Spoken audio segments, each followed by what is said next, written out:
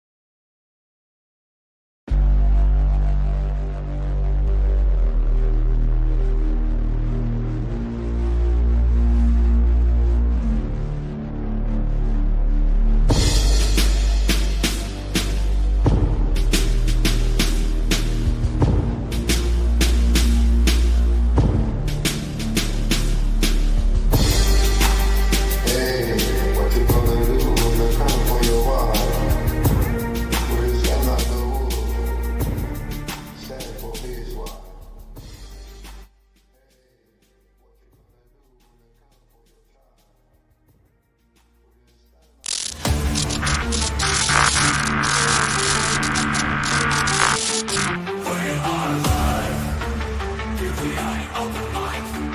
We are live. Join the debate, join the discussion. Share your voice, share your opinion. Swallow your ego, expand your mind. DPA Open Mic, free speech so. DPA Open Mic. We are live. DPA Open Mic. We are live. Don't hold back, 'cause here we go. Let's go. Let's go. We are live. Defense space. Let's go. We are live. DPA Open Mic. DPA. We are live. We are live. We are live.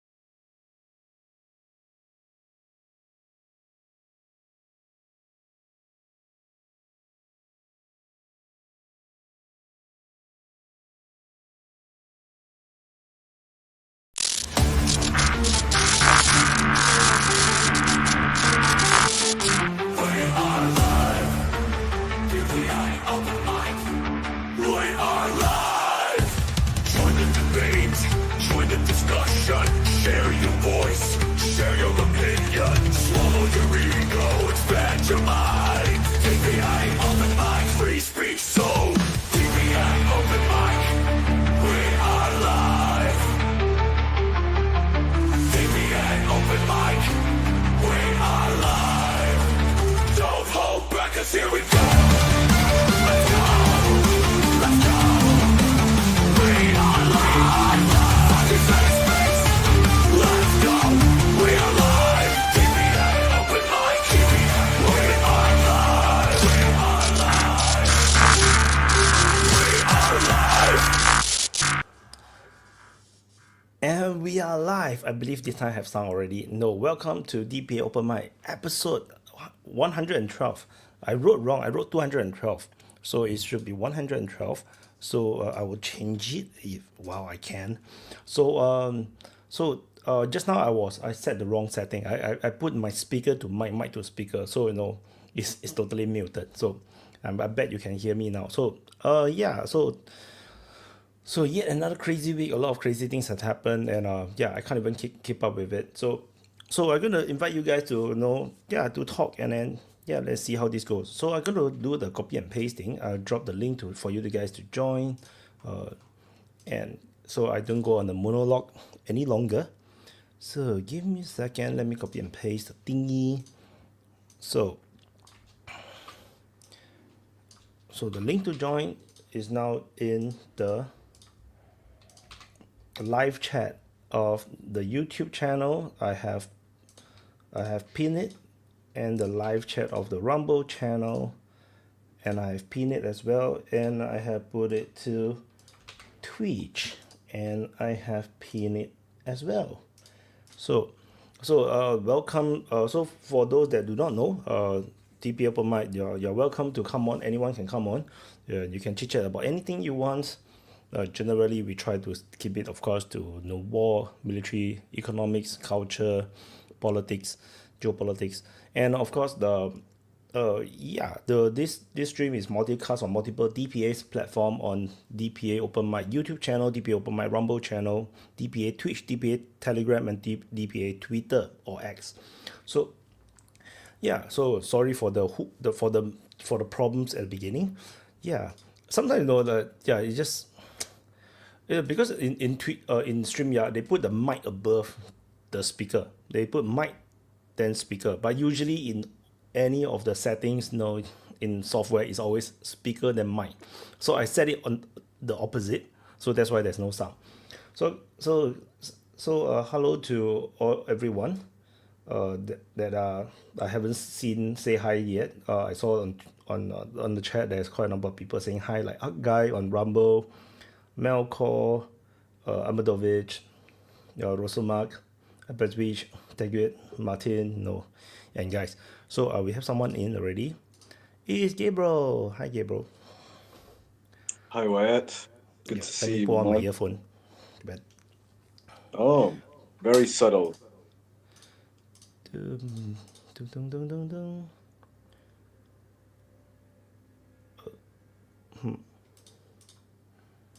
Everything good? Headphone. I can hear you actually, but I just like need to.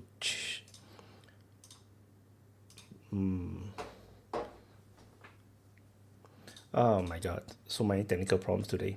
So, Oh, really?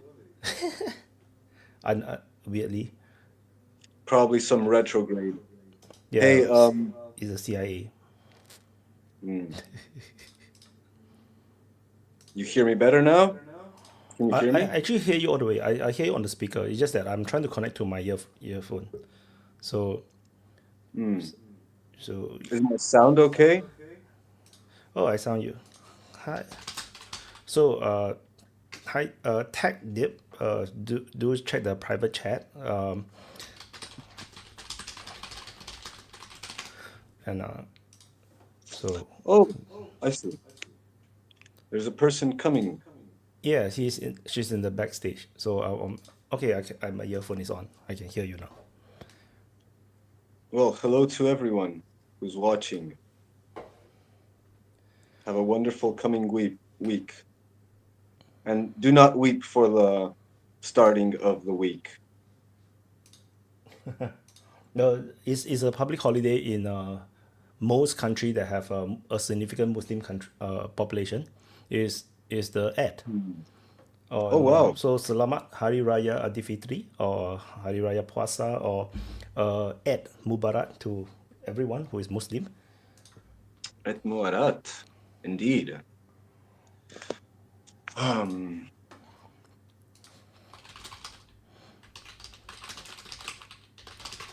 So I gotta send someone in. So wave. Hi, Ted Dub. Hello. Finally, see you in person. Yes, I've been watching Open Mic for a long time. good I to always see thought you. that name is a male name, so I'm surprised it was a female. No, it's actually, my name's Bridget. It's my name backwards, but tag has been my gamer tag for like 20 years, so I just use it for all my social media. I Holy see. shit! I never realized there's actually Bridget. Okay, that's cool. So cool. Okay. Would you like to introduce yourself? No. Oh, yeah, I'm Teg. I have been watching DPA for almost since the beginning of Russia's non-consensual penetration into the Ukraine civil war, and I just really enjoyed it. I like maps. I'm kind of a dork. I love maps and dick jokes, so it was a perfect match with DPA.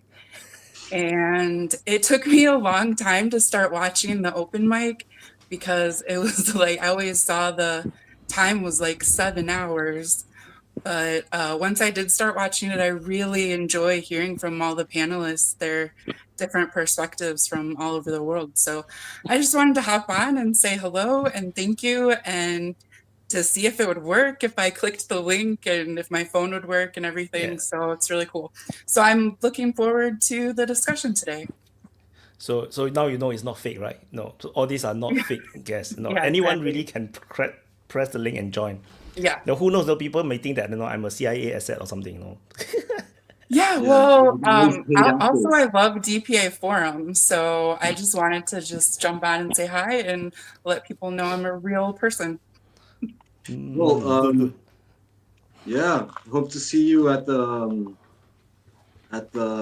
voice chat eventually. Oh, So the yeah. voice chat is the lounge. So we have a lounge, basically like a DPA forum, but only for open mic speakers. So it's a Oh, very Yeah. close. interesting. So it's a safe space. Not that actually, it's not that safe. No, people will just It's they are. it's safe. It's a safe space for completely unsafe speech. Yes, Yeah. very unsafe Well, speech. I'm in DPA forum a lot, so I am aware of what DPA followers are like. It's not always safe.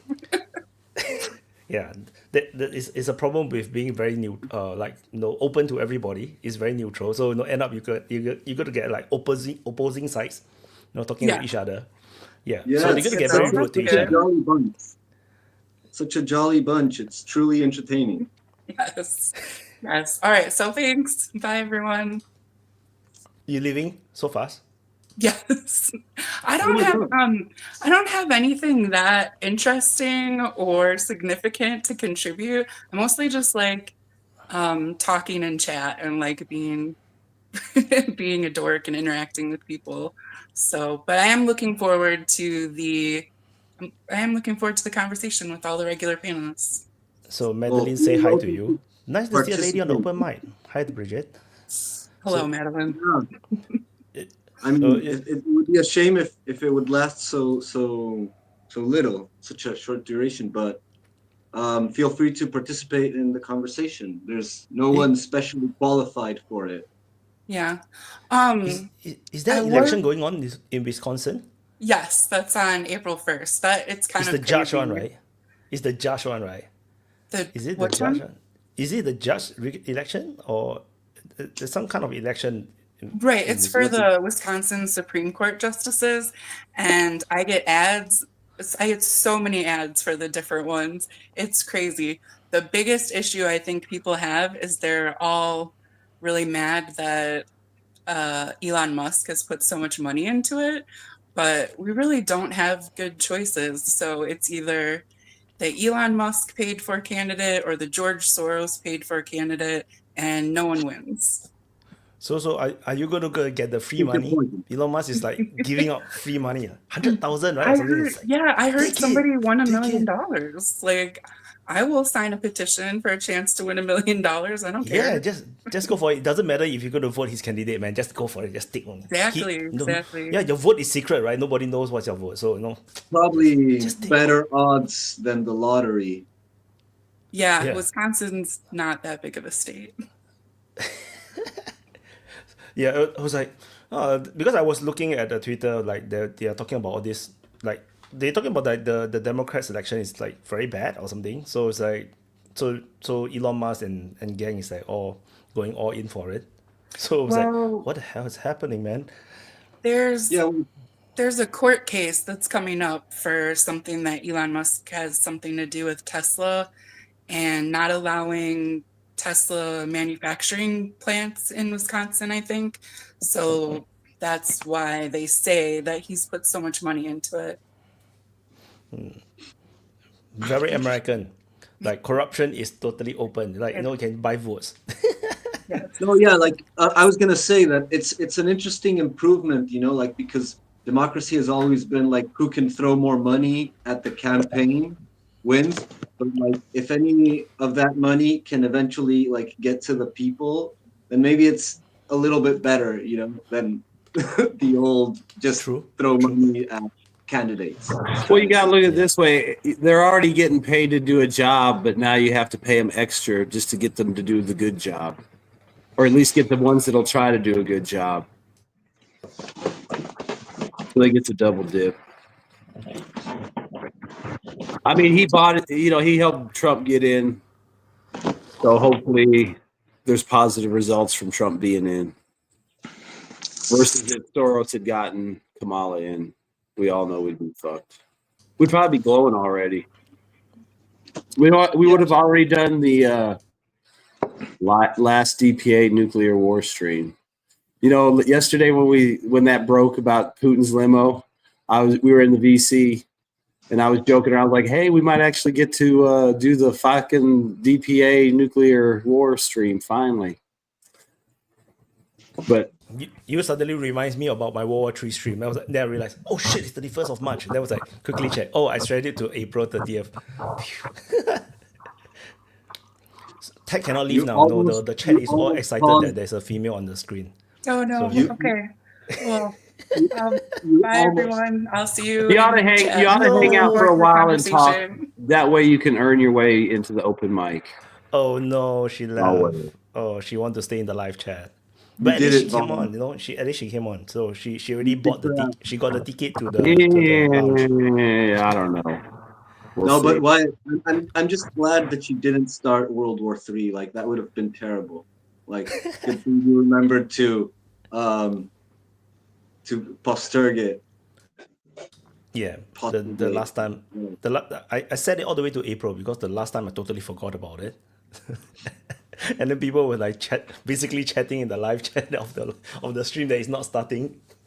So it's like I learned my lesson. I said it a bit further, so you know, yeah, I don't want to accidentally start World War III, you know, and then and become the steamer for life.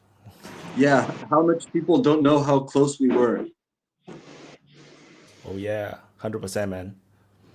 Well, just because there is a nuclear attack doesn't mean that we have a nuclear war immediately, because it all No, will the depend nuclear on. attack isn't a problem. The problem is if Wyatt says like starts the Third World War. Yeah, don't try to rip us off. You know, there's no rule say it's got to be more than one nuke or it can't be one nuke. We want that stream started. We don't want it started, but one nuke counts. One nuke counts. But this is interesting. Even an Iranian nuke. Good to see you, Dan. You know, there is something very interesting about this nuclear doctrine, which is somehow the Americans and the Russians have a kind of a deal. If it falls in Europe, the Americans won't respond, and the other way around, more or less. Because it's like if one responds, then you really have the complete annihilation. So in a way, it's like let the Europeans, and then we try to save ourselves. But this is like an unusual deal. There is also a very interesting deal with to start on Ukraine again. It sounds like Zelensky went to speak on January, went to speak to the former Prime Minister of Italy and ask him to go to Brazil and China and ask them for support. And it sounds, because he was really afraid, Zelensky, that support from Europe and the Americans sooner or later would disappear. And he went to the Brazil, and the Brazilian Lula da Silva was really mad and said, "That's not my problem. That's a problem of the Americans. I have nothing to do." And it sounds like that the Brazilian president was so mad, he showed him the door. It's amazing. And the other gossip is that he went to China, and of course he didn't met with someone important, just a high official from the Communist Party. And the man listened to him very carefully, and then said something like, "This is very interesting. Normal Europeans just come to us to talk about not to support Russia. Now you want us to support Ukraine. Very interesting." And that's it.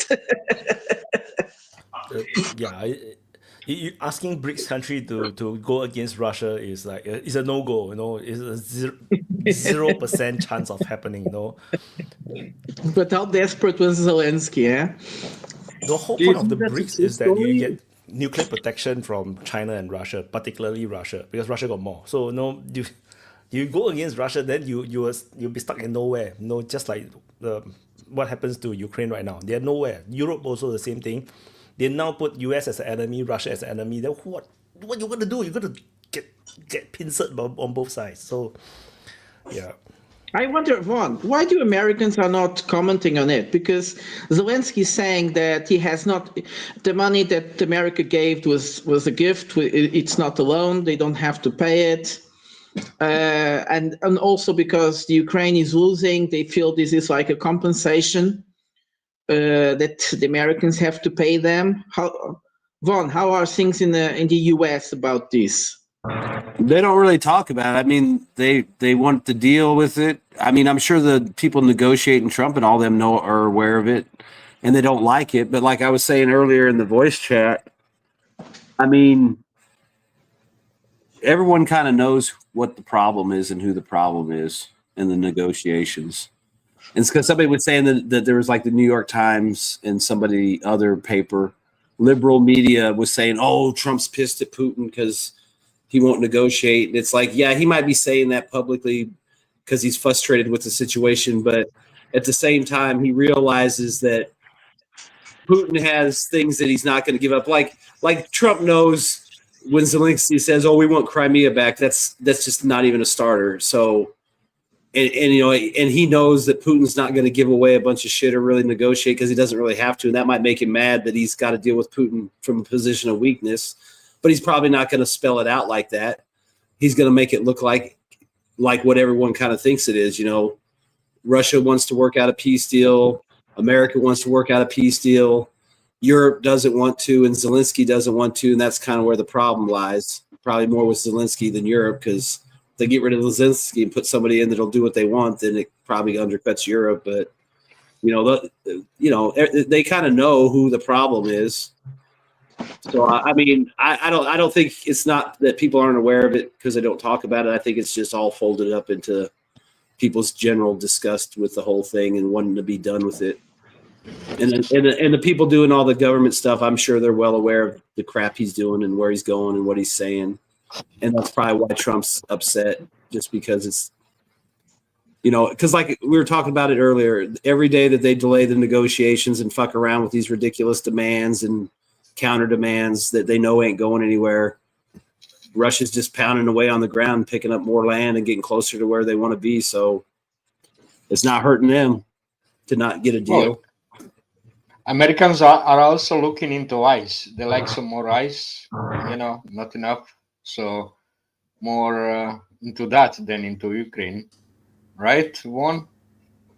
You like me some Greenland? Yeah, they got it's like that meme where the guy's walking with the girl, turning his head, we already lost interest. They just haven't figured out a way how to break up yet. Hey, Yura had a theory on something. I heard about it a little bit, but I want to hear more about it. Okay, it's gonna be long. Okay. So, so there's I'm seeing reports from Russian side that the Ukrainians again are launching whole salvos of MLRS rockets. They're stacked on artillery, full bore. That they have the same level of artillery shells as much as the in 22.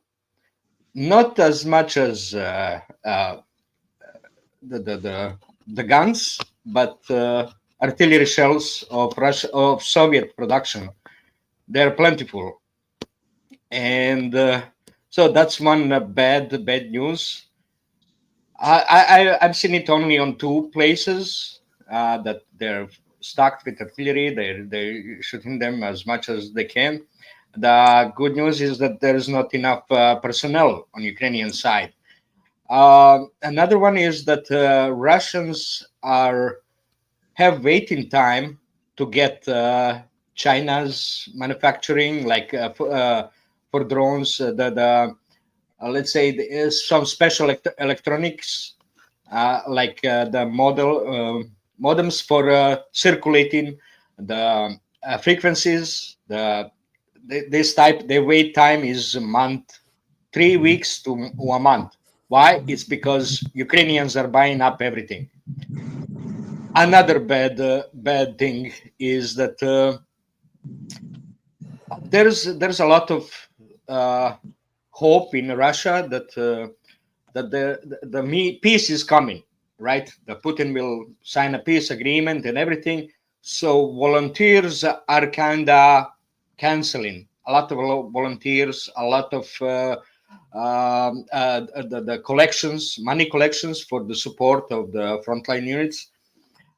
Many collections are canceling because, everyone hopes for the peace. Basically, they're tired of war, right? Hope or they So dread the peace?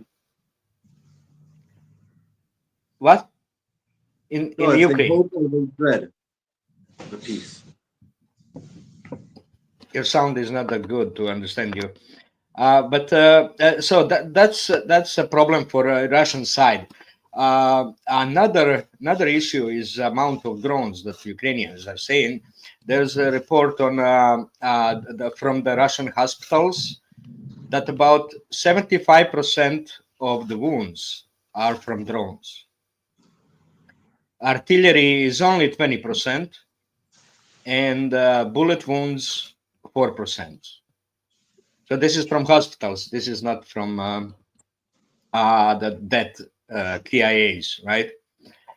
And I guess on the Russian side, for the Ukrainian hospital records on wounded, they're guessing that they have about 30 to 40% wounded Ukrainians from Russian drones, and about 5% bullets, and something from the fabs.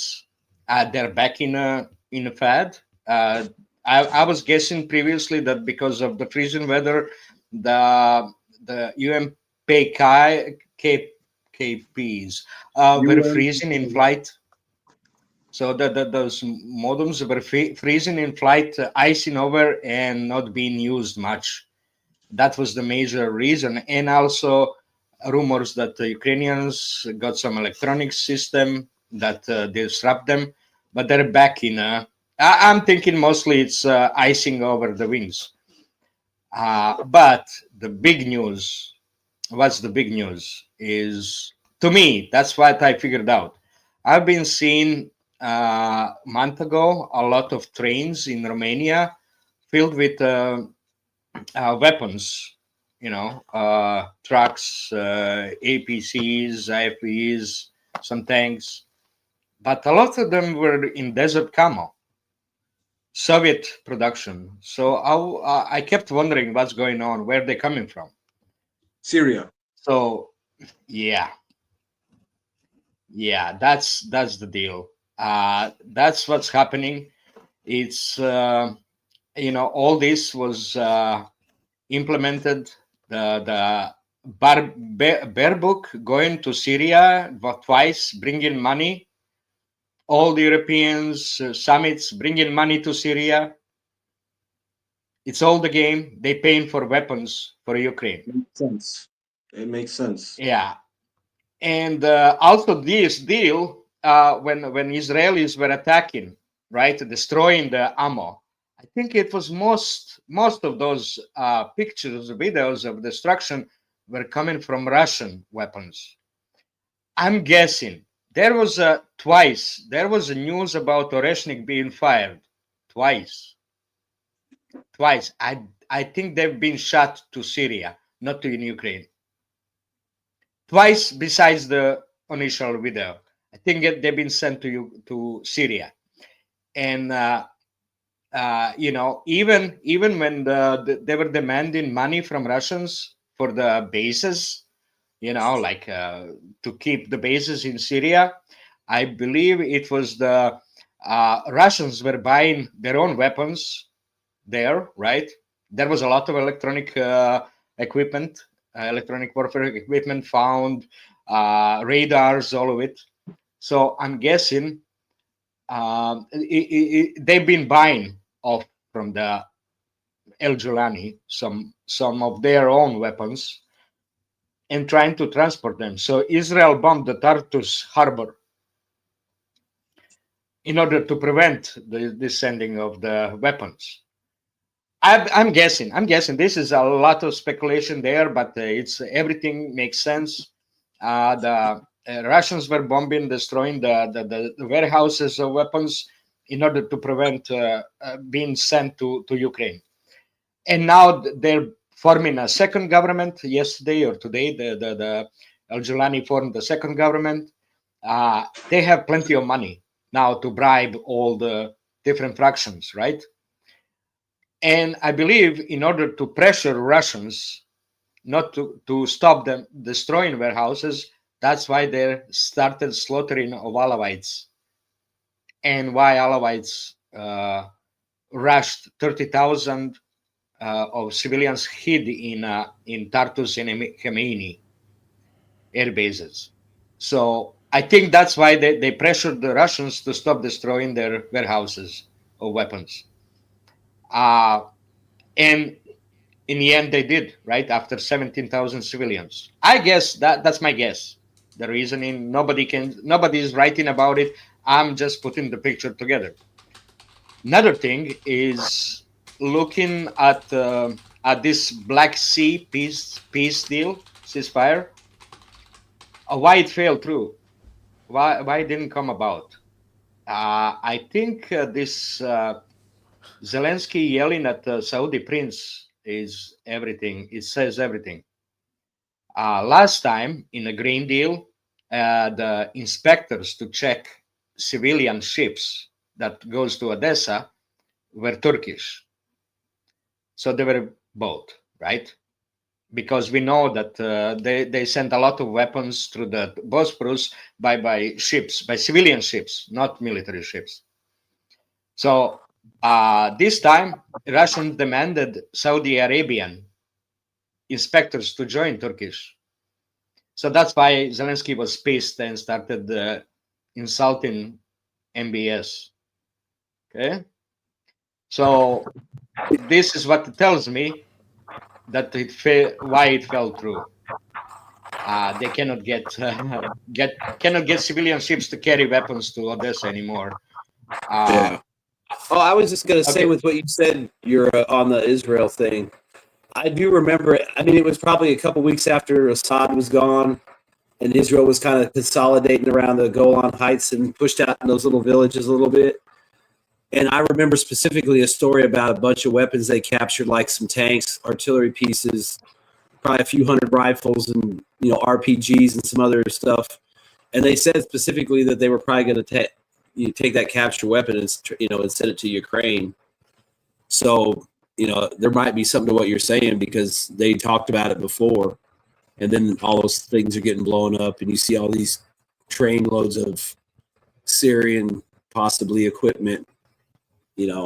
I mean, maybe the Russians were buying some of it too to get it back, but I mean, maybe that's why, like you said, they were blowing up those bunkers because they didn't want the Israelis taking it out and giving it to the Ukrainians or whoever. I guess Turkey could have done it or whoever's close enough to it.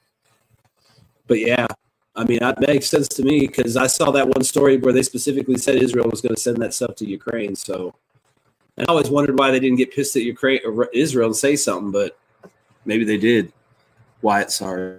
So just a super chat. So Madeline dropped a very, very expensive super chat to remind or expect me, Wyatt, to keep an eye on the live chat as well as other members of the panels to help me out with pronunciations. Or I think she means reading out the live chat. So, and also read out sensible and constructive the comments, especially by members who fund the channels.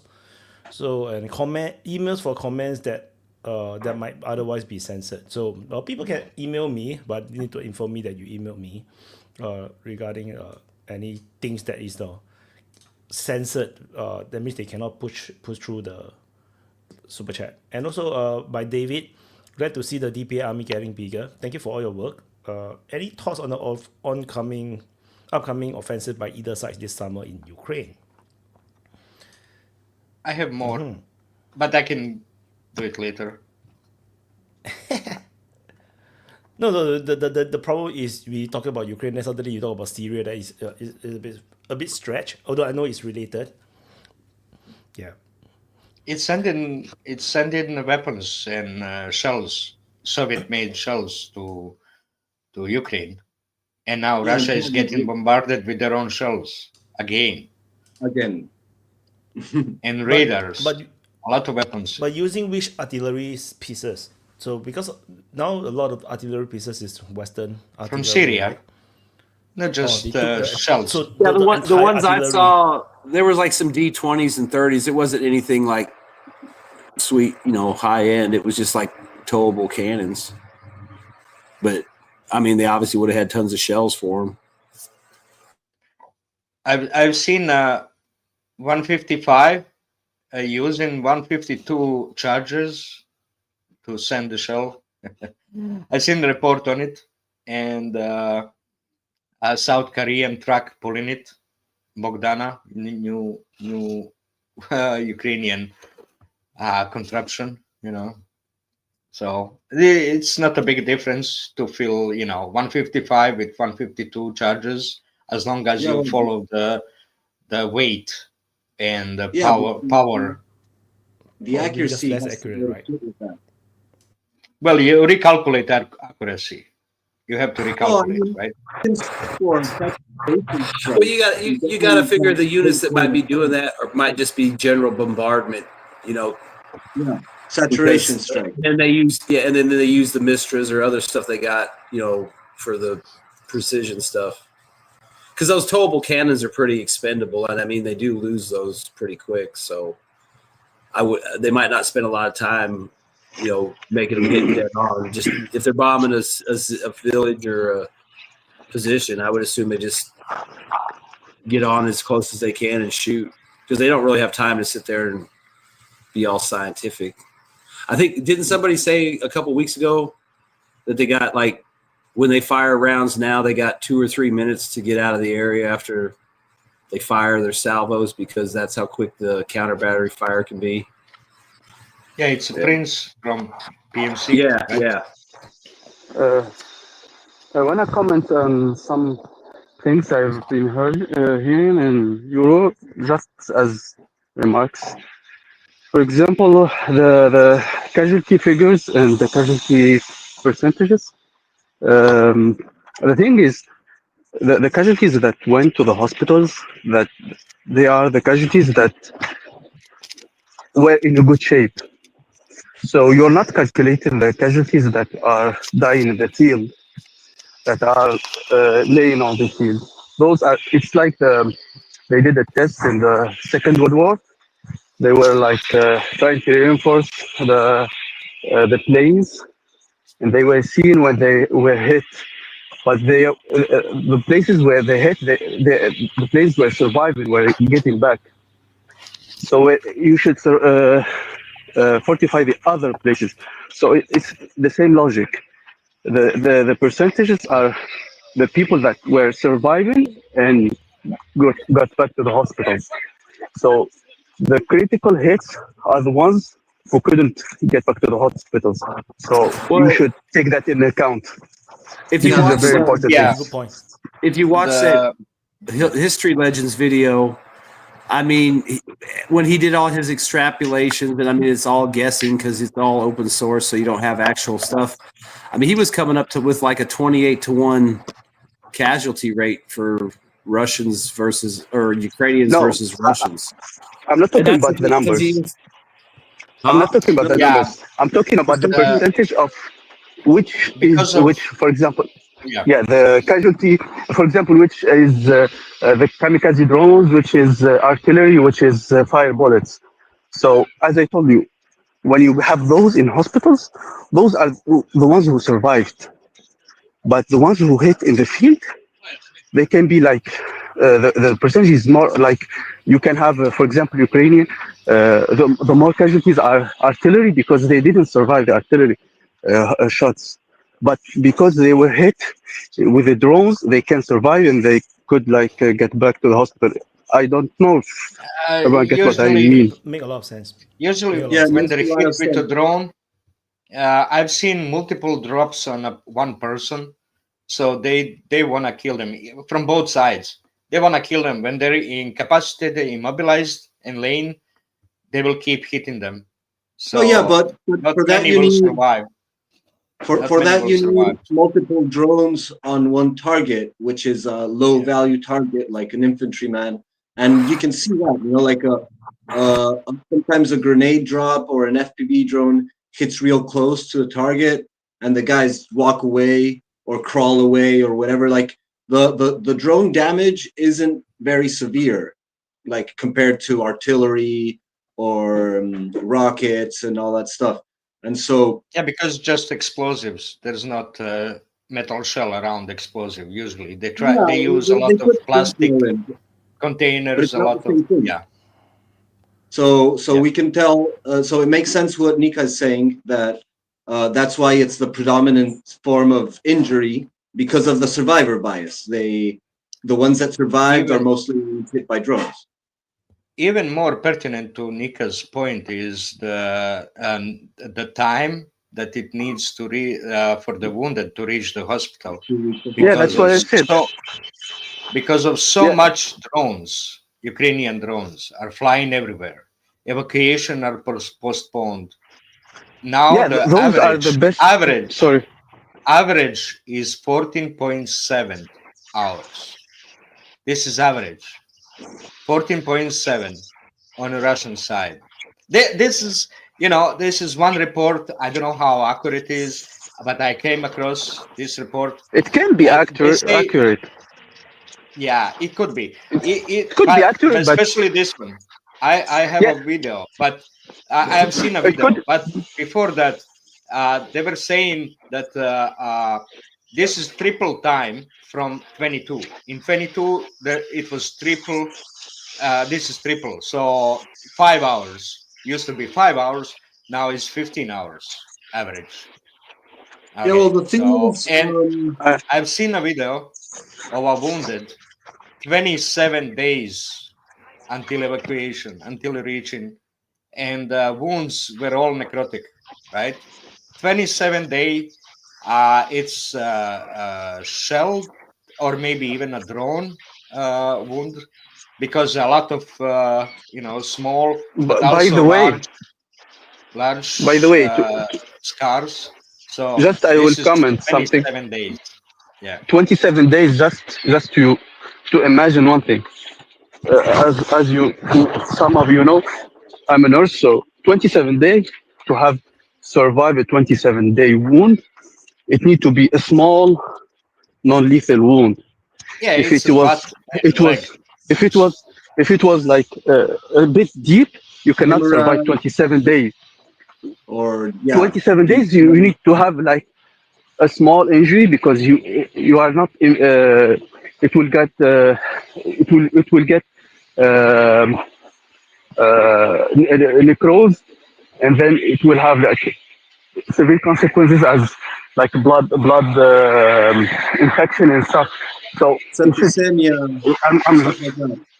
so to survive 27 days with such wound, you need to have. I'm talking. You need to have a 27 days. You need to have like a superficial wound that can make you survive that 27 days. So you cannot have a severe or medium wound with a 27 days. You will be dead.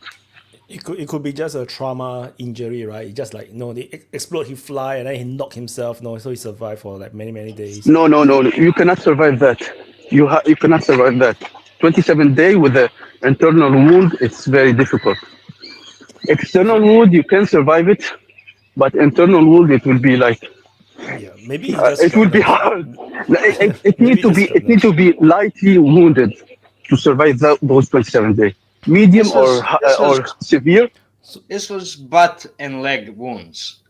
I've seen about 15 maybe, because there was a lot of like shot balls, a wound in a butt, in a lower leg, but in a thigh there were like three pretty large cuts, right? And after they cleaned it, removed all necrotic, half of the thigh was missing the skin, right? So it was like a lot of necrotic tissue there that they removed. But it wasn't deep, right? Most likely it wasn't deep. So it could be a shrapnel from the FPV drone, right? Pieces of electronics, Yeah. pieces of So drone. super chat from Madeline. Most explosive on drone are wrapped in coil copper. It's a dreadful to deal with in surgery. And Aski say that Putin almost got killed. He's such a POS leader. But the vehicle explosion is not his vehicle. It's just someone else's vehicle. Yeah, that's UK tabloids for you. I mean, And UK tabloids say Putin bathed in blood or like goat blood or what Yeah. blood, right? And then Yeah. So that's his, a lot, Kenyan and then children. Yeah, and then he want to protect his DNA so that people cannot find his children or something. Maddie. Oh my god.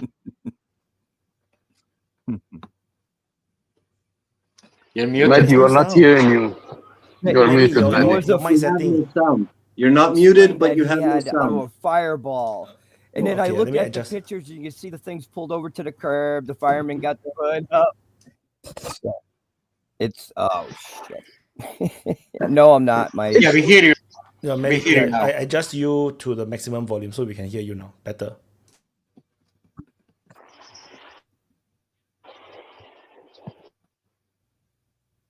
I don't know. Am I all right now or? Yeah, we hear you.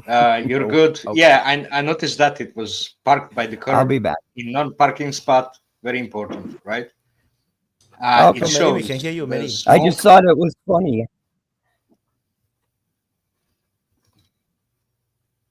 Man, we really need to get Yeah. Mehdi some optic cable No, technology. Maddie needs Starlink. Maddie, what He Maddie starts needs is Starlink. getting so much EW interference. I'll be back.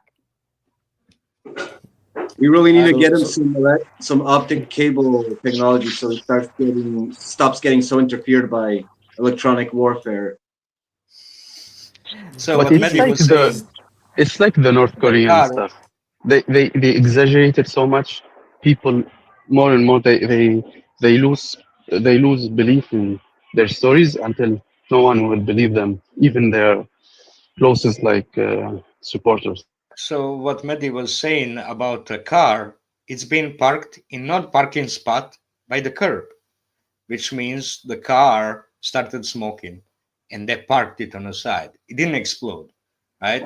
It started smoking, and then they opened the hood and tried to extinguish the fire, but then after a wildfire, it didn't explode, but it just erupted, right? So it wasn't a bomb; it was just regular engine Overheating. fire. Yeah. Electrical. Usually, it's electrical. In gas, it's a electrical problem. Yeah, it's probably because the Russian economy is in tatters. So They can't used even everything for the missiles. All the electrical components they used for missiles didn't have.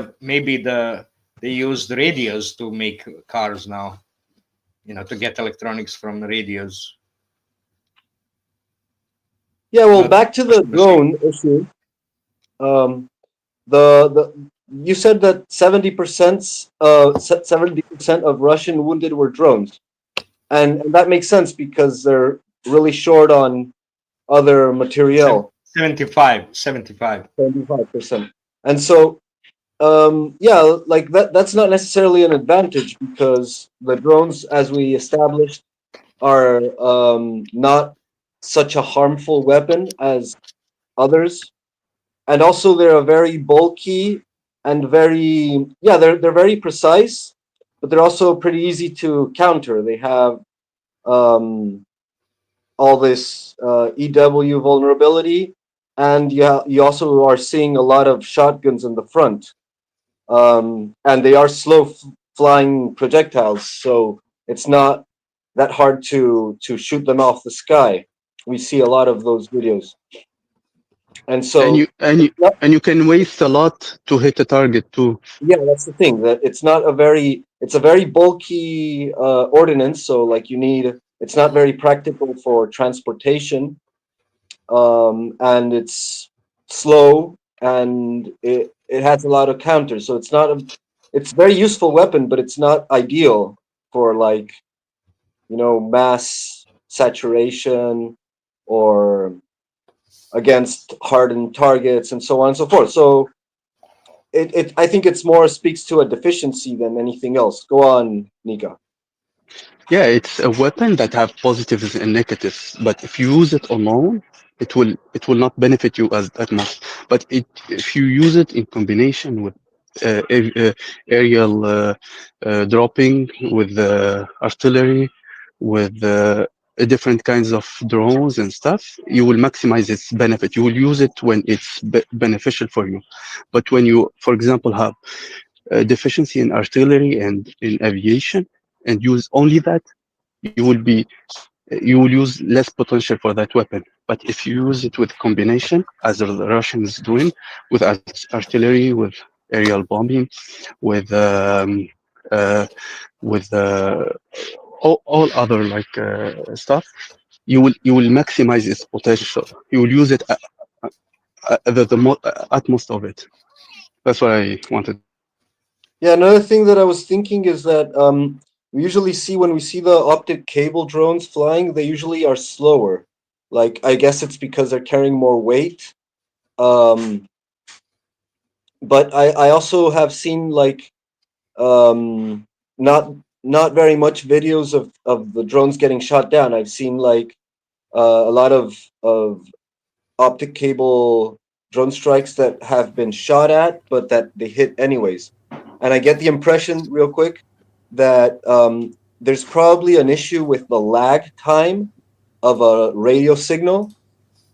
You know, like the distance starts to make a worse signal reception, and so you have a harder time controlling the drone when it's radio signal, and when it has optic cable, it probably has a more direct link to the controller, and it can be maneuvered easier. Go on.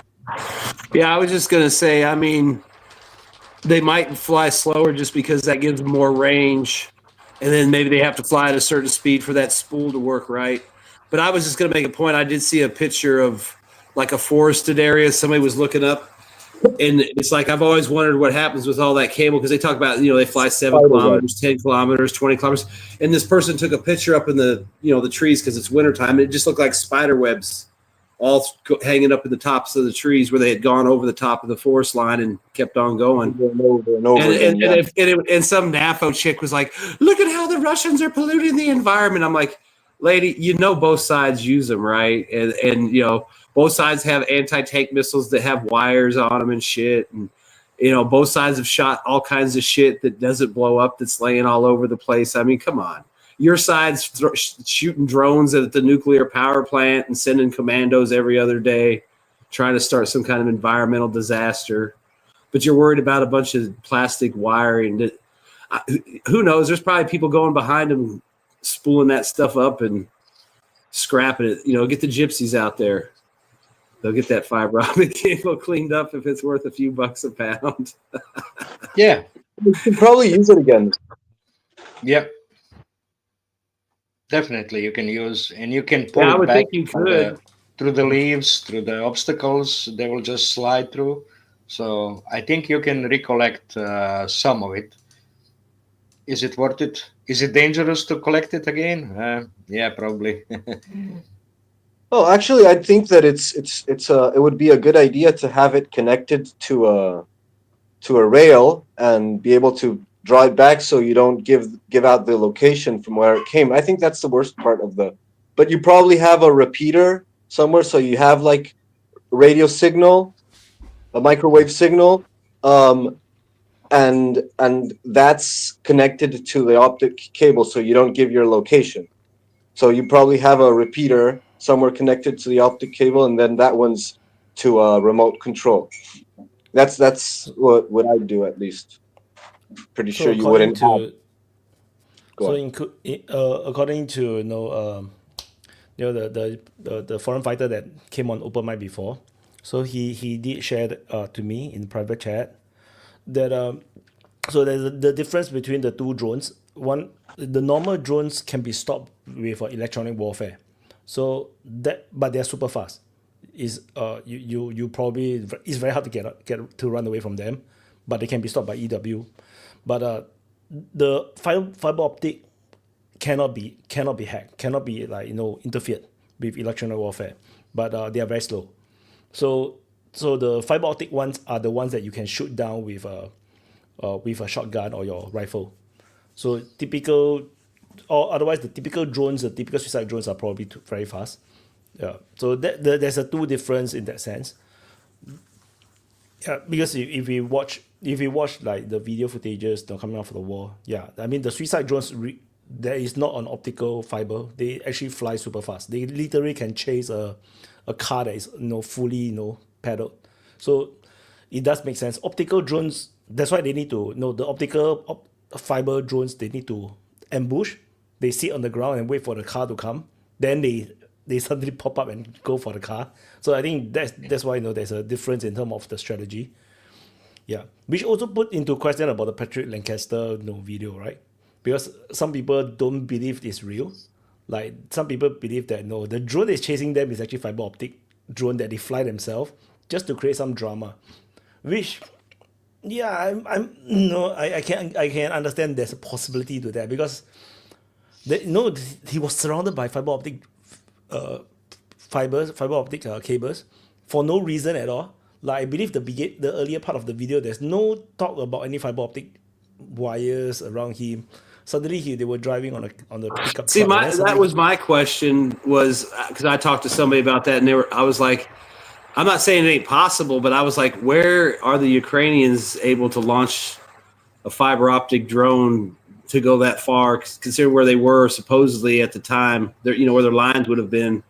I mean, I can see if it was an FPV drone or like something bigger that had range, but when they said fiber optic, I was like, well, where the fuck's this dude launching a fiber optic from? Because I mean, I'm sure they got some, but it just seems like, considering the condition of the troops in that area and how much activity is going on, they wouldn't have I wouldn't think they would be a lot of 20-kilometer drones, fiber optic drones laying around for them just to start throwing at Patrick Lancaster or 2 or 3 guys in a truck. Whereas the FPVs that weren't wire guided, I think those could be launched by somebody. Maybe somebody got bypasses, hide in a farmhouse. But the fiber shouldn't be on the pickup, right? If it's the Ukrainian fiber drone. see, oh, okay. Yeah, I didn't really notice. I'll have to go back and check that. But yeah, I mean, I just thought it was weird that they'd have a fiber optic that far away from where the Ukrainians probably were. Because if you watch on further, then it's like you saw the one of the gunmen cutting off the optic fiber for some reasons. It's like, why don't you cut it earlier? I was thinking, so a bit suspicious, a bit suspicious. But that's good. But regardless, if it's not real, good acting.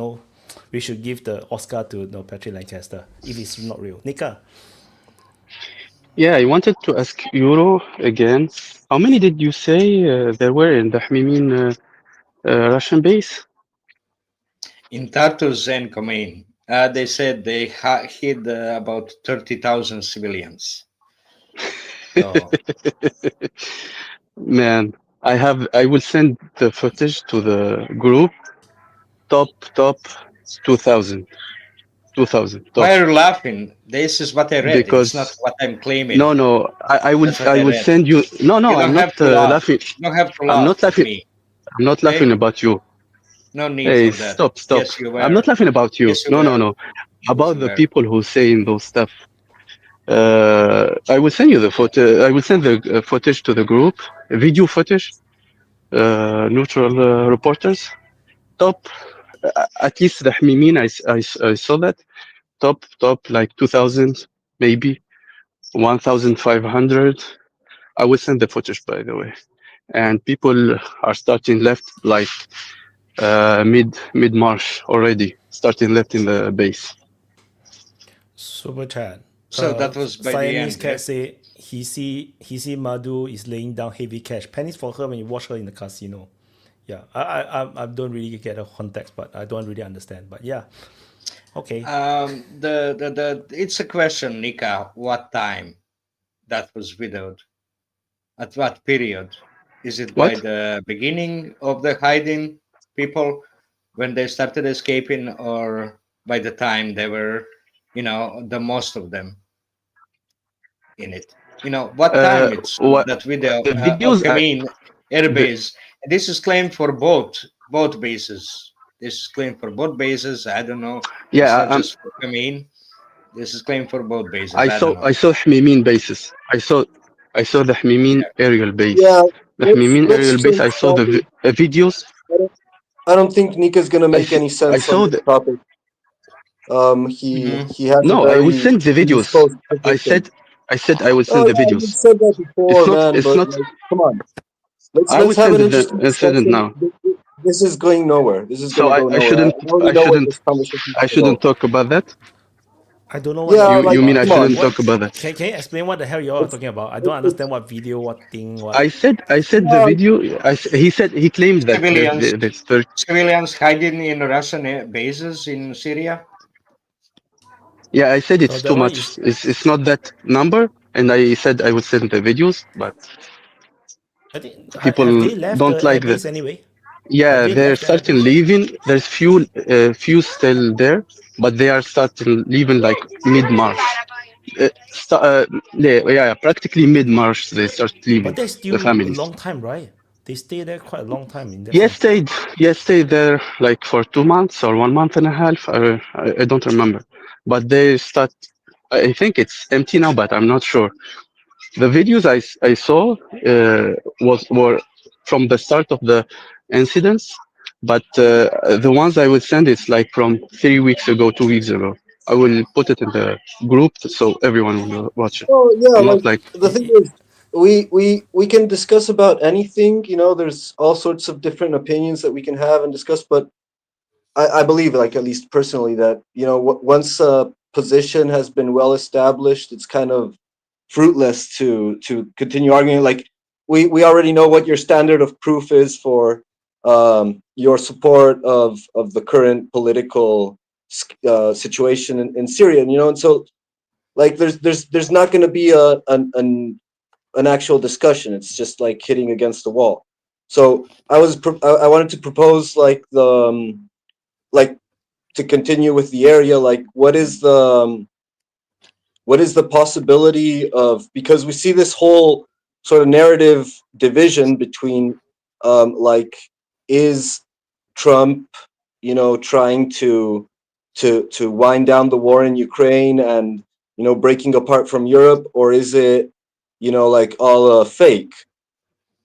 And so the arguments for it being a fake is that he's ramping up the war with Iran and pushing the Europeans to rearm themselves. And so to that, I pose the question: can there actually start a war with Iran? Like, do they have the capabilities economically and in stockpiles militarily to go to war with Iran? And do the Europeans have the possibility of actually, starting an arms race and rearming and all that stuff?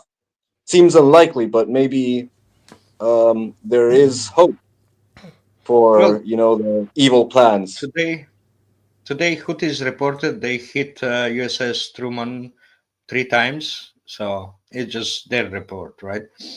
So from Houthis, it's a Dumb. questionable, but Huge dumb. yeah, yeah. If it's true, then no, it will be the headlines across the world. Though, so that's the reason. Like that's the reason They will why. hide. They will They will hide. hide No, it. no, Yeah. it's very hard to hide. The thing is, it will be known. Like something that is too big, and it will Yeah, but trigger United States to do more. Like Trump will definitely weaponize it if that's true. To do more against the Houthis. yeah, but the thing They're is, trying the it's most. happened before. It's happened They're before. trying the best. Not hitting Right? the like. Yeah, maybe they hit the carrier. Like there was one incident in particular where they claimed that they had hit the carrier, and sort of the captain of the carrier posted a picture of the carrier, and it was sort of community noted that that picture was from the like 2001 or the 2000, like it was years before the picture that the captain posted, like saying it was all okay. So like I don't think Houthis have like the capabilities to do major damage to a carrier, but even the slightest scratch is super humiliating, and so they will hide it. And even if it sinks a carrier, you can't hide that. But if it's minor damage, if some planes get shrapnel or whatever, then you can definitely hide that and Yeah. run away to safety and repair. But my point is, like, it's happened before that America has been deterred by some, like, I don't know, when Iran got the drone. It has happened before, and then like there's usually a change in the, like, a maneuver, but it's not openly. It's like, remember when this USS Liberty got wrecked by Israel, that it was hidden all the way until now. It's still kind of like a mythologic lore. It's not openly recognized, that incident, and so things like that can happen. It's not impossible. You can definitely sort of Yeah, media vacuum. Considering your previous question, Gabriel, is the Trump really trying to make peace with Russia? I would say it's considering that now there's replenished supplies, probably for 6 months, depending how much Russians discover. Then we see the campaign of really destroying their Ukrainian warehouses all over, which means those new supplies are already there in warehouses, and that's why they're destroying. Pretty huge campaign from Kharkiv, Odessa, Pavlograd, Odessa, Dnipro, yeah, was Slaviangrad, Kramatorsk, Slaviangrad. They keep hitting them night after night. I believe this is the warehouse with new supplies, plentiful supplies, and I think they're set for 6 months. Now the Trump can feint, peace, stopping supplies, right? No need to provide supplies because they're coming from somewhere else. Europe is providing money, so to Syria. So I think this is, they can feint for a few months. But I always said from the beginning, when the Starlink is cut off, that's a sign, only sign that's worth believing that Trump wants peace. That's not one piece. That's just one Ukraine to lose. Wanting peace and wanting Ukraine to lose is two different things. They can negotiate. Can we stick to one topic rather than jumping around? Like they can negotiate. Houthis, suddenly go back to Ukraine, then then go to Syria, then suddenly go back to Ukraine. I'm so very confused. Like we try to stick to one topic, so it's easier for me to follow. Like I was doing some mapping, then suddenly it's like, where the fuck are we now?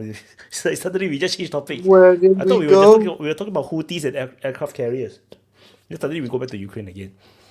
Well, this was connected to the question: does Trump really wants peace? This is to me connected to that question. Yeah, it is, but go on. No, I just answer. No, the definitely Trump wants peace. The thing is, the peace. No one wants peace, so he's not going to able to force everyone into the peace deal. All he can do is that United States not get involved with the war. That's the only thing he can actually really do. Like he can sanction, but the thing is, like for example, the latest rumor, because I think it's probably coming from a presser, from the press conference or some reporter asking, he's saying that he can potentially do secondary tariff, which means that anyone that trades with Russia, they cannot trade in or they cannot do business with United States. This is very drastic, super drastic. This is actually a real sanction if the United States actually go into it. But I kind of doubt that they will do it.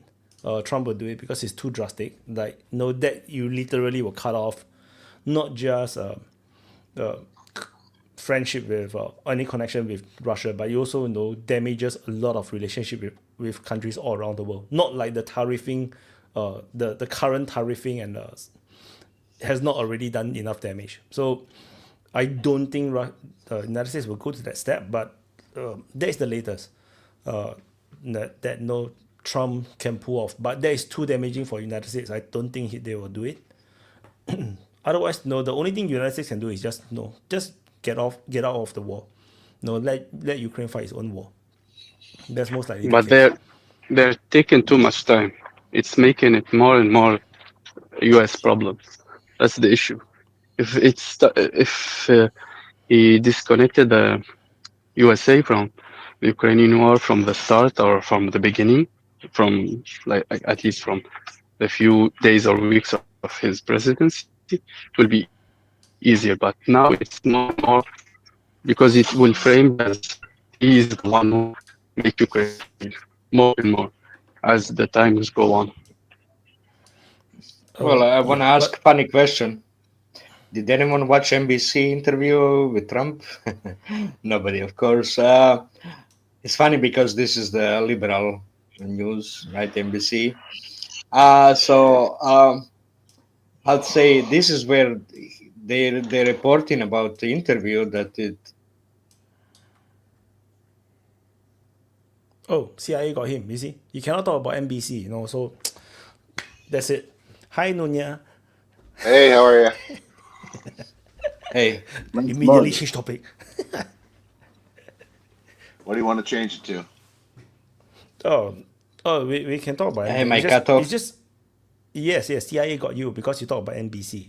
No talking about NBC. No, and CIA don't like. Oh, Euro is gone, man. No, I just thought that we are still jumping around. Like, it's very hard to follow the conversation, man. Like, we just keep jumping around. It's like, I don't know what the hell we are talking about now. I'm so confused. All right, yeah, well, pick a topic I and we'll understand. focus on it. I understand why, but it would be interesting to see what type of topic can be addressed thoroughly without discussing its, interconnection with the rest of with other topics. But go on. Okay, so I'll try to stick to it. So the thumbnail, we have our dear American addressing the entire Houthi in a shocking video that is more shocking than Scott Ritter addressing the Chechen military. That was shocking. That came out of nowhere. Well, yeah, that's crazy because, like Scott Ritter was addressing the enemies of a proxy war of the U.S., but this guy Hinkle, he's addressing like declared enemy of the U.S. So it's more provocative, like it's more of a, I don't know, subversive thing to do, I guess. But also, what was he saying? Like, I didn't see the video. What he said free Palestine. That's all I heard. That's all I hear. Oh, Free Palestine. Then they the can most funny take thing your is the lives. Houthis are shouting in English, free Palestine. So I was like, what the fuck is happening? He'll have trouble at the airport when he returns. Guaranteed. Well, that would be interesting because we haven't had that much troubles, like to American, like there have been cases of students getting, shit canned because they were supporting Palestine, but we haven't gotten like the same level of aggressive, FBI interventions on dissent that we were having You in got the prior Ritter. regime. You No, got but that Ritter. was Oh, that was prior, under yeah. Biden. Yeah, so Yeah, fair. that's my point. It would be interesting to see if we start seeing a similar display of informational control and stuff like that. It would be Come very on, telling. Mearsheimer, Scott Ritter, McDouglas. They said much worse things openly. They don't have problem on the airport.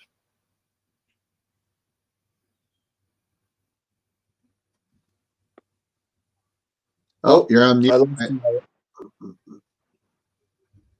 White, you're gone. Can't hear you. You're on mute. No. CIA got Wyatt. Okay, so Everyone's getting silenced. I muted you. I hacked your computer. it was good to see you, Commander. Well, Yeah. I guess we're gonna have to remember him by. Oh, he's back. Yeah. Not even Holy after shit. 3 Yeah. days. No, I can hear you guys, every one of you guys perfectly fine. But you guys cannot hear me. Oh my freaking god. Super chat. Hinker was a Twitch streamer debate me bro who became MAGA communist and so-called journalist. Hard to take him seriously. The thing is, you can don't take him seriously, but he stand in front of hundreds of thousands of Houthis to address them. That's shocking. That's like mind-blowing. How does that even happen? That's ridiculous. No, and on top of that, it's a place that's being actively bombed by the U.S., so it's not minor. The guy going there into a fire bag, to talk to the enemies of the state. So, like, yeah, you don't take people seriously. You just have to take what they do or say seriously, like Right. on account of its own merit. It's Right. not about who the person is, it's about what's happening. Right. And that's why you have to take him seriously, because like he's there, he's doing it, and he has a following, right? So, that's Yeah, that has awesome. an impact Like that takes a on lot of courage. Because if you look at on Scott the mental Ritter's, state. no, Scott Ritter, no, maybe it's a direct connection with the Kadyrov. So it's like like it's just one person. As long as that one person, the leader of Chechnya, welcome you to come or invite you to come, you can make the connection. And of course, Scott Ritter works with RT and all this, so that connection is not impossible to be made. But Hinkle suddenly appearing in front of the Houthis is mind blowing. It's like, how the hell does that even happen? It's like Yeah, it's crazy. And the Houthis would have every reason to be suspicious of him. Like, he is but they chirp behind him. They free yes, Palestine. Then you it's see crazy Houthis stuff. speaking in English. Oh my freaking Like, god! he could be giving coordinates to the Pentagon, like for all they know, and yet they take him in there and receive him like with honors, which is amazing also. Like, so kudos to him for that. Yeah. But He just wanted to celebrate Bayram. Sorry, today is I didn't congratulate no Muslim friends here. Bayram, Uzbek Bayram. So Bayram Bayrich or Happy Bayram, whatever it's, however you say. So Bayram is today, right, Nika? Oh yeah, yeah, yeah. Congratulations. Happy No? Eid to Nika. It's Eid. It's Eid. Eid al-Fitr. Eid. Eid Bayram. Say Eid the Mubarak. okay. Eid al-Fitr. It's the holiday name is Eid al-Fitr. It's I don't know the translation, but we say Eid Mubarak or like Happy Eid Eid. Mubarak. Yeah, Eid is holiday. in Singapore, Malaysia is Adil Fitri. So yeah, Yeah, Eid well, al-Fitr. Eid al-Fitr is when you eat, when you it's when you the break holiday fast, of start. Yeah, when you break break the fast. fast. Exactly. So Yeah. it's the holiday of breaking the fast of the month. So it's breakfast. we have that every Yeah, day. but it was the good timing, because if it was Ramadan, it would be very hard for me to join. Yeah. Also, congratulations, to you. Well, yeah, back to the Hinkle thing. I think it's an interesting phenomenon, and I want to jump around a bit with it. That like this whole media sort of, I don't know if it's a breakdown or it's a turning point or if it's a, resetting of the narrative, but we see a lot of like sort of established regime truths being kind of torn down pretty heavily on like, maybe it's not the mainstream media yet, but it is getting momentum and becoming quite massive, like people who aren't so alternative, breaking apart, this whole thing about the whole conflict in the Middle East narrative is completely falling apart. And something interesting that also happened along those lines was this sort of public, denunciation of Robert Kennedy's compromise, so to speak, which is another step in like the breaking apart of the sort of best ally in the Middle East narrative that has been pretty eroded of late. You mean Go you on, want to Amy. say blackmailing of Robert Jr.? Yeah. Blackmailing. Yeah. Well, speaking of the media, it's funny we're talking about this. A couple days ago, I saw a clip. I don't remember where, but they were talking about how the latest Nielsen ratings came out, and YouTube, I guess YouTube is now somehow being captured in Nielsen ratings. and YouTube, I think they said for the first time ever, maybe, was number one in the various ratings. And so anyway, they were talking about this new phenomenon on Morning Joe, that terrible MSNBC show. And you could see that Joe and his wife, whatever her name is, they were both kind of like freaking out over it and trying to make up excuses. And the best excuse they could come up with was, it was really strange because basically the Joe Scarborough guy, his whole argument was social media is so angry and toxic that people who are on social media are also more likely to check out YouTube shows. So it's the angry And that's everyone. toxicity. Yeah. And it's the And that's angry everyone. toxicity. Yeah. It's the angry toxicity of social media that is causing people to flock to YouTube. It was really bizarre. I didn't really understand what the hell he was talking about. I don't think he did either. But the fact that they were talking about this on Morning Joe tells you that they're pretty scared, I think. There are because nowadays the TV numbers is a bit weird, right? It's very hard to tell if it's real. And then, but then on YouTube, it's very clear there are certain channels that are super huge, like really huge. So I think they are definitely feeling threatened. But you can also tell that YouTube is pushing very hard to try to support the TV channels. Like they are really pushing all the news channel really hard. So algorithms are all in favor of like CNN or BBC. But MSNBC. even with that favorability, nobody watches it, right? Like you could have a live stream on CNN at any given time, and if there's 100 people watching, that's it. And this is CNN. Like nobody watches this stuff anymore.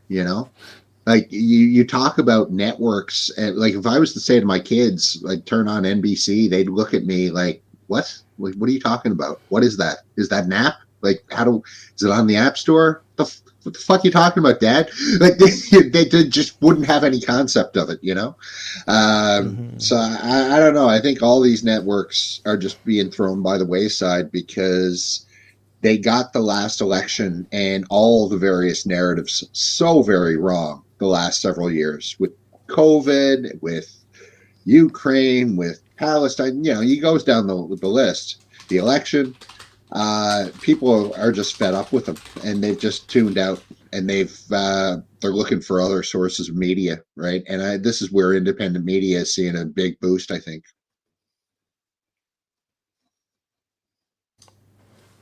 So Sunny Blackbones in the backstage. Do check the private chat.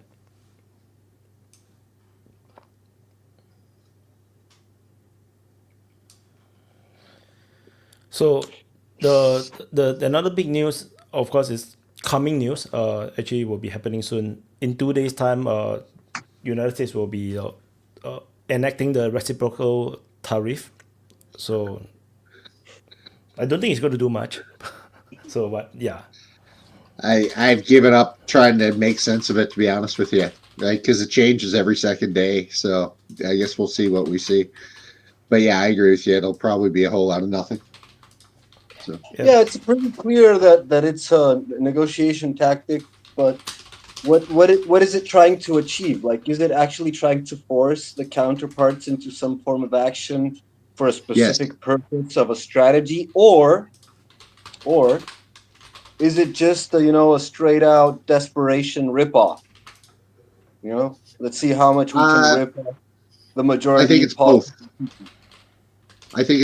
I think for American allies like Europe and Canada and Australia, Japan, especially Japan, South Korea, they want us to kind of align with American policies and American diktats, particularly with respect to China. So that'll be the ask for us.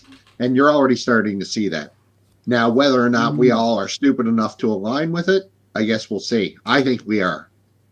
For the smaller countries, yeah, that's a straight up shakedown. It's like whatever we can get out of you, we're gonna squeeze out of you. So it's a combination of both. because that's kind of what we're seeing in Ukraine. Like the whole minerals deal is like just a massive ripoff. Like, okay, you're our bitch, so we're gonna suck you dry. Basically, the Yeah. whole thing. Maybe that's a way of like cooling it down, of saying, oh, we're gonna drop you, but we don't want to say we're gonna drop you. You know, like we're just making it so hard that it's impossible for you to agree, which is Yeah. kind of what Medvedev said.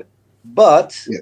then, like, it kind of looks similar to what the whole tariff war appears to be. You know, so maybe it's just the policy. It's like, okay, if you if we say jump and you say how high, we're gonna say, you know, sky's the limit, sort of. So maybe it's just like an overall policy, because there is a tremendous, you know, fiscal black hole going on. And I don't know if it's actually getting any better. Like, you have these sort of cosmetic things of Doge, you know, and the so on and so forth. But, you know, like, it's a massive, like, I'm not blaming anyone. It's just such a massive hulking cash cow, the whole financial system, that, you know, like, you can't really reverse gear without, you know, like, getting probably all of the oligarchs pissed off. Like, everyone's probably got fingers in that massive pie, and so you can't really sort of stop the gravy train without you know, all these people getting fucked by that, you know, all the powerful people getting fucked by that. So, like, it makes sense that there's not that much you can do, but then again, there's this geopolitical situation that is, like, really messing up the whole financial system, and you got to do something about it. So let's just rip off as much as we can while we can. Hey, So, Bones. which is the importance of this war, right, inside of United States right now. It's a revolution, just that it's not a civil war kind of revolution. So I want to welcome Sunny Blackbones. So introduce yourself, Sunny. Hi lads. It's good evening over here in the UK. I've been watching DPA for probably 2 years. I'm a university student studying adult nursing, but I've also got a passion for geopolitics. I wanted to bring up the topic of the Heartland theory. I don't know if you've ever heard of it. It's by Mackinder. Mackinder, yeah, the heartland and the hinterland. Yeah. Is the Russia heartland versus the sea power one, or is it? Yeah, pretty much. So obviously, there's since Trump's inauguration, he's had this big move on like attaining Greenland, and I wanted to bring up the top, like the discussion. Do people think it might be a counter to the Northern Sea route Russia's trying to open up? No, you can't counter it. You can't stop it. You can't prevent it. There's too much territorial waters. You cannot do. There's no benefit, military or otherwise, benefit of owning Greenland. There's no benefit. It's just a narrative for the people to feel happy about something while they're starving. Yeah, but per se, like, I think trade from Beijing to Rotterdam's like 70 odd days, and via the Northern Sea corridor, it was going to be like 30 days. Yeah, but you cannot stop it. I personally think that it's more about a balance. No, so you need a balance of power to maintain peace. So that is the reason why United States is they're dying to get Canada and Greenland, so that they can be on par. Because if Canada and Greenland is under United States, then Russia and United States basically shares the Arctic, like, equally. So but the thing is, now United States do not have even a position inside of Arctic. They don't really have it. It's all by proxy. It's through Greenland or through Canada. And Canada, as a military power, is too weak. Greenland is a joke. generally because Denmark is a joke in terms of military power. So no, that's why the United States have their narrative, especially in terms of Greenland. They keep saying that Denmark is not doing their part to protect Greenland, and they're allowing the Chinese and the Russian ships to just swim everywhere around Greenland because Denmark don't have the navy to actually stop them. So if the United States annex Greenland, then they can call it territorial water. Then they can totally block off and force permissions. They have to have permission to go through. At least of course they will still Territorial get them waters through is because only 12 miles. No. Yeah. Territorial waters is only 12 miles from the land. Correct. No, you cannot. I know, You but the cannot thing block is, anything. but it's not block, control. Is in the sense that it's like it's still international water. They can still sail Not through. control. You can watch. Yeah, but you can watch. You cannot control. You can just watch. Correct. Observe. That's all you can do. Correct. It's better than nothing. It's better than what they have now. That's the plan. So They have it's the basically a bases there. macro strategic thing. It's a They're macro watching. strategic thing. Because They're already because watching. They let's have say, bases there. So there will be no different. There will be no additional bases from Americans than they already have. They can place any base there. So Putin had a speech today or yesterday, about Greenland and United States. So Well, he was isn't saying. Sorry. What he was saying. Okay, read the super chat. So Greenland, Trump thinks it's a counter, but the British have first refusal. Trump can't take on MI6. They owe us 4,000. The British haven't forgotten. What 4,000 what? Sorry, I No one cares about Britain. yeah. So They're irrelevant. So what Putin was talking about Greenland and US said, yeah, this is the long-term project. Even before they bought Alaska from Russia. So in 1860, they had a plan to take Greenland and Iceland. Okay, they still cannot control and blockade anyone there. Okay, unless there's a war. That's my point. Another, Unless there's a war, Yeah. is to prepare for Yeah. war. If in the sense of a war, then there will be a balance of power. So if there would be a balance of power in war, then the chance of war is much lesser. I mean, Russia will not just try to militarily control the whole of Arctic. That's the main thing. The same thing in Indian Ocean as well. India try their best to make sure that they have total control over the entire Indian Ocean as much as they can. So it's the same thing. Of course, ships still get to travel across the ocean freely, but it's just a matter of control. So that's what I'm trying to say. North Sea route uses Bering Strait. It's much tighter over there. Hello, guys. It's much tighter over there. It's much easier to block it over there. You don't need Greenland and Iceland to block it. There's no benefit to it. Because there's Bering Strait, that's much tighter blockade for the North Sea Passage. North Sea Passage has to use Bering Strait, okay? So it's a fake story. Come on. Come on. There's It's a fake story. There's an Give it a alternative. significance. No, There's an that's not alternative though. The It's for Northwest China. Passage through. No, there is no. It has to use Bering Strait. But No. I wouldn't Has say to there's use an Bering Strait. alternative. It's There's for an alternative. China and Vladivostok. It comes from China and Vladivostok. Yeah, Okay? there's an Has to alternative use Bering passage Strait. through Canada though, the Northwest Passage. That's not different being passage, that's used. different. Yeah, but it's not being That's utilized different as of story. yet. It's not going to Yeah, be used. you're I mean, talking for about the the American North Sea concern route. is not trade. No, it's Euro. Talking about The North Sea American route. concern is not trade, it's war. It's not a trade thing. Imagine if the Russians landed troops in Canada, no one will fucking know. Because the Canada is so huge. You understand what I mean? If the Russians land massive troops in northern Canada through the Arctic region, the Americans is not going to be there to stop it. So that is literally a military reason. It's not a trade reason. No. It's crazy. It's crazy thinking. Why would Russia land in Canada? No, Wait till they get to Quebec. Then they're getting the hell out.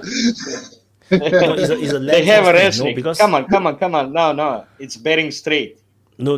That's what you Everything think else the is Russians just were a not there to mute point. do. The Americans were not Bering thinking in that Strait sense. Everything The else Americans is will have moot to point. be deterrents, right? They have to build deterrents, a possibility. You will never know, right? What if the landing force is not Russian? Is Chinese? No, you never know, right? So the thing is, let's say if you think in the total war situation, if the Russian or the Chinese try to land in United States along the east or west coast, it's not doable. It's impossible. But if you land in Canada, you can build a very powerful beachhead, and then you can spread. Then they will play to their strength. There will be a land force. You'll be a land force versus land force situation. It's not going to be a naval landing. So it's still it's just a geostrategic situation. The chance of a world war, total war situation is very low. It's just that this is just United States doing United States things. They're just trying to cover their weakness. It's just a matter of that. The world have changed. It's not World War II Okay. era. No. Now So China with Putin's Russia talk. is very scary together. Putin's talk about Greenland and Canada and US. We don't was do the in finger stuff 1860. anymore. We don't do the finger stuff You anymore. can score him. No problem. You can Yeah, score him. yeah. What the hell? Go ahead. I've What do you been mean? holding my It's finger not for 1 visible. hour. That's not really looking like a figure. Sorry, I didn't see anyone This is not a finger. holding up a finger. Okay. Now No, it but is. I Now it wanted. is. But before you were No, I holding it was like holding this, it like like for something. 15 minutes. 15 minutes. Okay, It's sorry. okay. My No, it's my okay. It's apologies. okay. Go ahead. Okay. But I Just I started wanted. talking about Putin's speech, and Wyatt interrupted me when I was talking. So White is the boss. He can interrupt anyone here. He's the master here. So now So go read it. GCHQ runs all the surveillance on US citizens. Get the real world. 4,000 equals the troubles. Britain cows who's to blame. Knows. Knows who to Yeah, blame. but- Sorry. My brain is not working. And it's the UK. Go ahead, Nika. What were you going to say? Yeah, just the idea of Russian or Chinese troops landing on Canada is, I'm sorry, White, but it's like near to zero, because direct war it's negative. that No, means it's close. yeah, negative. It's zero, because direct war means nuclear war. It's the end. That's how I see it. There's no way two major nuclear powers will have landed troops on Canada soil. Is like American soil, so there is no way Russia or China will land troops on. It will be a big nuclear war. That's how I see it anyway. This is one thing. Yeah, it's just Go ahead. this is one thing. Try to keep that idea. Secondly, I think the rhetoric of what Trump is pushing is very dangerous, even for the US. He's pushing now. Okay, what's preventing China from landing troops and claiming it's for its vital security? Let's say for 5 or 10 years in the future, that let's say the Strait of Malacca is a vital, critical security strait for China, and they will occupy it. America did it. Why not China? If like 5-10 years ago, it would be like, I think it would be equal, military equal size force. So it will be like they are leading us to a colonial era that will be like crazy with nuclear powers.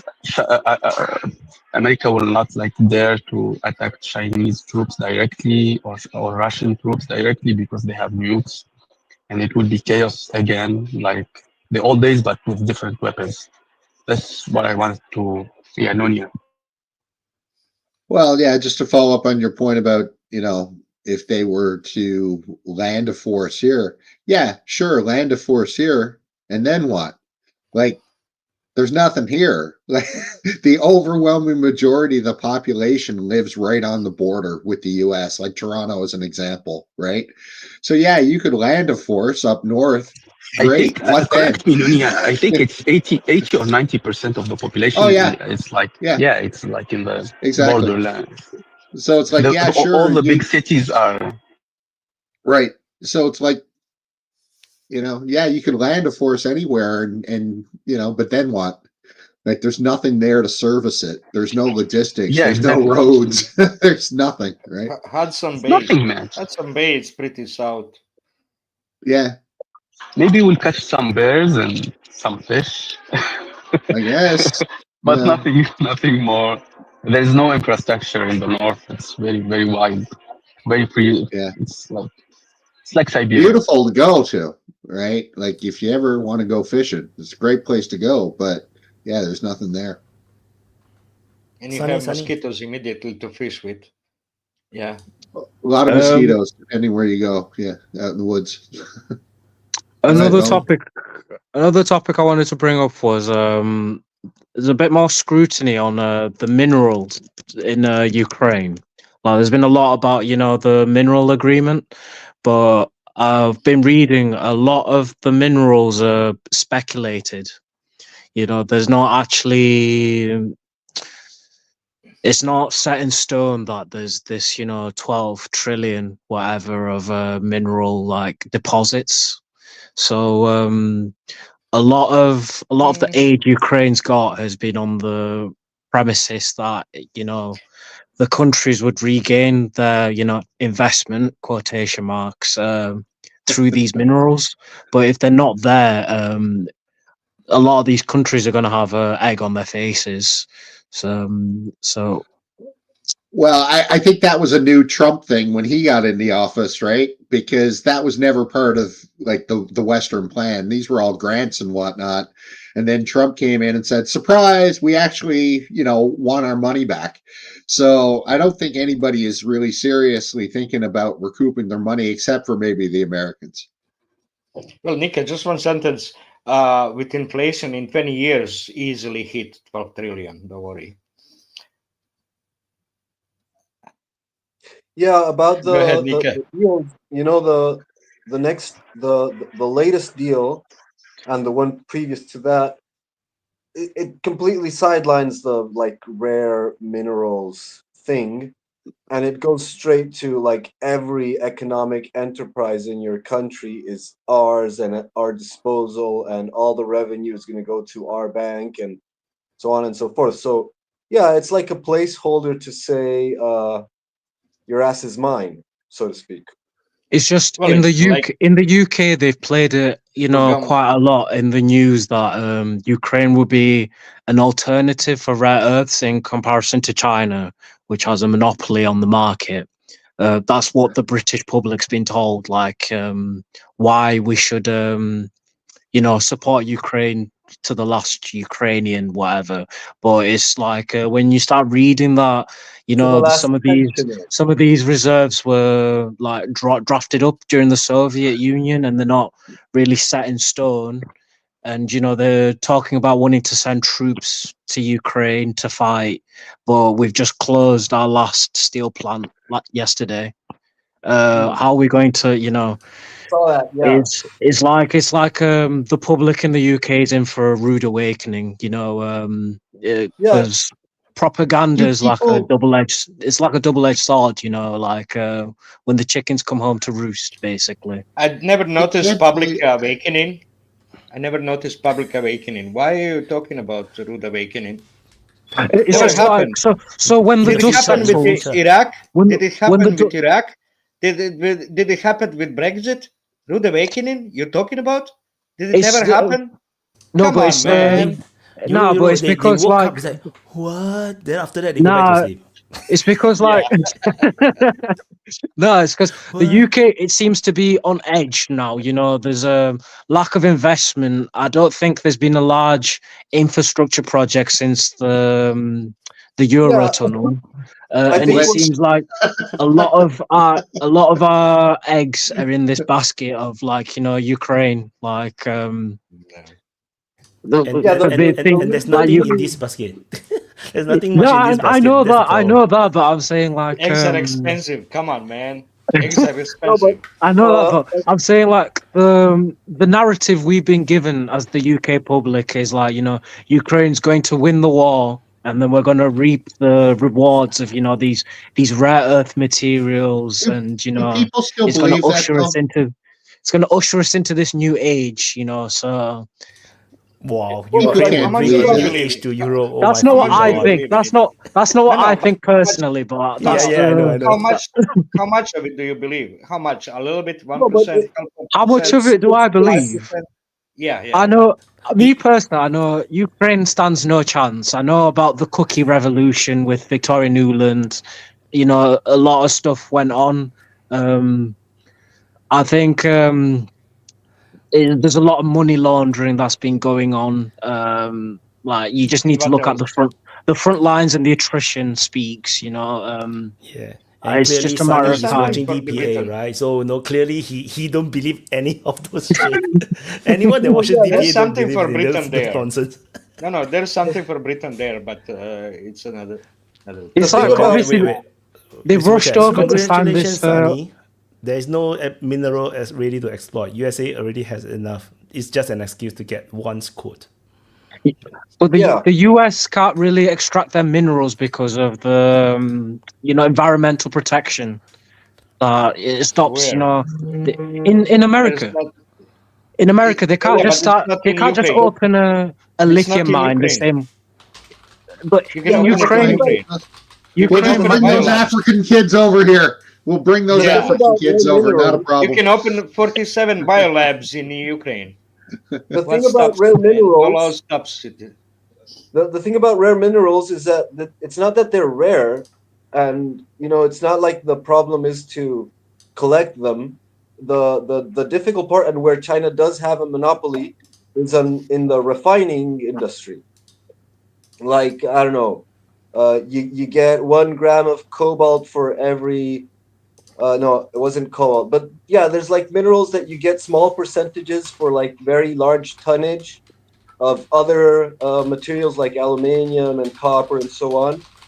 And so the difficult part is actually having the infrastructure to refine those things, and that's where it's like a ridiculous discussion, because it's years or decades to actually get, if there's even the will to establish these massive refining industries that China already has. But about what Black Bones was saying of the awakening or the chickens come to roost, I don't think he means necessarily like people realizing that they've been screwed. That's something that's been going on for decades, centuries, maybe even millennia, and people have a hard time waking up for those type of things because it's really uncomfortable. But it's more so like the level of deterioration and decay of the systems of the economy, of the infrastructure and services that like beyond the reason for which people get outraged. Like, it's not like they're gonna think, oh, we spent all this money in Ukraine and now we're all fucked. No, it's more like things are just gonna stop working and people are gonna get pissed because of that, and they're not gonna know why. They're just gonna realize that their whole country is falling apart, or has fallen apart, and that's when it becomes like ungovernable, something that we see progressively happening in Europe. But look at this question right now. Before the Trump's inauguration, second inauguration, Britain signed a 100-year concession deal with Ukraine, protection. What is called forever protection. So in order to get Odessa port, that's the first one. They want Odessa port. Everything else is minor. And also mineral deals, right? Surface mineral deals. That's what they get in. So right now, all those minerals are in under the contract with Britain, not French, not German, but Britain. Okay. So what Trump wants to get rid of British incentive to continue war. So it will be Zelensky signing 2 times mineral deal with Britain, same minerals twice, to Britain and to United States. This is the problem, right? Trump wants to take away incentive from British to continue the war. This is one of the theories. the British wants to their support in order to have spy control of the Black Sea, right? They have the reason to have the naval forces there that I call it super glue class submarines and so on. But they want to have a naval base there for all other reasons, and so they can exploit and control the grain, and which is what they have control of, surface minerals, right? Grain uses surface minerals. So this is the way for the Trump to get away. So how the fund is set up? All the proceeds from the licensing of the mineral deals, whatever it happens in Ukraine, which means also gas, oil, or a lot of iron ore, a lot of coal ore there, a lot of it, a lot of steel production. But right now it's 60% under the Russian control in Ukraine, right? Or 40%. So not much left actually, but it's the fund is supposed to be for the reconstruction of Ukraine, and the control is 3 Americans, 2 Ukrainians. Those funds will be supposed to spend for the reconstruction of Ukraine, which means bridges, electricity, right? In order whatever it's needed to exploit the ores and the grain. And another thing is, of course, Americans wants to control the fund in order to give the contracts to American companies, Bechtel, KLM, right? Triple prices than any domestic contractor will do. Triple prices, they always, American contractors are always triple prices. So, but it will still build something. So it will not be just stolen by Americans.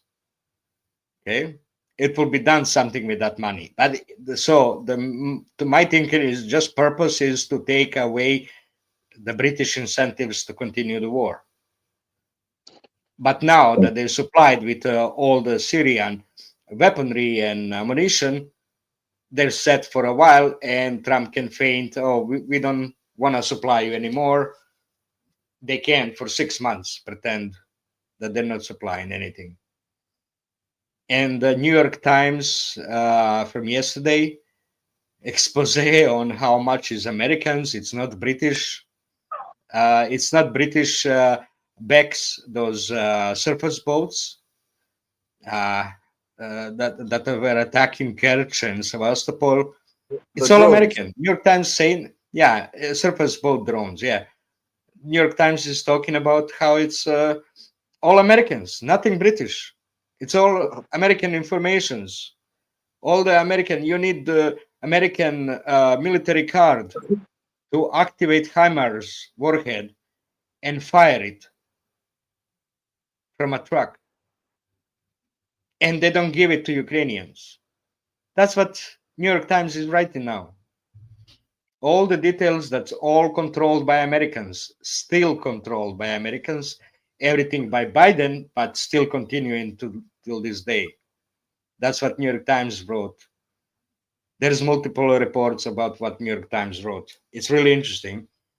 And now NBC interview with Trump, where they talking that Trump was angry with Putin. This is a big campaign, massive campaign, right? Yeah, I don't think there's like so much of a will for peace. You know, like if there was the circumstances were the correct, then of course the whole idea of dismembering Russia would go on. I think it has a lot to do with like facing the realities of on the ground and the economic realities at home, and realizing that you have to pull out before a catastrophic defeat. And it's like a tug of war between like how much profit can we still get out of it, how much can we still weaken Russia, but how much can we like distance ourselves from the catastrophe that is actually unfolding? Look, collapses everywhere, collapses everywhere. So like in a realist perspective, if it were going to plan, then there would be no will for peace. So it's more like the environmental circumstances that are dictating the necessity for pullback.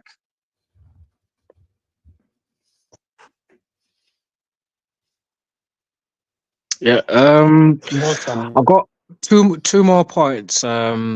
One is like I think is it Euro Jordan mentioned like the rebuild of Ukraine. I wanted to ask, how is that going to be done with the like demographic collapse that's happened? 6 million Ukrainians have left the country. A lot of the fighting age, able-bodied men have been decimated on the battlefield. Are they going to have to import from third world Africa? That's going to really change. I don't know how that'll go down with Azov, And the second one is I don't know if you guys also see there's now like a schism appearing in NATO. There's now like Ukraine NATO and Israel NATO. Yeah. Oh, 2 minutes. Yeah. There's like Israel NATO, there's a faction of NATO that wants to handle, what's going on with Israel and Iran. And there's a faction of NATO that's more infatuated with the Ukraine crisis. Yeah, then you have the middle, like UK, that wants to do both. Go on, Judith. Oh, super chat. And Nika. The UK submarine fleet is in a dreadful shape. I have sent via the document and all the intelligence service that had for a few years. They all had a good laugh. Now Wyatt can. Welcome to the club. So I'm looking at it. Yeah, it's classified. I think it looks a bit classified. I cannot share to show you guys the kind of thing. Yeah. Yeah, about the peace in Ukraine, about Trump, I don't think if Russia wasn't like pushing, and if Ukraine wasn't in bad shape, I don't think America, even Trump, will sue for peace or whatsoever. It's the result of what's happening in the terrain. That's why they wanted peace. They want peace because if imagine now it was in reverse. Imagine Russia is like suffering huge casualties and it's in a bad shape and it's on the bridge of collapse. Do you think America, even with Trump, they will sue for peace? I don't think so, because personally, I don't think Trump is about peace. That's an election thing. That's just to get elected. But someone who wants peace doesn't say what he's saying and doesn't do what he's doing. I think it's like, I don't know, when he said it, he said if Iran doesn't make a deal, for example, will. It's a bad connection, Nika. I was just going to say something real quick with Trump. I mean, he's been against the Ukraine war since before he got president, before he was aware of how bad it was, or even if he was aware. I mean, he's consistently been anti-interventionist. So even before javelins, yeah. Yeah. So we know it was bad even before we spoke about do we it. know it was bad? I mean, his security clearance was pulled.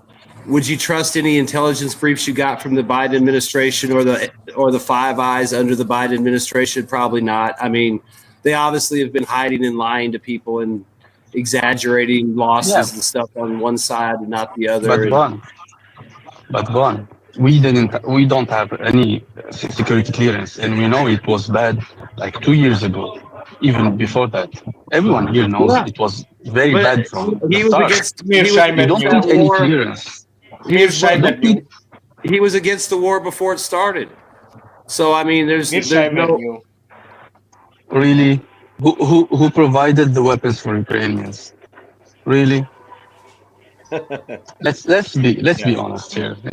Who provided the weapons? He himself said it.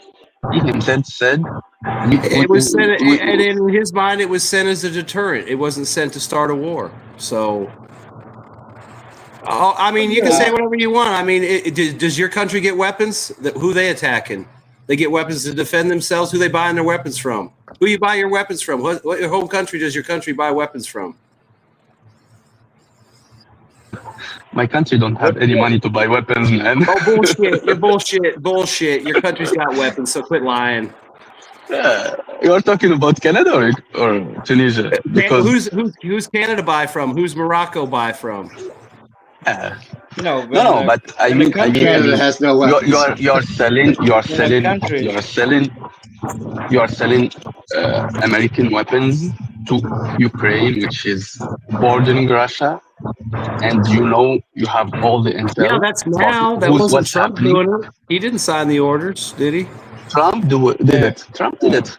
Yeah, Trump did he it. said the javelins as a deterrent. That was before the war started. Yeah, okay, to be fair. He wasn't there, so like he said, we don't know what would have happened. He says if he was president, the war wouldn't have happened. But he wasn't president, the war happened, so we don't know. All we know is he sent weapons to deter Russia, and then he wasn't president, and Russia invaded Ukraine, and now we have a war, and he has to come back and deal with it. Yeah, to be fair, a country is a massive thing to handle, and presidents are usually like a nominal figure. They're a symbolic authority. So it's not like you can just throw everything that happens under a certain administration to the president, because we know that there's more going on than that. But I mean, shit, look at all the USAID stuff. I bet you half the people that get elected every 2, 4, and 6 years don't even know what the fuck's going on with trillions of dollars. But the thing is that there's definitely a certain level of alignment between the administration and sort of the permanent administration, the temporary administration and the permanent administration. And yeah, that's probably, there's some level of maneuver in that. And I don't think that, like any person with a iota of intelligence would have thought it's a good idea to start a war with Russia. But still, there is some level of compliance with the permanent policy or the permanent state, and so there definitely would be, my point is, there definitely would be some level of interest in the dismemberment of Russia if it was viable. And at some point, some people thought it was viable, and they screwed up. And now, like, there has to be, like, at least from the perspective of this massive behemoth that is the United States administration, or the United States as an entity, as a state. There's a shit ton of gravy trains rolling all over the place, and it's not like you can just grab and stop it. And if he really wanted to negotiate peace, you would probably see something similar as what's going on right now, even though, there might not be a real interest to make peace, but you would still see something similar, because if you want to negotiate, if he wanted to negotiate, he'd have to scramble for whatever crumbs of leverage he can gain. Go on, Wyatt. Super chat. Madeline busy providing classified documents. I think Wyatt just had his mind expanded. So I kind of scroll through most of it. I read the first few pages, but it's very long. So it's basically a expose, a whistleblower from the British Navy, who was not supposed to have access to certain level of classified stuff, but he managed to get it because it's such a big mess inside the UK Navy. And then he exposed how what is it like inside the Trident, the nuclear submarine department or stuff, and which is very messed up, super messed up. I just scroll through because it's super long. Yeah, can't read it now.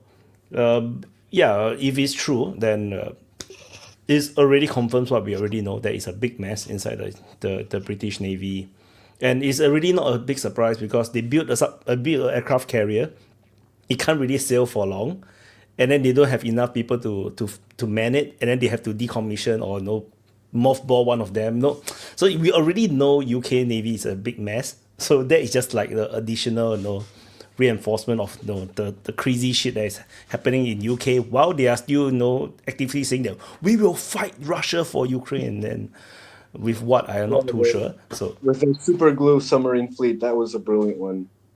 Trident doesn't work. A lot of missile launches have failed. There hasn't been a successful missile launch in a while.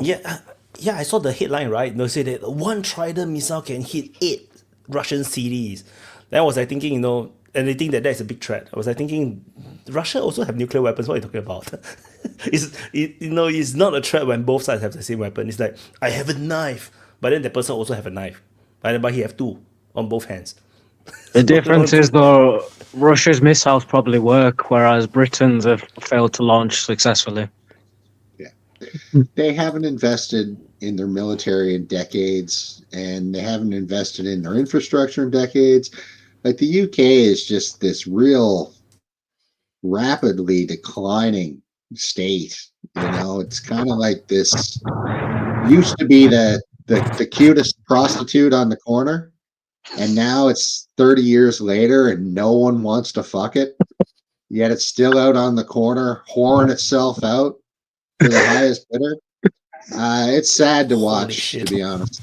Now the only thing the analogy is so painful, man.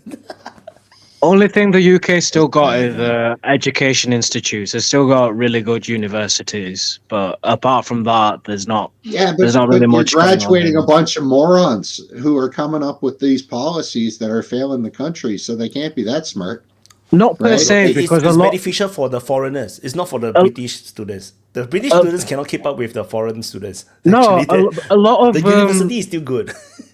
A lot of people are going, a lot of skilled people are going, abroad to Australia, UAE, Norway. They're going to get educated in the UK, and a lot of people are going abroad for better prospects after. But that's the only, because over here you get student loan. So you get basically university for free, and then they're moving to greener pastures abroad. Yeah, I can confirm that I can confirm that I worked in a Gulf country, and there were a lot of Westerner and a lot of British British qualified workers there. It's more beneficial for them, I guess. No taxes, too much rain of money and so on. So I'm studying nursing right now, and I think they're saying the cohort is each year they're producing about 40,000 nurse graduates each year, but some 32,000 are going abroad each year. So the net is about 8,000, which is shocking. Working in the hospital now, it's 8,000 coming inside, but there is people who will go outside, people will retire, people will change jobs. Aren't you getting Filipinos nurses? A lot from Philippines, Thailand, and India. Africa, a little bit less, but it's all good. But most of these, the Indian nurses I've been on placement with, they've told me in India they're making about £800 a month, whereas in the UK they're getting 2,500, and they're only here for a short term.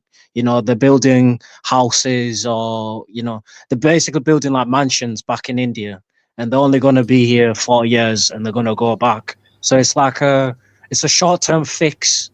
But when they all go back, there's going to be some real problems, because a lot of the UK, people that have grown up in the UK and done nursing, they're going to Australia, and I think the Australians really like the deal that we get trained over here. There will be new Indians that will come to work in UK.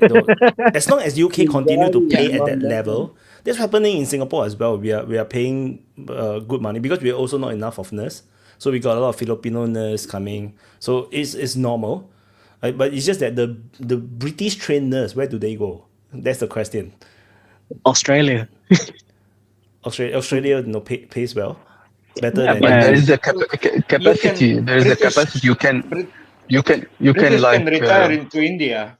Then British can retire to India, to nursing homes there, right? Hospitals there, and you can send the nurses back to Britain if you I retire in just want India, to right?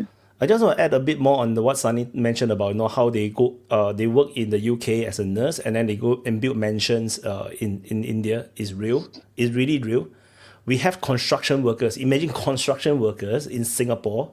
They will build mansion in their own country. So while they're working here, they look at the Singapore mansions, right? Those private landed properties that they build exactly the same design in their own home. So they work as they'll be very obedient in Singapore. That when they go back, they will be a boss.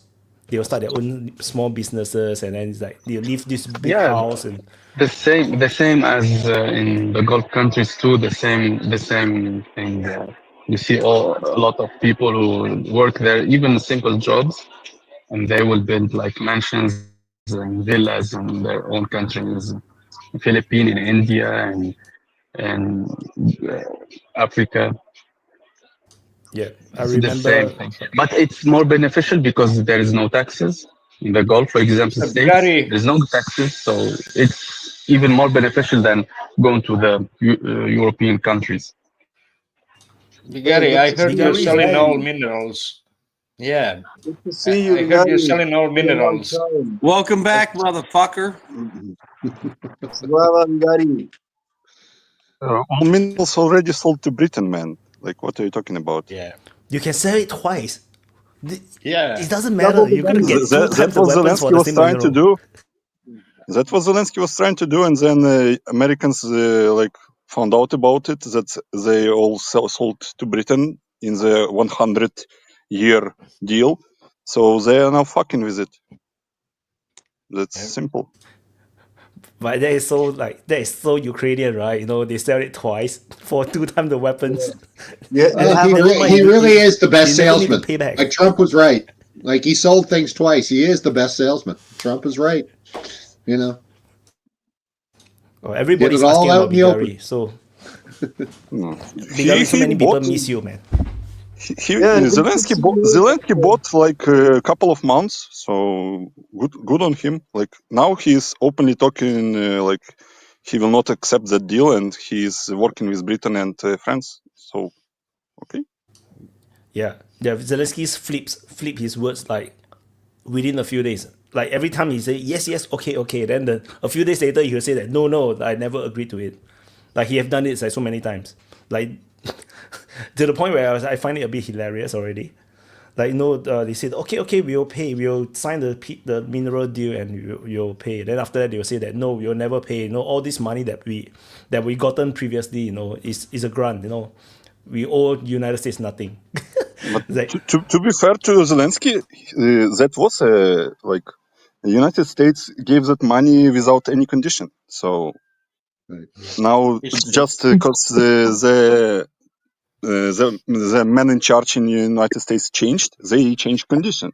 So, like, you can understand Zelensky in that position because Biden was giving him money for free. Like, now you get all those billions for free, like, and without any conditions. And now Trump came and he's like, "Oh, we fucking losing the war. At least get some profit out of this." But yet But Trump cannot. Zelensky signed. Trump cannot say that that NATO lost the war. He cannot say because it will be bad PR, and Trump is all about PR. So he wants to get out of the war as a winner when he lost the war. That's the biggest contradiction in any of this. Like, because America lost the war in Ukraine, and Trump wants to get out of the war as a winner. This is funny. And this is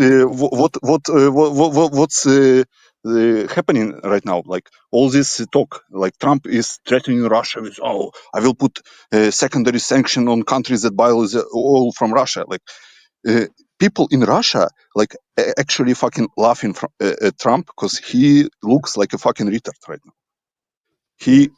It's empty threats. Peace president that bombs Yemen, threats the war with Iran. Very peaceful president, by the way. He ran on peace. I don't know how people in the United States look at him and like, "Oh yeah, Trump, yeah." Yeah, it's because he ran on piss. he ran on piece of cake. Um, no, the Zelensky would sign a deal, mineral deal with Trump, but if he would get security guarantees, which means active participation of US, which is no, not possible because Trump wants to Zelensky get is not out, right? interested in that security guarantees, Euro. Zelensky is interested in No, his personal security guarantees. Because if you look at the fucking travels from when the delegation in Jeddah meet with Rubio, Ukrainian delegation, they all went to Qatar. Yermak went to Qatar, Waltz went to Qatar, and they were talking in Qatar. And Witkov went to Qatar. They were sitting in Qatar for 1 day before Witkov went to Moscow. What were they talking about in Qatar with Zelensky and Witkov, with Yermak and Witkov? They are talking about their personal security guarantees. They want to, after the war, get on some tropical island and sip margaritas with all the money that they stole. well, That's I what read they interested report. in. The talk in Qatar is about opening the banking communication with Ukraine so that they can transfer the money. That was the All money that Zelensky stole are already in Oman and in Abu Dhabi in crypto wallets. Like what banking are you talking but you about? have a lot of others. You have a lot of others, smaller fish, all in Ukraine. They need some escape routes. Yeah, imagine how much money you need to All get out those of that people don't place. matter, man. Um, Do you think then Zelensky will? Okay. Super chat. That's how Siamese cat get all his girlfriends. So they are fighting now. And, But before Bigari spitting truth yet again. Glad to see you back. Yeah, and many people in the live chat also welcoming you back. Everybody miss you, Bigari. Yeah, I'm busy, man. Like sitting through 6 hours of open mic, it takes time.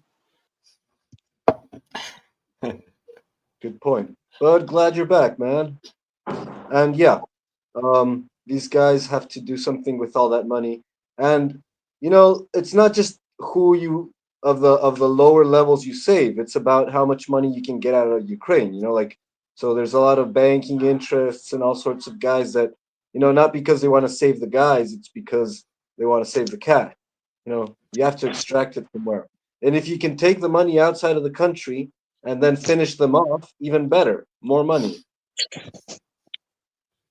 Like, do you know who Yanukovych is? Like, he was the president that was overthrown. Like, do you know how many billionaires in Ukraine were like founded after Yanukovych left? Because they were previously like a fucking parking lot manager or something, but they were like friends with Yanukovych from young age, like his childhood friends, and all the stuff that he was stealing, he was like signing off. The property is owned not by me, but my friend from childhood. He suddenly owns that shit. And when he went off, like they were betraying him, like stabbing in the back, like man, like I'm the owner of this. Like so, I'm now billionaire. The same will happen to Zelensky. So, like right now in Ukraine, there is a big what is called power struggle. They cleaning up the loose ties. People are going to jail, etc. So, and Zelensky is preparing for elections. I don't know, man. He's delusional that, but maybe he can win. Like today, like my aunt and uncle came from Kiev. They live in there, and they are fully supporting Zelensky. So those people exist. Wow. But like, why? I don't they're know. winning.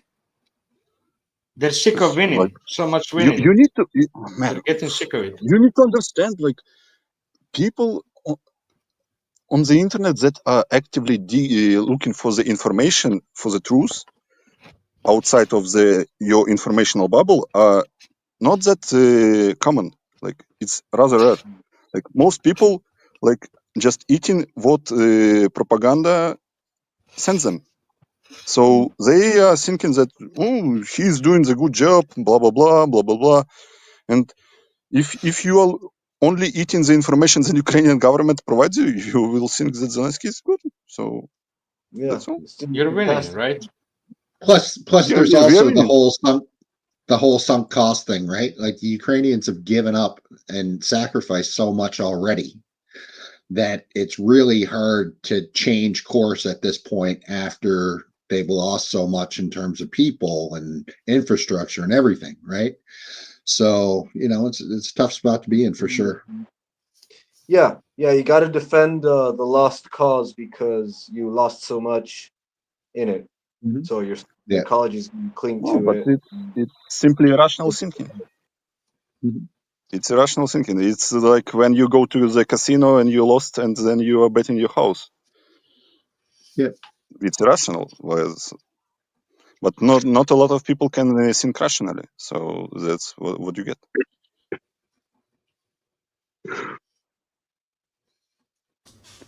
You're I definitely saw right one that there was a video. massive shakeup of like the oligarch situation in Ukraine because, like, for example, we saw that like Kolomoisky went to jail last time I checked, and he was like one of the major guys. Plus, with all the territory changes, there's going to be a lot of also, changes of power in the oligarch space. Yeah, good point. Good to see you up. But yeah, we definitely are going to see a rechange of elites. Some guys are going to stay in power and have gained a lot of fortune, but there's definitely going to be a lot of new billionaires coming up, popping up, owning this, owning that. Some random colonel owning Manchester United or Barcelona, buying Barcelona, things like that. It's going to be fun. And then they're going to start dying mysteriously. I wanted to ask, like, do you people think that Macron will send troops to Ukraine? I personally think that he will. I can't see I how. personally think that he will, just because Okay. Let's of hear. the political situation in France, internal political situation. It's really shit for Macron, and I think that he will try to use this as a like state of emergency in France, inside France, to consolidate power in his hands. Like, so we are in war with Russia. Our like, probably if he sends soldiers, they will die. So he will use that as an example, as a like excuse to consolidate power. Because right now the new government that was formed in France is like I saw the polls. 81% of people think that it's fucking catastrophic, and so France will need to have a new elections like this year probably after the elections last year.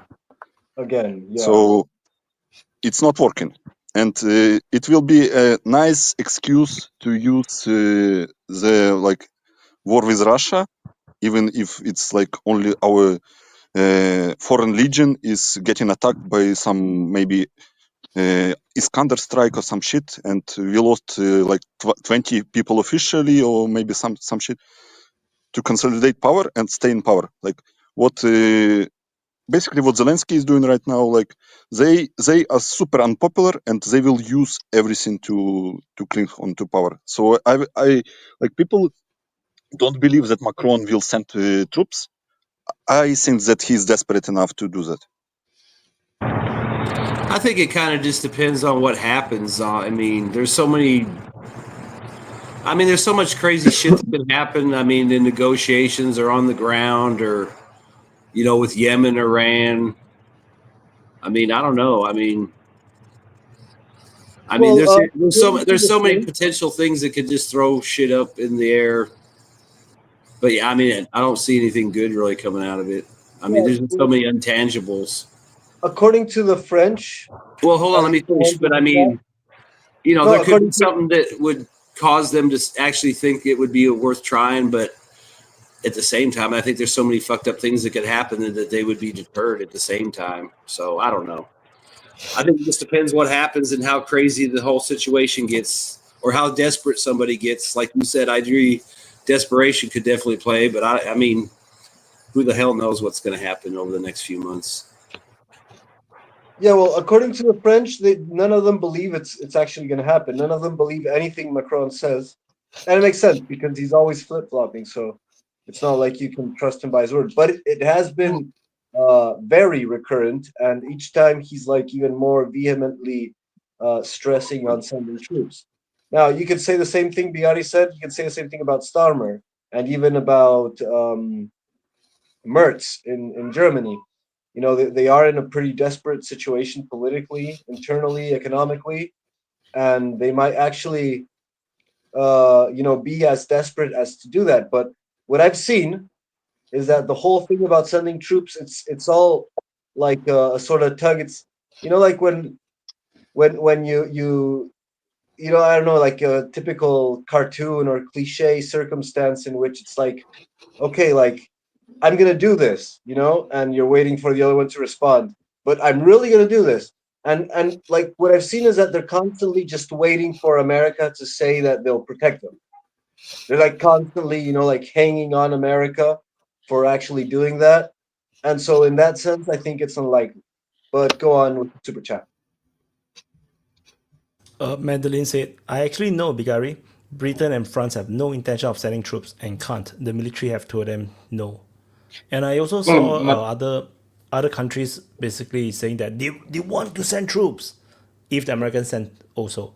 So it's like there's always this term and condition behind it. It's like they'll say all the bravado things in front, then they'll say after the United States send too. Those. Well, keep in mind. What Macron said was, well, we are ready to make a framework for sending the troops within 4 to 6 weeks. So they are ready for framework. Keep in mind, Macron has got a huge financial interest in this, right? Because, he's angling to get all of that defense money, whether it comes from the EU or Germany or the other countries. He's angling for that to all be spent within Europe. And where else are they going to buy it if not France, right? So I think he needs to play the game where he's talking tough and we need to be vigilant and all that crap. But at the end of the day, he's just trying to get some contracts for the various French defense companies. And I think that's probably his ulterior motive. Nanya, he's trying to get money for his backer.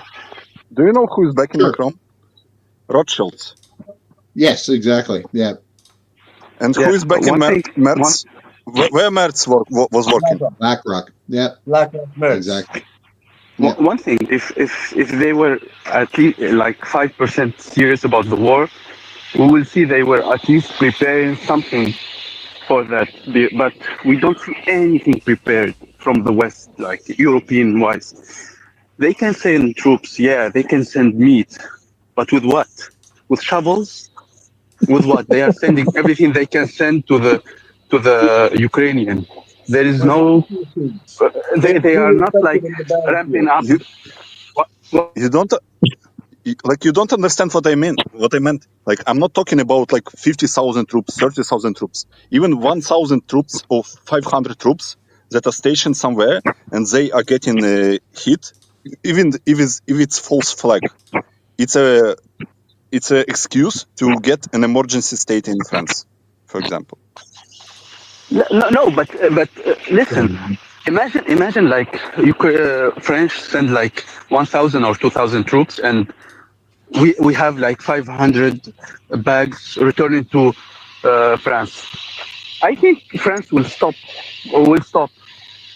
They will like no one will work, no one will do anything. It will stop. Like you know how crazy they're French when it's like about demonstration and stopping things.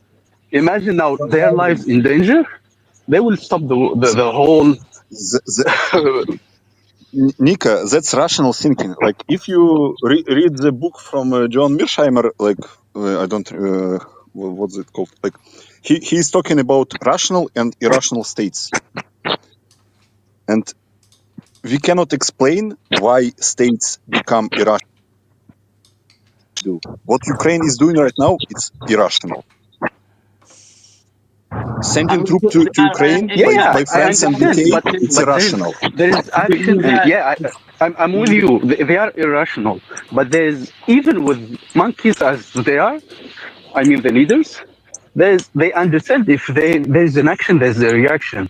It's not about the rational or Ukrainian, but it's about what's feasible and what's not feasible.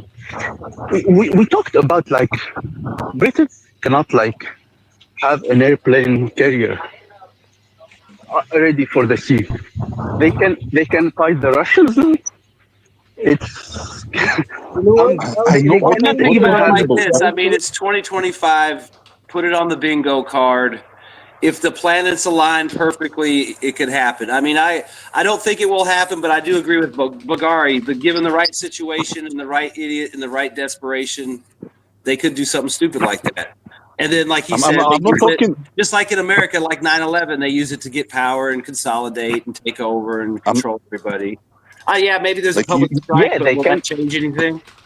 I'm agreeing with you. They can do it, but the casualty will be like so much horrendous. I think they will like. I don't know. I don't know. You need to understand. Like, I'm not talking that they can find Russians. Like, you just need to look what happening in Lithuania. They lost 4 people in the fucking swamp, and they cannot recover that vehicle till this day. Like, this is not NATO forces, man. NATO forces that will protect everyone. Like, NATO is a fucking joke militarily. But they won. The exact the war against the swamp. They lost the war against the swamp. Yeah. And it's Lithuanian swamp, not even Belarusian swamp. Belarusian swamps are even worse, man. No, but I'm agreeing with you, but it's crazy. It makes sense.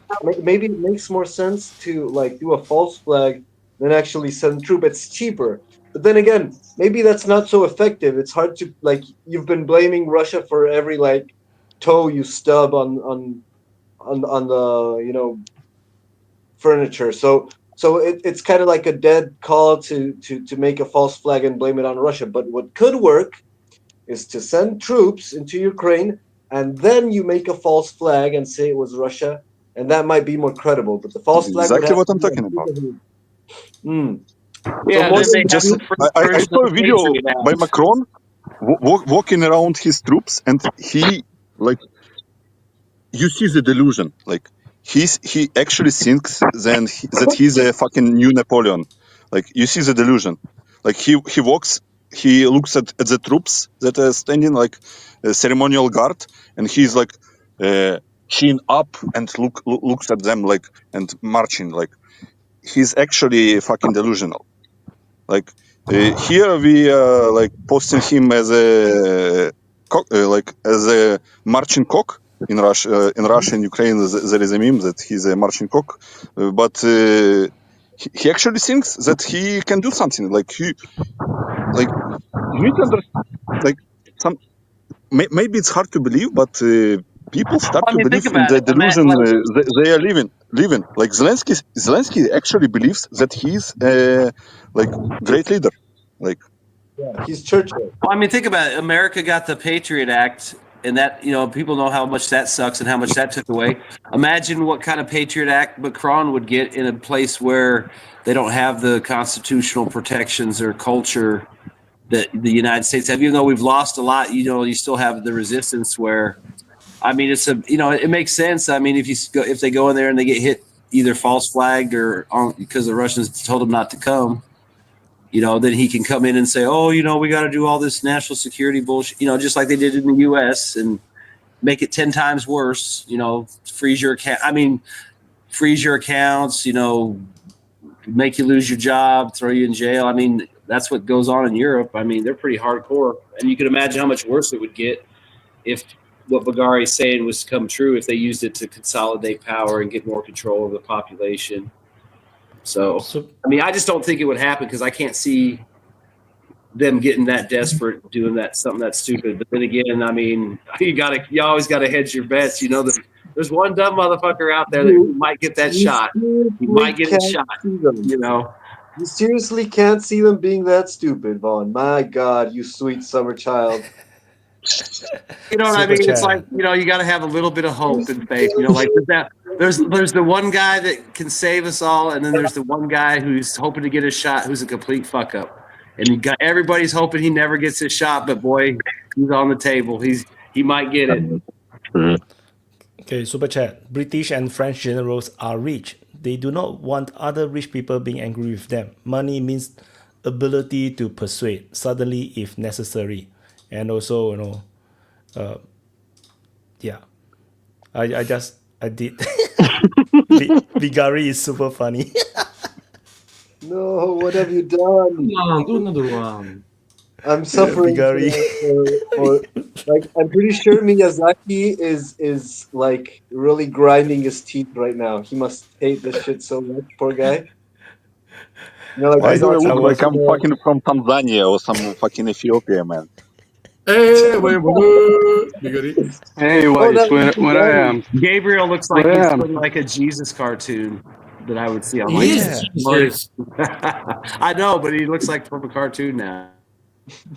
Yeah, so it's so funny. I saw the Vigari's picture. I was like, what the? Why he look like a ghost? What I am, White. What I am, man. You lost me.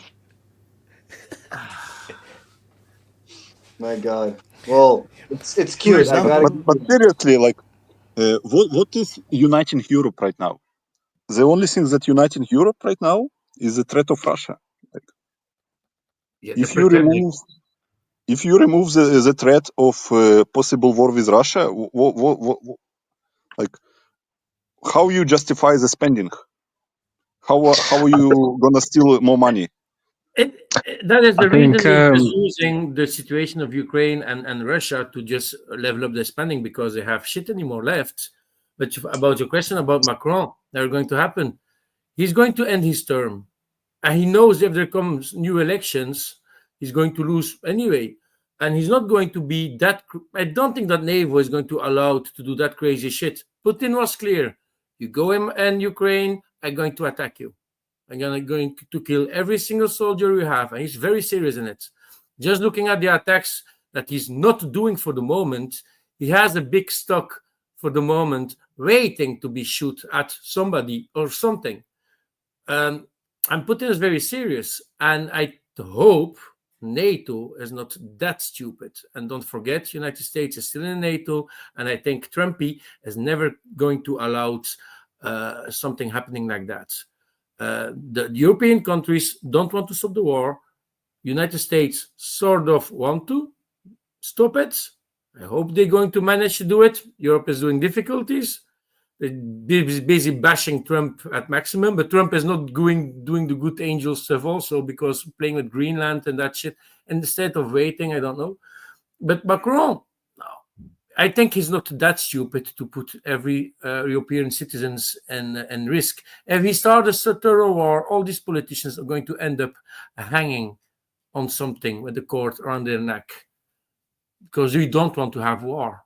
And there's no country in Europe that's actually really busy. They want to spend more money to military, but no troops we don't need to go to the military school suddenly, to take a formation, something like that. No, it's not happening. So we are not even ready for a war right now. And I think France either.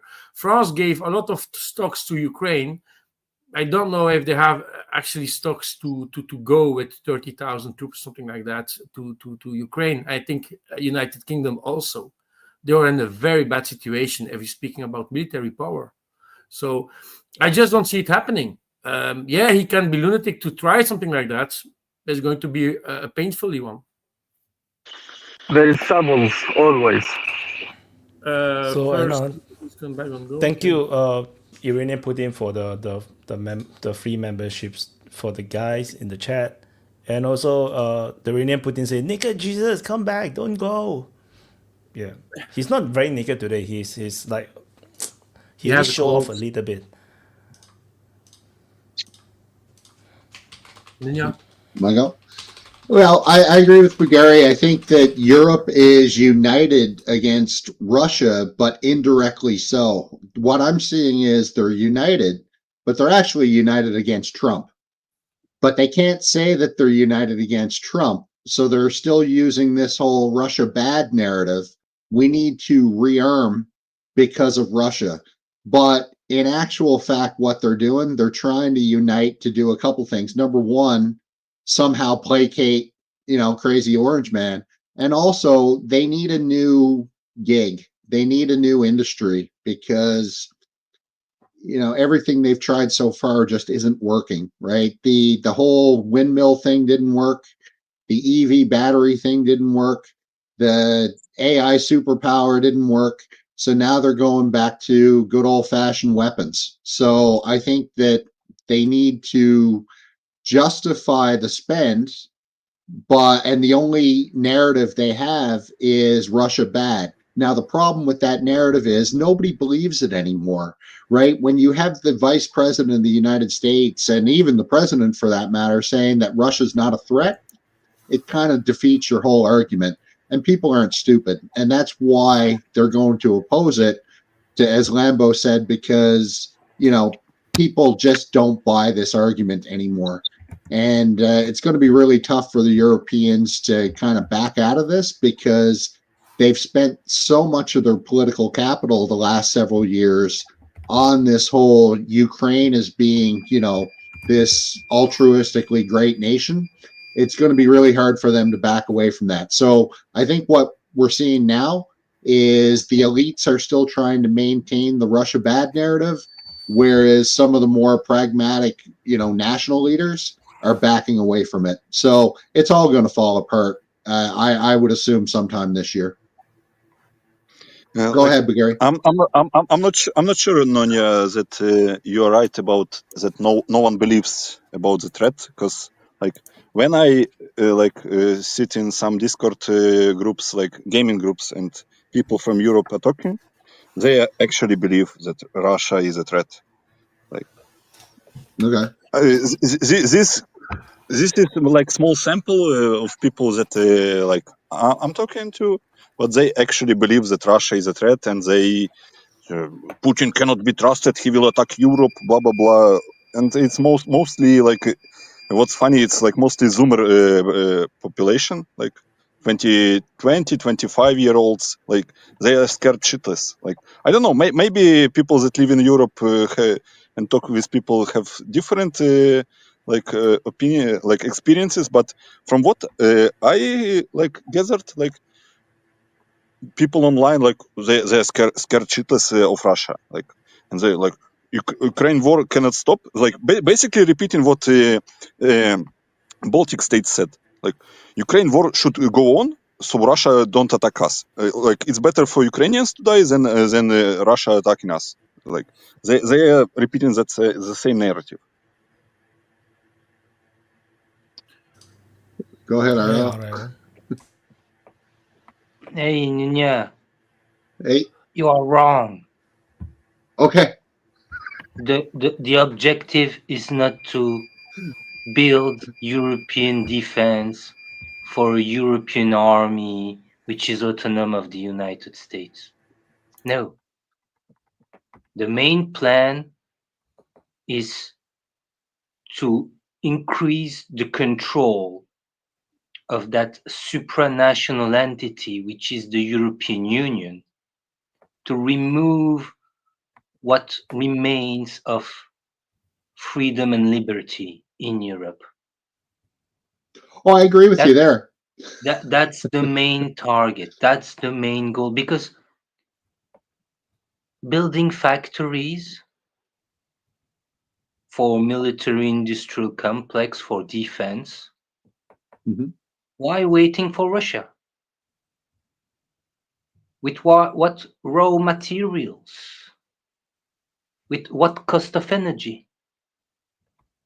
With what level of workers, blue-collar workers? Right. I'm not saying it's a good idea. Which is declining. Yeah, I'm never saying it was a good idea, RL. I think it's a terrible idea. with all the social stuff characterizing Western Europe disappearing every day, every week, every month, retirement age going even further every 3 to 4 or 5 years in every European countries. No, what they are facing is internal trouble inside each European countries, inside each European societies. Lot of trouble, lot of tensions. They need to control that. That's their main problem on the foreseeable future. It's not Russia. It's not Yeah, China. I agree. I think we're saying the same thing. We're saying the exact same thing. I think that what they're trying to do is exactly to your point. They need a new shiny object to distract people and say, this is what's going to reinvigorate the European economy, and just put our eggs in this basket now, because to your point, everything around them is crumbling. Absolutely. No, I agree with you 100%. But Ninja, what do you mean with windmills didn't work? Like, for example? Oh, that was the idea like 20 years ago, that Europe was going to be some sort of green energy power, and they were going to make windmills, and everybody was going to source their windmills from Germany and Canada, for that matter.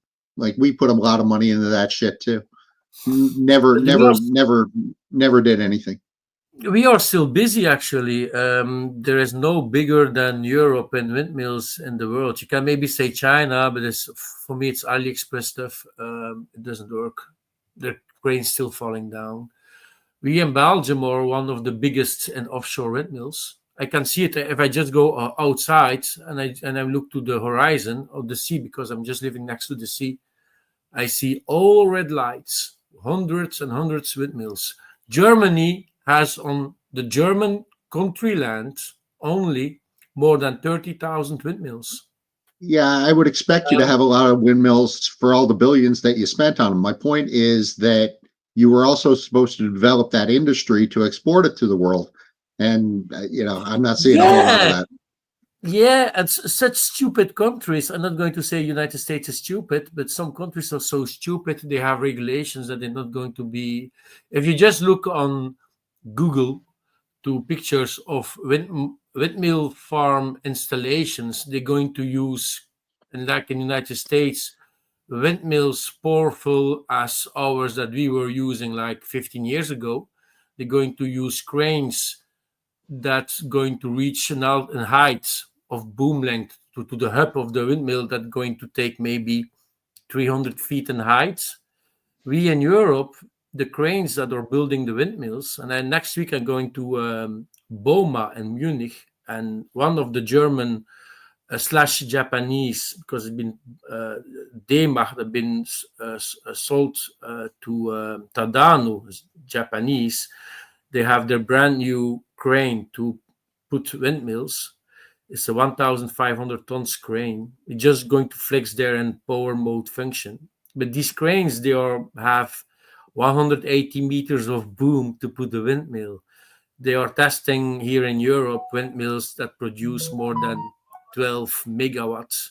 And United States, you can be maybe happy if you're going to have maybe a windmill with 3 megawatt of power. So it's more than 4 times more. The average big windmill here in Belgium is 5-6 megawatts. Fuck the wind turbine. I know that. Wait, RL. It's just to say that I know from American citizens that I know, crane operators like I am, that the government in the United States and the states don't want to have big windmills. So actually you stay stuck in technology, and you stay also stuck in windmill production. What's the purpose of a 12 megawatt wind turbine if there is no wind? But like just look at Denmark. Just look at Denmark. They have more than 80% of their electricity coming from wind turbine. Yeah. And now they are paying the electricity at a price never seen before. Yeah, but you know why? Because when they have no wind, they have to buy it. They have to buy their electricity from Norway, which is hiking the price, no problem. because Yeah, Danish that really is need the it. same at And us. when It's the bullshit of when green they have energy. too much electricity, they have to sell it. They can't keep it. They can't store Yeah, it. And what but they do, they sell it at a very low price because they need to give it, and they give it to Norway for nothing. So they yeah, are but double fucked. yeah, Incredible. I know. It's all about decisions you make, and you decide to not have nuclear power plants. Like the same situation in Belgium, we have maybe 2 reactors still turning, and that's it. Of 9 reactors we had, something like that. France is still building power plants. United Kingdom still building power plants. That on sea offshore, it's very expensive, okay, but they're producing energy. They are producing and they're making energy. Yeah, I can wait for that, Vaughn. I don't care. I'm still speaking. Yeah, fuck off. But in Germany, for instance, so they have 30,000 windmills, and they decided in 2015, 16, 17, something like that, we're not going to put more windmills. We're going to replace the older ones by new ones, more powerful ones. The evolution of windmills, it actually started something like in the 80s. I had here at my coast in my neighbor city, Zeebrugge, we had the very first windmills in Belgium. I did maintenance on that with my crane. I could reach it with a crane with 100 feet of boom. The first ones, very little things, 0.2 or 3 megawatt was something that they produced. And like 18 years ago, they started to put the first windmills offshore here in front of our coast. It was the Thornton project, 6 windmills, and it was 6 megawatts directly. So that's the evolution that you can have in 15 years' time. If you put windmills on the right place, they're going to produce the sea. You almost always have wind. And the evolution of technology, you need to also give it a chance. I am not a pro-windmill guy. I am anti-green. I wish I was fucking cut by a windmill right now because I'm dying from this conversation. Yeah, but I need to also listen sometimes to other bullshit that other people are telling. So I don't give a fuck. I just want to say that the United States is more than 20 years behind in windmill technology compared to countries like Belgium, Holland, Germany, all that stuff. And they're all I got news for you. You can say, hates oh, it's one about windmills. Denmark and Finland. They are building these wind turbines. They are And making so what? them for. And so what? They are economy is 10 always years okay. behind in wind turbine equipment. Okay, and I faring don't care about very the conversation. better in terms of Why- energy. That's why European companies are moving to United States, because the energy is less expensive. Why So is stop the it. AI you Wind used turbine is censoring good. Wagner Group? Okay, let's move on. Sorry, Bigari, what you say? Is the AI you used for the Ghibli image censoring Wagner? Because, like, if I remember, like, Yeah, it's yeah. censoring They all Wagner. changed the word. Yeah, the word Wagner just disappeared. Just it became patriot or Piria or something. he just anyway. Super chat. Regarding gamers believing Russia is a threat in life, intelligence is useless without knowledge. Gamers usually have neither. I feel offended. X for dub. Like It's actually good that they are believing in it, that Russia is bad, because that was your question about Europe. Actually, what we are hearing is like Russia is losing and Ukraine is winning.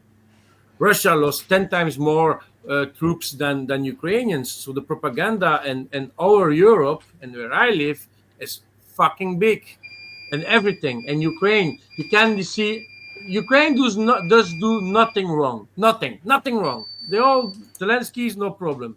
It's no problem. It's like Trump, since day one he became president this year, he did everything wrong. No 1% of positive news about Trump. 0%. And it's the same with the propaganda. They're bitching around about the situation in Ukraine.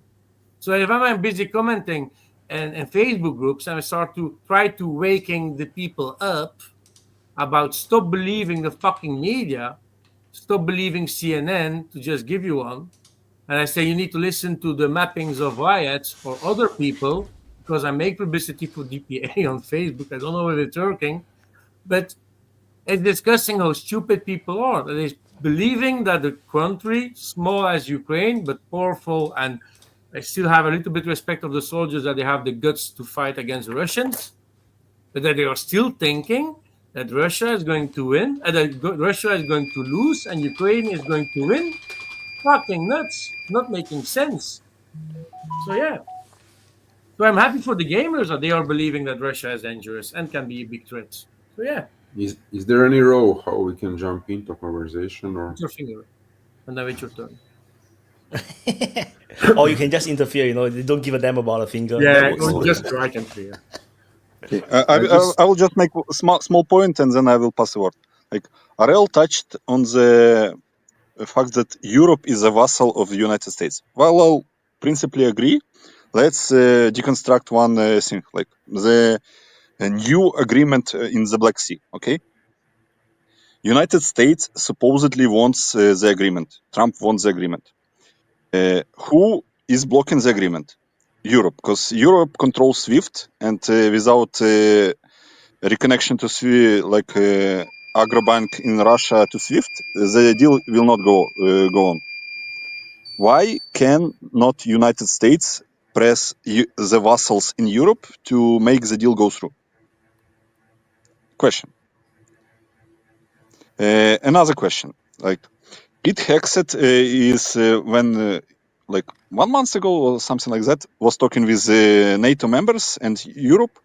He was basically explicitly saying, you will continue a war with Ukraine, you will raise spending on military, we are out of there, and the war continues. Does United States want the war to stop? That's the question. Because we should separate actions from words. The words from Trump, oh, I want peace, peace, peace, peace, peace. All actions that we are fine with continuing the war. We will not pay for it. Europe will pay for it. Continue war with Russia, proxy war with Russia, but we will pivot to China. But we are not that really interested in settlement. That's how I see it. And like people want to believe Trump because like he's a likable guy, but for me he's a full of shit. Like as his whole fucking administration. So that's how I see it.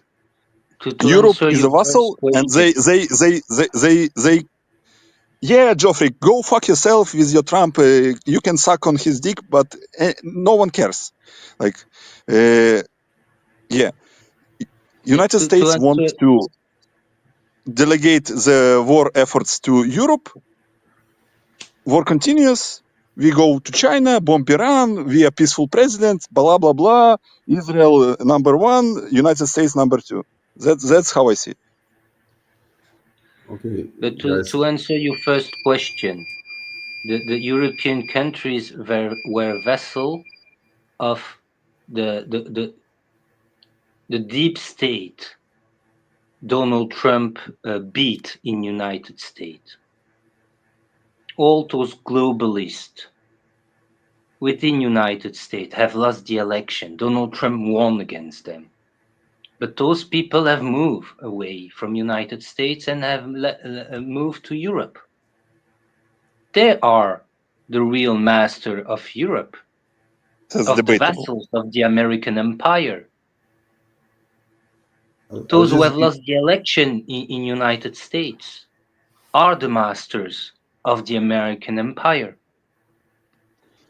Mike Waltz, Donald Trump has Marco no Rubio network are in members of the European deep countries. state. They are in the Trump administration. What are we talking about?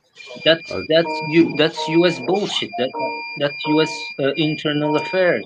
That's Donald Trump issues.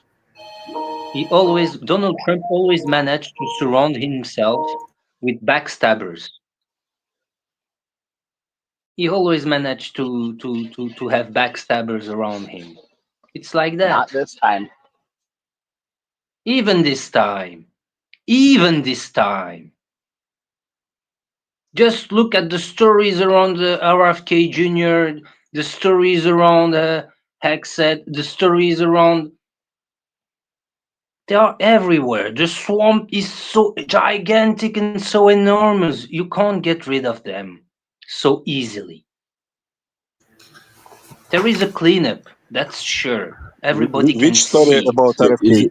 The story But that remember, RFK said that the biggest disease in the United States is Okay. anti-Semitism. Is it my turn now? Can I say something? remember, those the globalists in United States are not dead. You didn't kill them. They are still around with their money. Wyatt, They I have suggest used the you, grip in you United limit time States, maybe but for they a are few minutes still per person. very active in Europe. They are Hey, still very active in IGI, Canada. dude. I mean, have you got the intro or anything? I would like to. EG No, he didn't came hatch. on before. Igor didn't hatch. So Yeah, wait, I just got to cut in. Super chat. What do you think about the sentiment of Southeast Asia towards the Ukraine war? Because more and more are seeing Zelensky as a puppet and getting annoyed. I can tell you, Southeast Asia don't give a damn about the Ukraine war. It doesn't exist in our conscious. Like people don't believe when I don't say it. It's really no one in Southeast Asia give a damn about the Ukraine war. It's so far away. So and also Iggy is next. I think, but he's not even listening. So Nika. Do you guys hear me? Yes. Yeah. Okay. So I'm agreeing with Bigari and Aral. It's only rhetoric and bullshitting talk. We see actions. Actions talk better than anything else. Everything he's saying is crazy. Anyways, he says something and next day he will back on it, and after that he will. It depends on the side he sleep on. Sorry about the guys who like Trump, but that's how I see it. I see the actions. The action is he's doing as every administration did before. There is no change. Just the faces, some targeted. For example, the previous administration targeted Russia. This one targeted China more. It depends on the policy, but the core thing is the same. It's preserving the American hegemony. Israel number one, United States number two.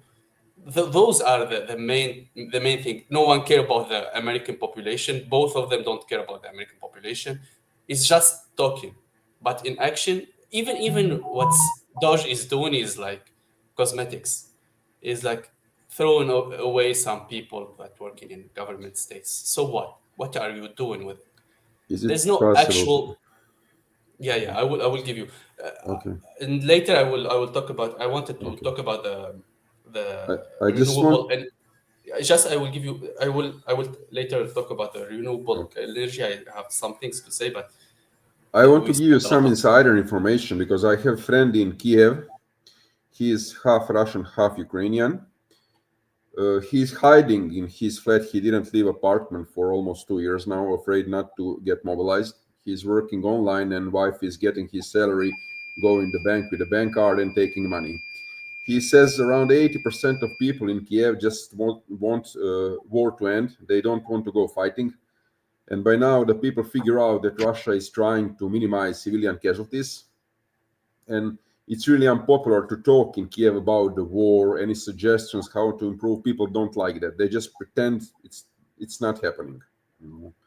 So that's why they have problems with mobilizing and catching people on streets, because there are genuine lack of the people who are willing to go and fight.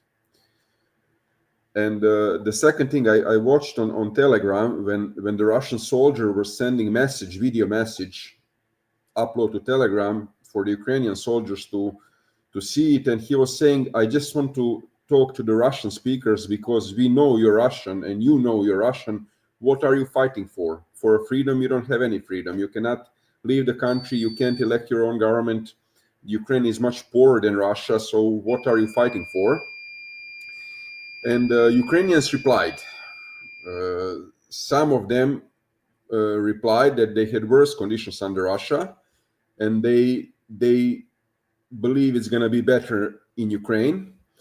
And they also said, the soldiers from the same bunker, that they believe even if truce is signed, like in Korean scenario, then in few years, 2, 3, or 5 Russians will come better organized, better mobilized, and that the war will restart.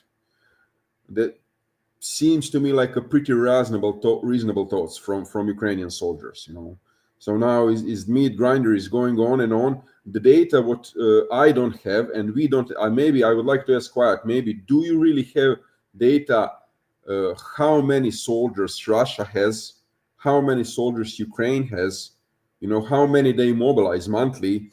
So that can give us a clue maybe if this will end soon, or I don't have the data. Because I just want to technically, say, listening question, about situation in Ukraine, yeah, in Ukraine, question, living in yeah. Ukraine, is funny. It's funny. It's funny. Okay. Okay. And the question is, Russia has 5 times more people to mobilize from. So if you make assumption that on quiet parts, relatively quiet parts of the front, like Dnieper, behind the Dnieper, and some sorts of border, you have 1-to-1 ratio. Russia should be able to make 5-to-1 advantage, at least in certain sectors, to make a breakthrough. And once you make a breakthrough, then you spread behind the lines, and that's it. Russia so far didn't manage to achieve it. I don't know why this didn't happen yet. Now we are into the 4th year of the war. I am just assuming that Ukraine still has numerical advantage, and that's why it's dragging on and on. Like I don't have the data about total number of troops, because if you have guy with AK, the other guy with AK, okay, you have air supremacy, but you know it's going too slow and too. I don't have the data about actual number of soldiers. You don't understand the Russian war doctrine then. Simple as that. Okay, war doctrine today and war doctrine between 10 years ago is completely different, not to mention Second World War. So since the introduction of drones... You don't understand the Russian war doctrine, and you don't, like, right now at the front line, around 150 to 200,000 soldiers at the front line. All others are in the back. That's the reality. People that think that if Russia has like 1 million army in Ukraine or some 800,000 was the last numbers, that they are all men in the front line and sitting next to next, shoulder to shoulder. That's not how it works. Actual, at the line of contact, there are around 150,000 soldiers.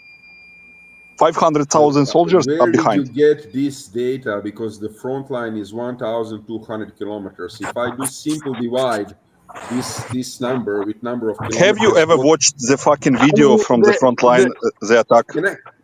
I mean, think about it. The Ukrainians are concentrated in certain areas, so that's where the Russians are going to be. And then in the areas where there's nothing going on, they're going to be spread out less. I mean, like he said, there's only so many guys on the front where they need to be.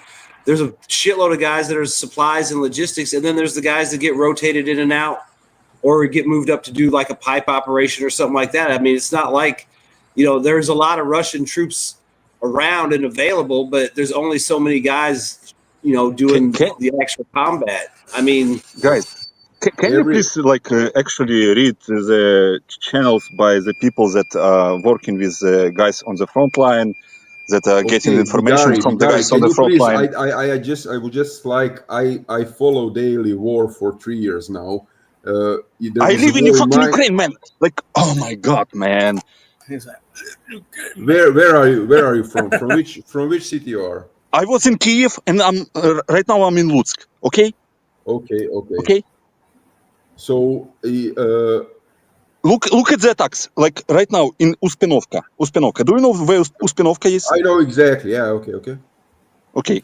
Right now, Ukrainian attack is they send the storm group to storm the second line, second street in the village. Do you know how many soldiers they send? I saw the small groups are going always. 5 people. 5 people. And they managed to get into the basements and sit in the basements. That's the scale of the attacks. 5-10 people on both sides. Like, if you are following the war for 3 years, you would understand that. Then, if you are following the war for 3 years, then you are following shit information sources. Well, if you would call... If you don't understand it. Like I follow Telegram channels, all that exist, and including DPA and Ukrainian Deep State and Russian bloggers, Schreiber, and so on, from day to day. So they pretty Ryber much is only providing overview of the information. You follow the Voin course on the ground. Like you follow Anatoly Radov, you follow Starshe Eda, you follow those people that are okay. actually speaking with soldiers. I watch 50 videos from actual fighting daily, approximately. There is more videos than that. Military Find summary. something better to do with your life because it's war porn. So, well, the thing is the Russians have the manpower advantage. I mean, like he said, they do the small attacks, but the thing is they've got guys to follow up with. The Ukrainians don't. Yes, then we go back to the Russian war doctrine, the attritional war doctrine. They are not in the hurry. The same what Putin said when he was launching the new nuclear submarine. Oh, people would like us to move like quicker, like faster, move faster. That's not how Russian war doctrine works. Russian war doctrine works. We exhaust the enemy, and we like. What are the Russian war goals? Demilitarize Ukraine. Like you can demilitarize in two ways: politically, when the opponent agrees to demilitarize, or militarily, when you destroy the army, destroy the male population. That's the second option. Is historically the Russian way of waging war. They wage war for as long as it takes for the enemy to be completely destroyed and not able to wage the war further. That's how Russian works. Okay, They will sit 5,000 people in the back, rotate, and grind out the Ukrainian army. They don't need your fucking good breakthrough behind the enemy lines. So it looks good. Okay, Looks good on the map. They don't care about. say something. They only care about attritional damage. If those breakthroughs even happen, it'll be after the continuous grinding. That's Wyatt, why. can you after certain time mute some people so other people can say? I just want to say something else. Let's say I live in Ireland, but my ethnicity I'm Serbian, and we have around 100 people who are fighting in Russian army. Out of these 100 people who are mostly near Donetsk, 90 of them are wounded. 10 of them are killed, and out of 90% of people who are wounded, almost half are seriously wounded, so they cannot fight anymore. So that's when it comes to the numbers, when it comes to the war of attrition, that someone is keeping people in the back and so on and so on.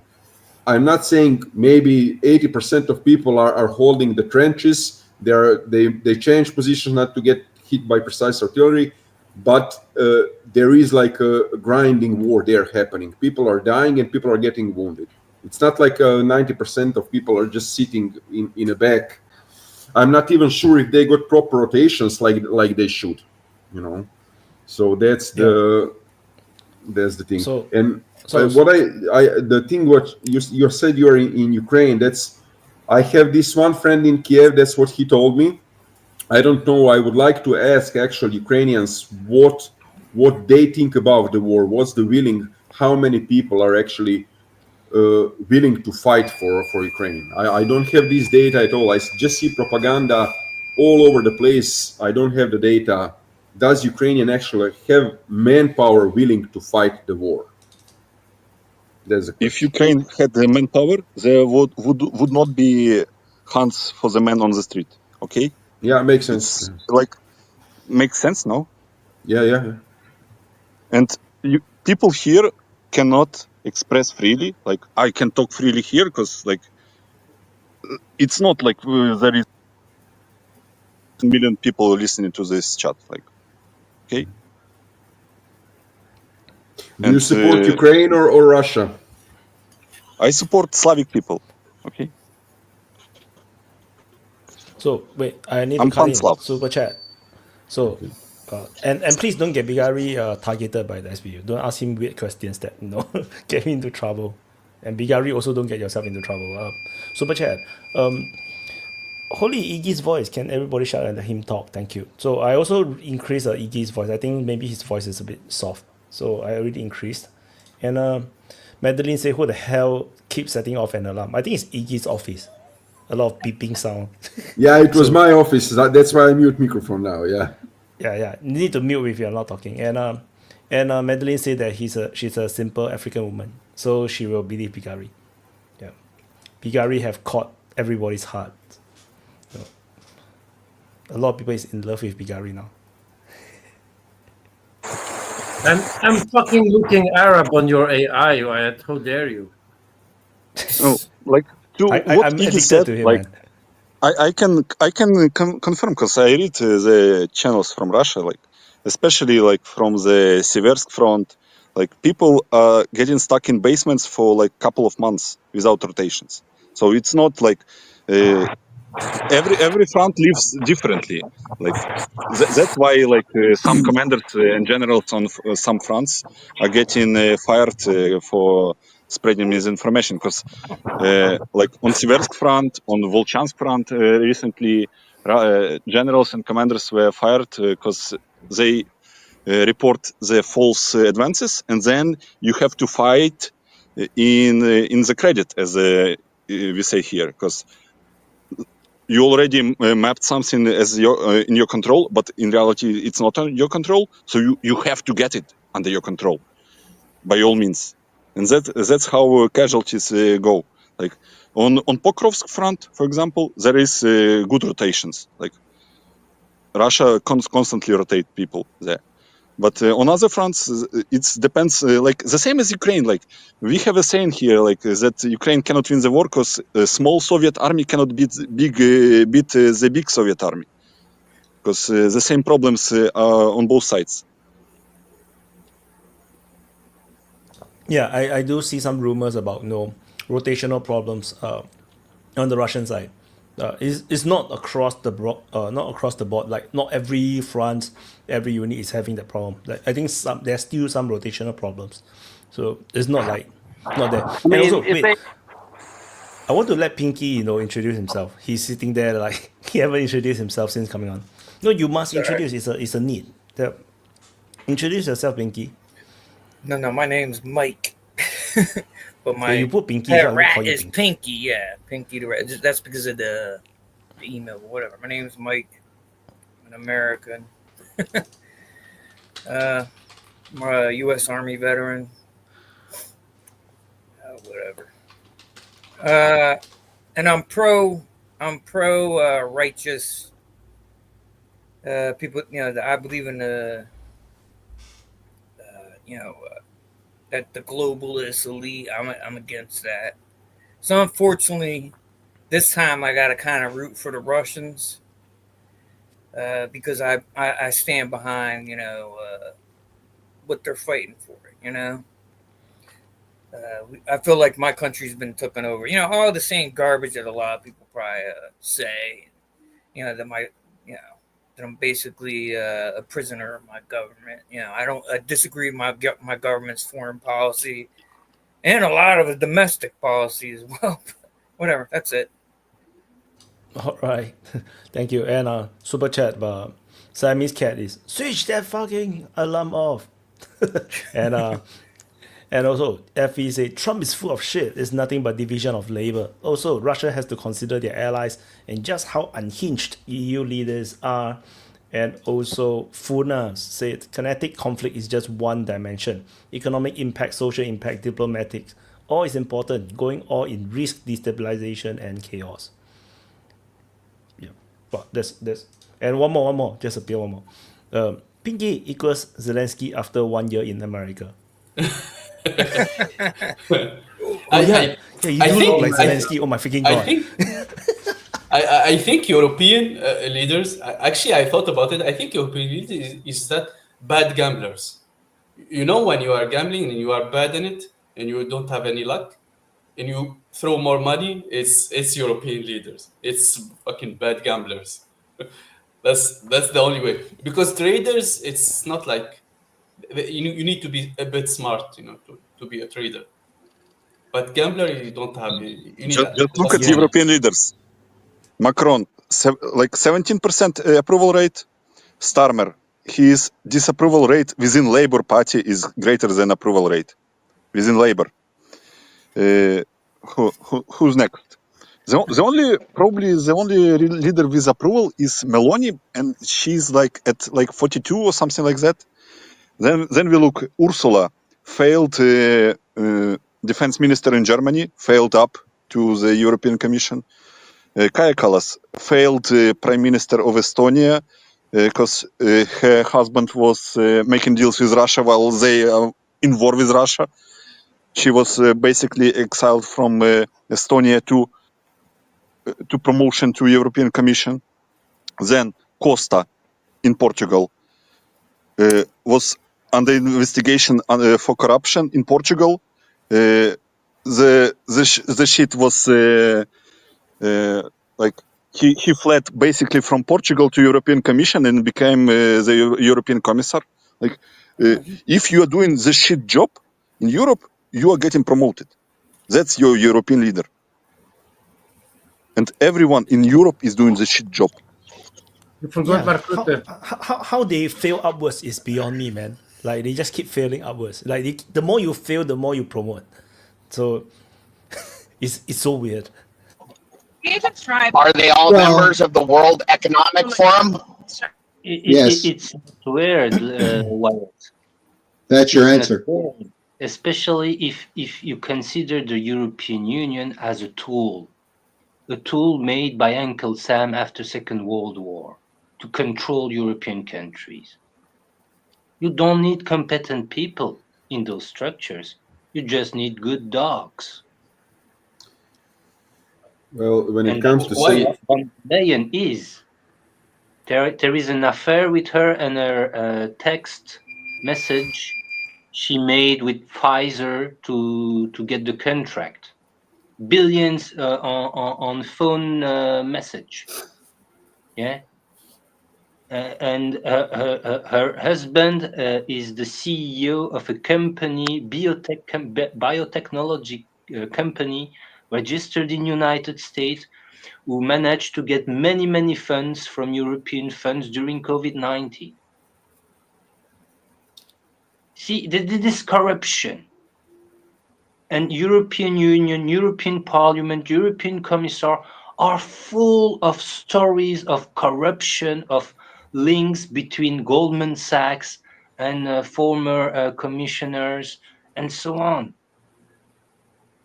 The system has been built as such to be corrupted by the power of money. And it's wrong. Is it wrong for Russia to not want those banks in their country? Because that's what they're fighting for. They don't want those banks in their country. Super chat. Siamese cat say Madeline doesn't need luck. The husband's brother owned the casino. And and then GSA, once every century, we Europeans forget the Russian attritional way of war. History shows every third generation needs a reminder the hard way. Sad. and just now the backstage there's a Peter. You need to check the private chat if you are coming back again. And I think Nika, right? Wyatt, imagine you own a casino and you have bad gamblers with a lot of money and they're keeping sucking. What you will do? You will throw them out or you will keep them? You will keep them, man. You get there to a better They're the biggest customer, right? They're the biggest customer. They are doing your stuff. They are doing what you want them to do. Yeah, Europe is generally like using their credit card to borrow money right now from the ATM. It's like instead of using a bank account, you're using credit card now. You're that level of desperate now. So, hi Pinky. That's Pinky. Like me personally, I only see the two ways the Europe can go. Like, either European Union breaks up and the national states rise, as it was. It's unlikely. The more likely scenario is that European Union becomes even more totalitarian and consolidates power. So it goes on the mission of European Union to become the actor in the geopolitical game. Because right now Europe is not an actor. They want to become it. To become it, they need to consolidate power.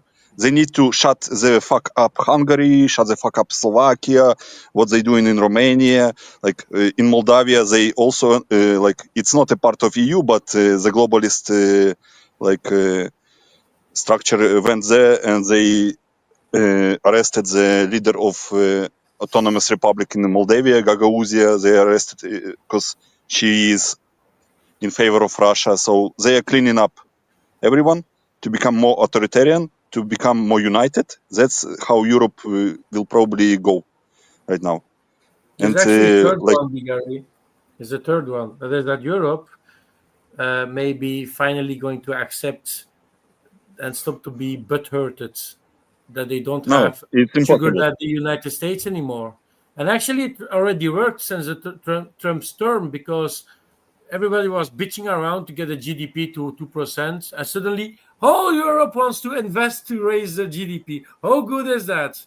Because they say we are mad at Trump, blah blah blah, and suddenly the GDP of the neighbor is going to raise up. Finally, so I think Trump did a good thing by saying nothing actually yet about the GDP, but you're butthurted by United States, and you're angry with Trump because you're not happy that's not Kamala Harris as being president, and they're not going to do their stuff they want to do. And now they are actually raising the whole fucking army up without Trump did nothing to it. That's fucking funny. Lambo, you know what? Unfortunately, I disagree with you because I consider Europeans as a fucking cocks, and they will eat we everything. love to Azlik, so yeah. Like, and we did that all the time look at with your United fucking States. countries, man. Every fucking Afghan refugee can come here and kill people in the street and be free in the Exactly. couple of weeks. So Europeans are cocks. They will eat everything. Your governments will cut every social spending for the military budgets, and you will not do anything about it. Yeah, That's how I exactly. see. And it's actually the thing that's so funny. So they are so fucking mad to Trump. Everybody's mad at Trump that he wants to do something about the immigration in his country. And here nothing happening, while Afghans, even Ukrainian this week in Amsterdam stabbed 5 people. I think logically he was. I don't know. Maybe he was a refugee. I don't know. I don't care. No, But he was the soldier that was. In Germany by fucking immigrants that stabbing people, try to kill people, and nothing happens. Nothing happens. Europe needs a Luigi. Ukrainian guy was a soldier from armed forces of Ukraine that was going through the therapy in Amsterdam. So he was healing up. He's not going to be the last one being crazy like that. Sadly. Yeah, of course. It's a reality, BR. We know that from me. You know, it's fucking that war is disgusting, and I'm not surprised what you just said. It's sad to say, I'm not surprised. It's always the same problem. I think it's always the same problem. Europe do a shitload of mistakes, and when consequences hit back home, they will bitch about it. Yeah, who's encouraging the fucking war in Ukraine? It's the European. And then when shit hit back, they will bitch about it. It's whatever. It's the same thing. Why there is immigrants in Europe?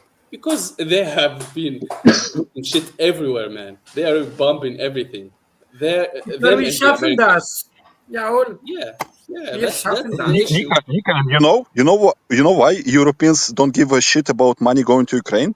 Because it's going out of the collective European budget, not out of the national budgets. If it was going out of the national budget, they will, why are we spending money? But it's our collective budget. So we it's collective. It's not our German money that going, it's European money that is going to Ukraine. I don't know how people get to No. That only works with very stupid Europeans. I don't know. The majority of population are stupid, man. Especially the German people and the French people, because they are paying more than they receive.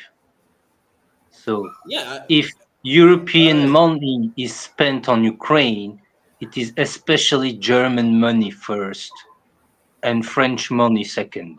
Yeah. Ariel, let's be honest.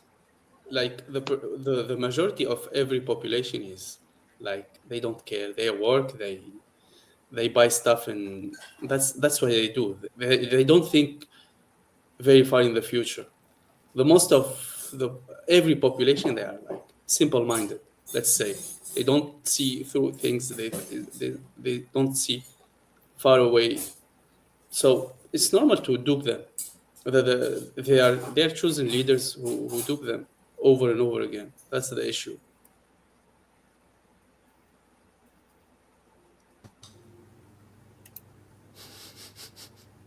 And right now, Germany, what did they do? They removed the cap of on the national debt on the military spending.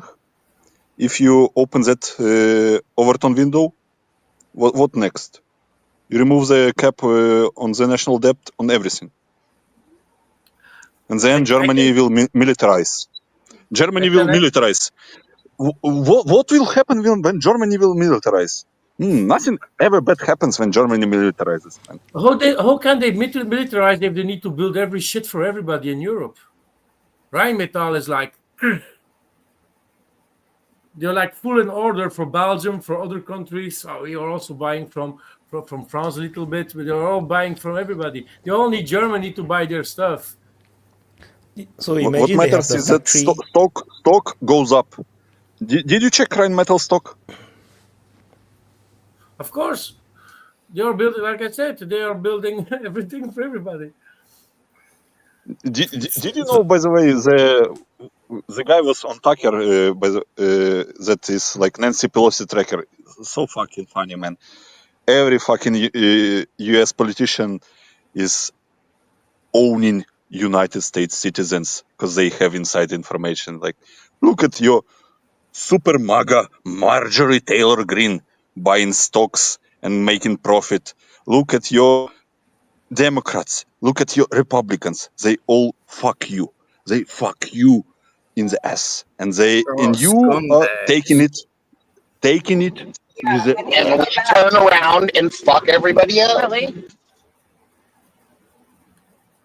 Again, Jeffrey, you're speaking again. You're not allowed from your wife. Just saying. Now, just a good one about Germany, just a personal one. I go next week from Thursday night to Germany, to Munich.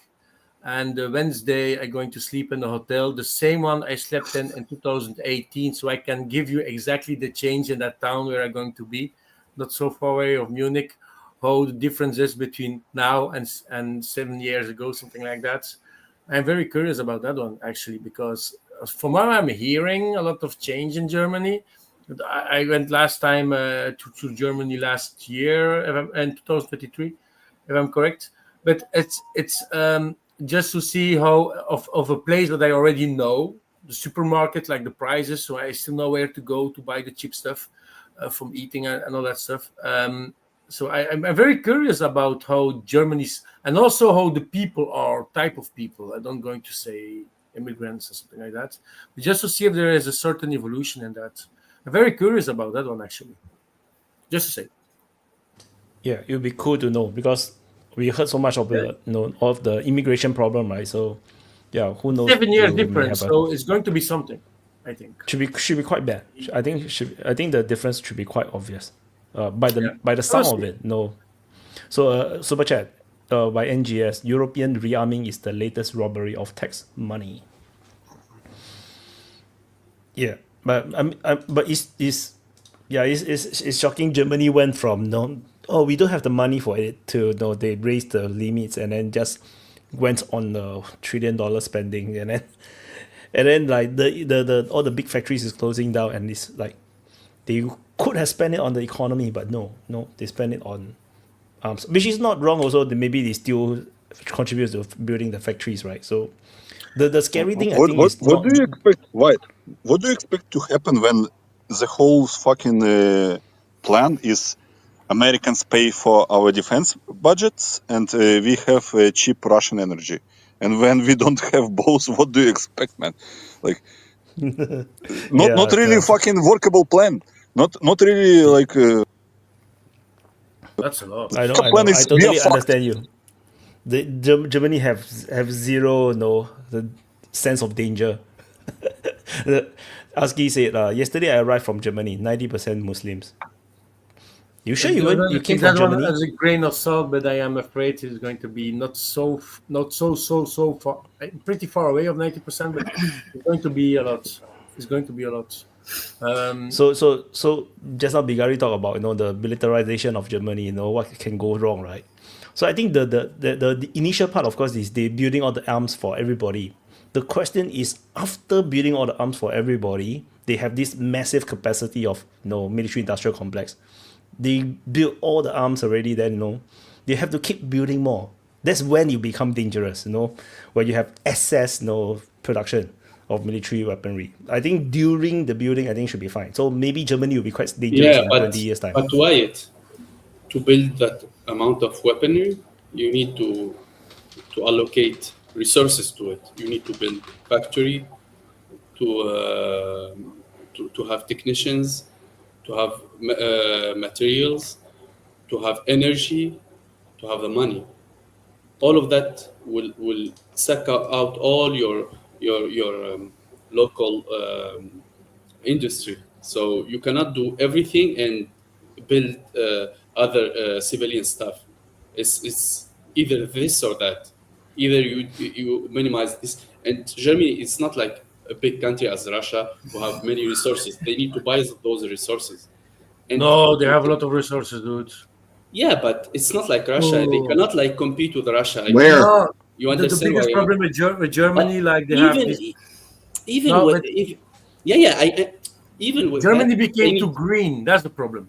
They need manpower. They need energy, and they need factories. All of those need time and and a lot of all the three that Germany don't have for now. But they we have already do illegal some. immigrants, right? So We they have the already have migrants some. to. Yeah, We but you we will already give have some those migrants. solutions. You will give We already those have money. some solutions, and it's happening in Belgium. It's happening in Holland also. So we need factories to build something, and we have the car industry that's like the electric vehicle industry is like crashing down. Yeah. Brussels, OD Lembo, Brussels. no, Lembo. You need raw Wait, RL. materials. Wait, You RL. need raw materials. Wait, You RL. need I'm raw busy materials. We don't speaking, have RL. them. Please, I'm busy speaking. So we have like an OD Brussels. Germany is fucked. Stop! RL, please, come on. Oh, you stop. No, You I was busy stop. speaking. I was busy speaking. You just don't even let finish my No, first fucking sentence you cut without off knowing Nika. He what was I'm going to talking. speak about. Just let me explain to Nika. It's I'm just a cutting you solution that off. like our governments are trying to do for pumping up the arm industry. We have FMR style, and we want to build some military vehicles. So because our electric vehicle industry is not like working very well, and we prefer to buy from China or very cheap stuff from Renault, something like that. Like Audi had a factory in Brussels, and they built the biggest Q7 version in electric vehicle, and that doesn't sell because it's too expensive.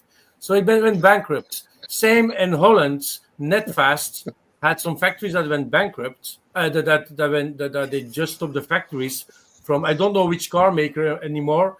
And what's happening? The government decided we're going to take these factories over and going to build our own vehicles, military vehicles, in these factories. So they're already busy buying factories that have been fucked up by the green people, by the electric vehicle business bullshit, and they're going to use that to destroy the world. And way of speaking. Mr. Lambo, can I? Yeah. It's not as the World War I and II. It doesn't work like this anymore. No, I know. You need to build a factory for tanks or for armored vehicles. You need a whole set of technology, a whole set of resources, a whole set of machinery. It's not the same thing. It's not the same machinery that you will do for a car that you will do for. It's even using that factory that build cars. They cannot build tanks. No, but they are empty, these factories right now. Yeah, That was a big mistake that Europe actually did. It was a big mistake, Nika. It was a big mistake that Europe actually did after the Iron Curtain fell down. So after the USSR, the Cold War, before that, a lot of factories had multiple functions that Russia actually still use, and still do. I think Ukraine also. Listen If to my you're going rational. in the war state and you need to ramp up your production, you can shut down a factory and say, now you're going to stop to, just give stupid example, washing machines building, and you're going to stop to build artillery instead. Because your factory is designed to do that. And you're still doing that in Russia. They never stopped that. That was the fucking biggest mistake they did in Europe, is that all these factories, because they all started to save money since the 80s, they all start to save money on the military budget. They fucked up all these factories that actually could make it easier, like for Ukraine right now, to finance Ukraine with new weaponry, but we don't have these factories anymore. So they need to start from zero again. That was the biggest mistake that Europe did, actually. Listen, the hurdle that Europe is like lagging behind like 10 or 15 years in the arms manufacturing. The capacity is not there. To have the capacity, you need resources, you need energy, you need human being. Okay, for the human being, for example, do you think that a technician or an engineer in the car industry or the airplane industry will go make tanks?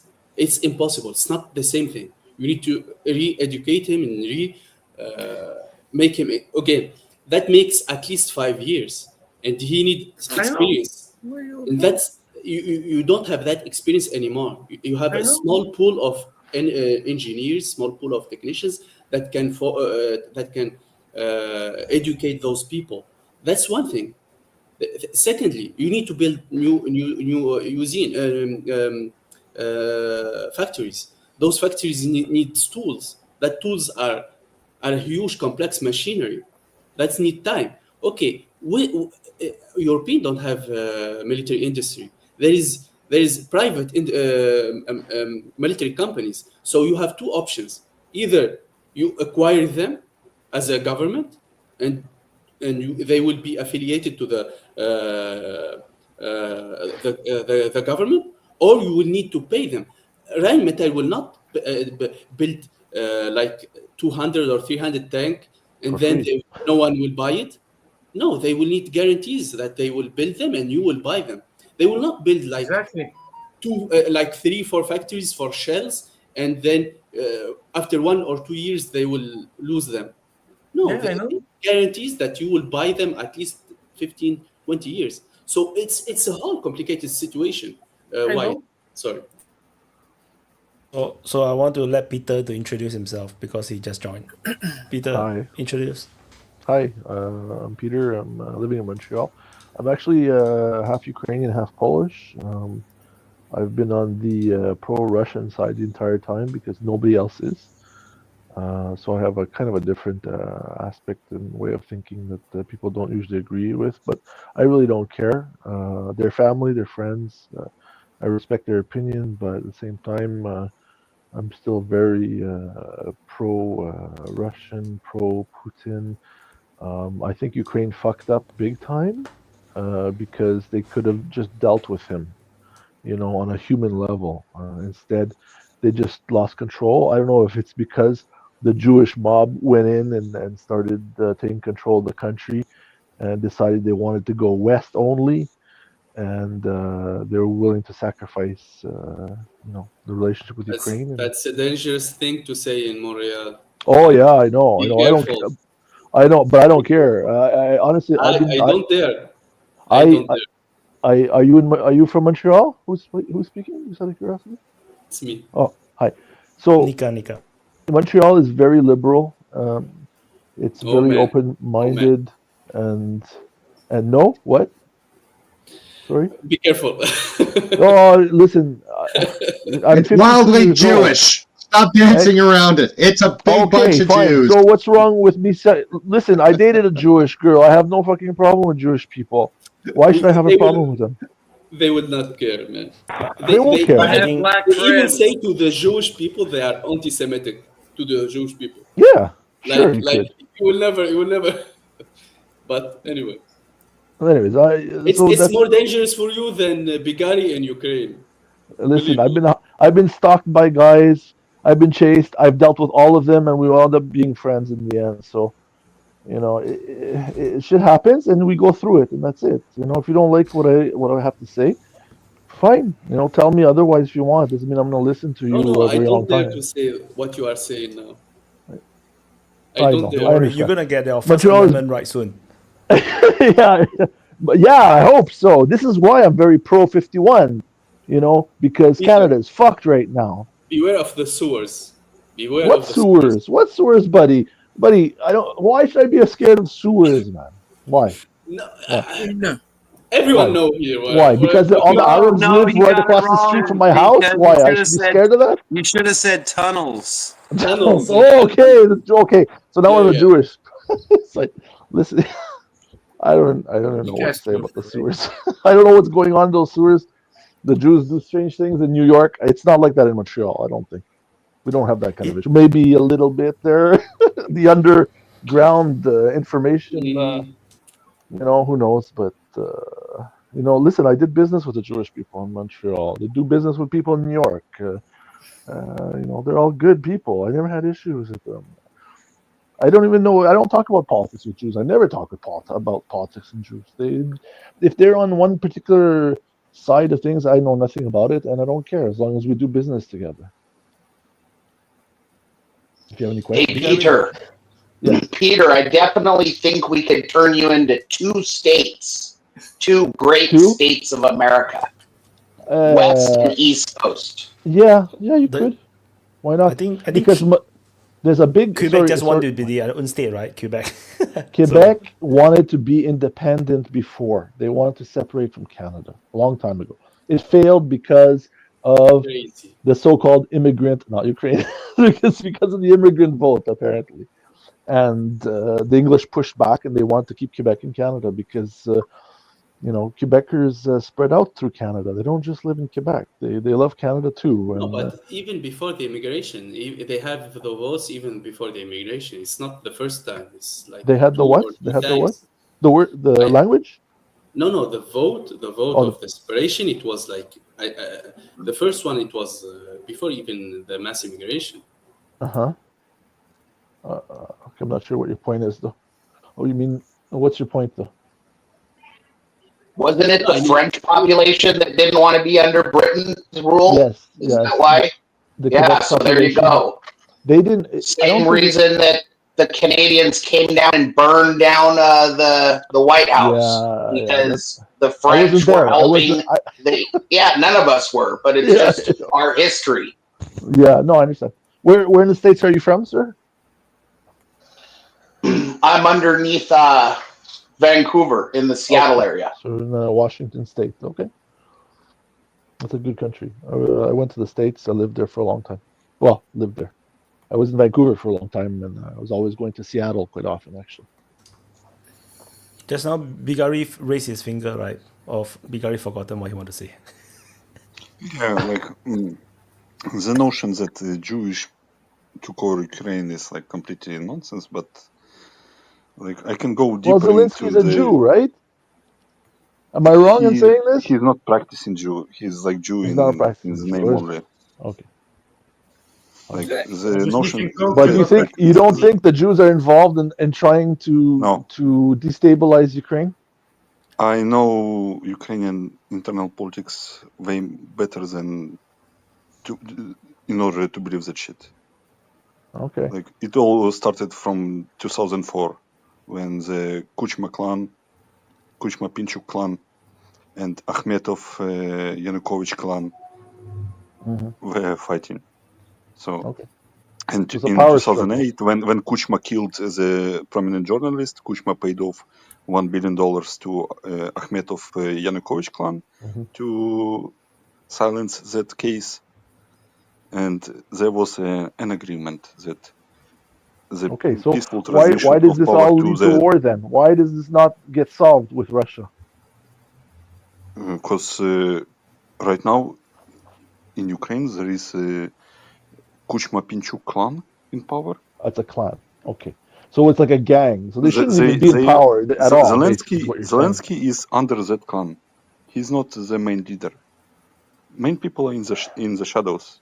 And that clan is in the deep ties with Democratic Party in the United States. Oh, I see. Okay. So they're the secret society. They're secret societies of Europe, essentially. That are tied in with American oligarchs that are There is no all secret liberal society. It's retards. all in the open. It's all in the open. They working with Soros in the open. Okay. And what would happen if Soros went back to Hungary? You can ask. Soros is an old man. What does he do? Hey, He's Bagari, I have a question, Bagari. Since it's like a clan or like a gang, and you said like Zelensky's not really in charge, he's under them. Like, what's his position then? Is he like a concierge or a? You know what I mean? Like, what would his position be? He's a puppet. Yeah, that's what Well, he I is. know, but I mean, I would assume they would have a different name besides puppet. You know. He thinks that he's a main man, but he's an actor. Actually like controlled by Yermak, who is a representative of the Pinchuk clan. Exactly. He's They work making all the together. decision. They put him in front of the cameras and they say, "Go get money from him, and him. We're gonna push you." Has anybody seen the show in Russia where he was like on some game show that was very much like the Apprentice? And then now he's some political, heavyweight? I don't think so. He was a plant planted by the secret societies. Well, I mean, hell, they have that show, Servant of the People, which is basically the name of the party that he used to win, and it's kind of a parody of his presidency now. Yeah, other than the exactly. war. It's art imitating life or life. I mean, there was imitating lots art. of stuff. He was on game shows, talent shows, comedy shows. I mean, Yeah. It's like Hollywood moved into Ukraine, decided to take it over for their own business and their own needs.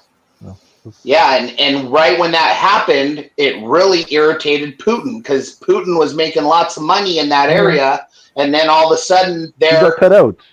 American politicians' kids, like Biden and Pelosi's kids, are all of a sudden making all this money, and Putin gets cut out. What happens when you cut the mob out of the profits? That's what we're dealing with. We're dealing with a European mob war. What's we're terrible? funding it. I mean, you got to factor in all the NATO stuff and the Minsk stuff and the expansion stuff. I mean, the people that are corrupt making money, that's like periphery, small. I don't want to say small time stuff. I mean, it's obviously important because those people in power are making, potentially billions and trillions of dollars. But still, they were creating bioweapon labs. Yeah, all that's that stuff, lots of money. Small stuff. It's the territory. It's the closeness. It's the strategic advantage. It's the direct threat to Russia and their security. By being able to put missile interceptors and missiles that can fire into Russia. I mean. Yeah, but what do you think about the money? Glenn Deason has a good video that's on this. Yeah. Anybody know who Glenn Deason is? There's a guy named Dubinsky. He's in prison right now. He's a former Ukrainian MP. If you watch the video of his interview from Glenn Deason, he breaks down all that clan shit and all. His name is Dubinsky. Okay. What's his name? Does this guy know what's his name? Guy was Sharon from Ukraine. Bagari. Have you heard of Dubinsky? Yeah, you're talking about Dubinsky. Dubinsky is a piece of shit, but he was breaking, but he still broke down the same things you were saying. Yeah, he has a channel, right? He breaks out all that shit that I'm talking about. Like, he is fucking shady as fuck, so I would not trust a lot of. But he says a lot of truth, and there is a lot of fucking lies in his words. So, as usual. Mm-hmm. Supposedly, Yermak is Zelensky's Yermak's bitch, like literally. So, boils down to we're dealing with a civil war over Russian factions, and Trump's trying to get our asses out of it. It's not like that. You don't understand. Like, let me clear out. Like, Russia is dealing with genuine security threats because Ukraine broke the agreement within the Ukraine between the clans, between the parties. There was I mean, the the agreement criminal stuff that is a byproduct of this. I mean, the big stuff is, all this grift and crime and exactly stuff what says. is Like not the big deal. Russia is dealing with genuine security threats because of NATO expansion, but NATO expansion only happened because the balance of power within Ukraine was fucked, and the Democrat Soros-backed powers took over and fucked the other side that they had agreement with. That's what happened. Yeah. What Russia is doing is not because of we are losing money in Ukraine, like our mafia money. No, not like that. They are doing because NATO expansion, but Ukraine fucking voting with a tie. What the fuck? Haven't they said that Russia's making more money now than they were before the war started? And Oh, for sure. They probably so are. I mean, Well, obviously, money's not an issue for them, and they're not gonna. I mean, No. It's all the treaty stuff and all the multiple violations and all the bad diplomacy and everything, and the expansion of NATO. I was just talking that, like, the only reason that it's a security the threat. conflict started because inside Ukraine, the two clans fucked over each other. Like the Kuchma-Pinchuk clan that is backed by Soros and Democrats fucked the Donbas clan. So they took the power unconditionally and they fucked over. And that's why the Ukraine, without any referendum or something like that, put the goals that we are going to join NATO in the constitution. Our constitution. Do the clans affect the national battalions and stuff like Azov and all that stuff? Or are they completely separate? Of course, they're all funded by the oligarchs. So after looking it up, it seems like Dubinsky also was he worked on the 1+1 network that was owned by Kolomoisky, which is also where he has close ties. He has close ties to Kolomoisky, so he's backed by oligarchs himself. So it seems like by far Kolomoisky was like one of the most egregious and Kolomoisky also promoted Zelensky to power because Zelensky's show was on the network of Kolomoisky. Yeah, there's no question that Zelensky worked for Kolomoisky. Like, it's a big shit show, man. So the Donbas clan. It's surprising that Kolomoisky ended up in jail. Why hasn't Russia targeted? Why hasn't Russia targeted this Zelensky guy and just gotten rid of him? They have. They can't get him. They can't get him because he's fucking very beneficial to Russia because he will not negotiate. Most precious. He will fight to the end and okay. Yeah. That's the most precious. I mean, give him all the rope that he needs. I mean, he's perfect. He's a perfect caricature for them. He's so worried about PR. He's helping with the. He's killing. He's hitting with the Russians. What it seems to me is it's like the actor who became the president and runs his mouth. The Russians take more territory. Hold on. I got a question. The Russians take more territory. They attrit the Ukrainian army more every day. I mean, if he wants to negotiate, great. If he doesn't, it's going their way anyway. So it's kind of win-win for them. So with the Donbas clan, operation the Ukrainians ever did, he said. So hey, the Donbas clan, are they the Russian speakers? They speak Russian? Yeah, for sure. And then the other clan speaks Ukrainian. No, Russian. You mean my damn clan? Speak Russian, man. The first language of Zelensky is Russian. What he speaks Russian too. The first language of Zelensky is Russian. It's not. Well, the Donbas region is over on the east coast, east side. If you know the name Akhmetov, he's a billionaire in Ukraine. He was in part of the Donbas clan, and he betrayed the Donbas clan and switched sides to the other. And now he's funding Ukrainian army. So there is a lot of betrayals, a lot of shit here happening. It will make a good movie if somebody wants to make it, but yeah. The Russians have made some movies about this whole thing already. Doesn't matter in the grand scheme of things, but they betray each other Like, and now he is trying to make things with Russia again. He's contacting Russia through his politicians in his pocket, like Timoshenko. So, like, a lot of shit happening. But I have a question, Bigari. Do people in Ukraine, like, I think people in Ukraine know that Zelensky's first language is Russian. How was their reaction when he was like acting like he didn't know Russian? How was their reaction? no one cares, Nika. No one cares. Like, I will tell you, like, my high school friend, like, he is a big supporter of Zelensky. Was like, I don't know if he still is, but like 1 year ago, he was still big supporter of Zelensky, and his main like judging point was that he looks cool.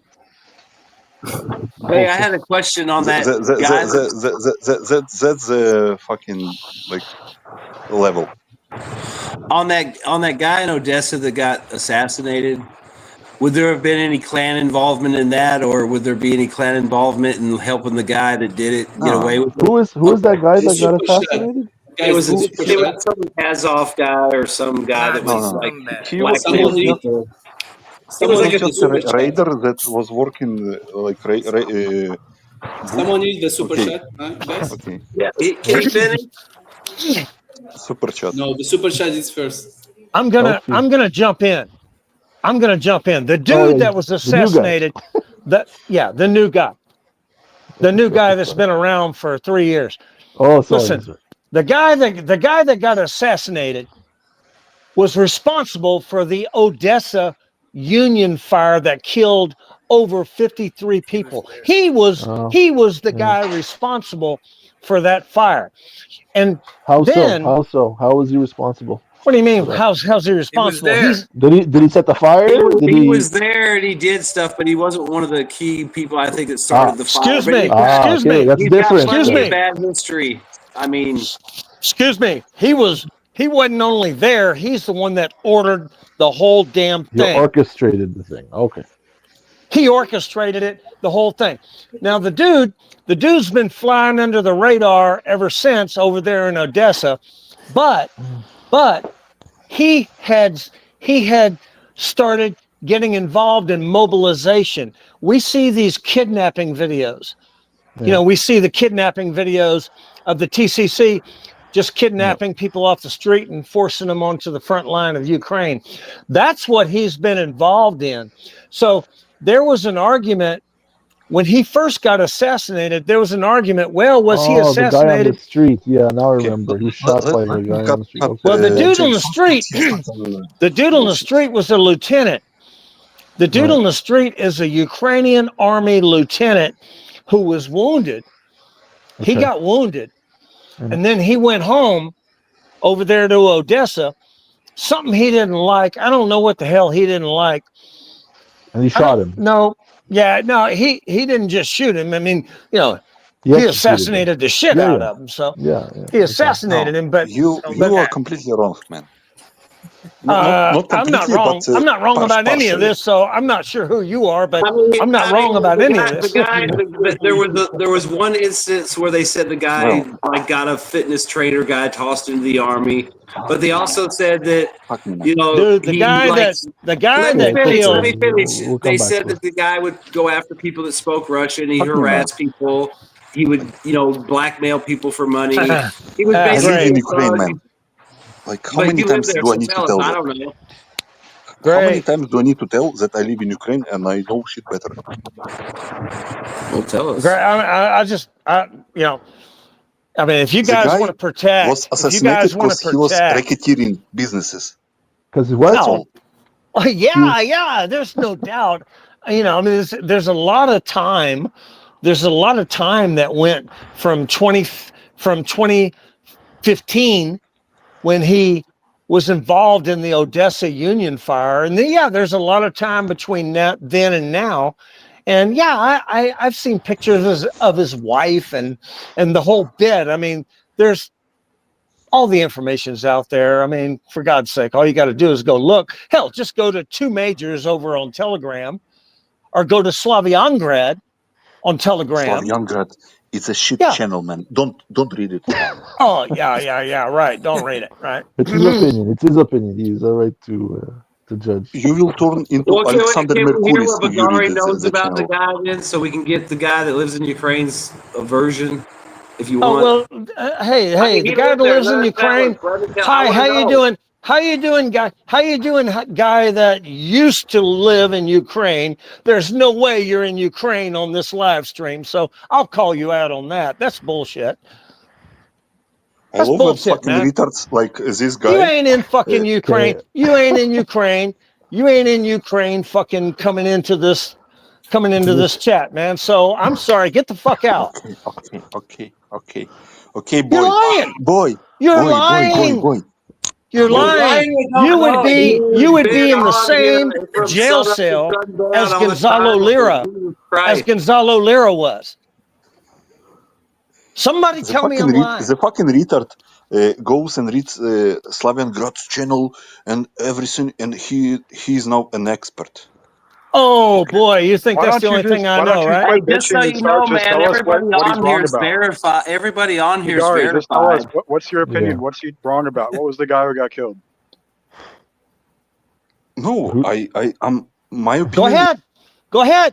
Let's hear your version of it. Present the truth in The the authentic Ukrainian version. the way he wants to present the truth.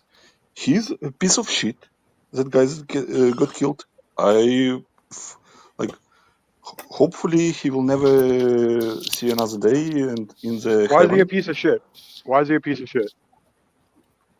Well, You apparently he's need to responsible look for a at whole his bunch of history. deaths. Like So, he was involved in the burning of the Prosoyuz Union in the Odessa massacre.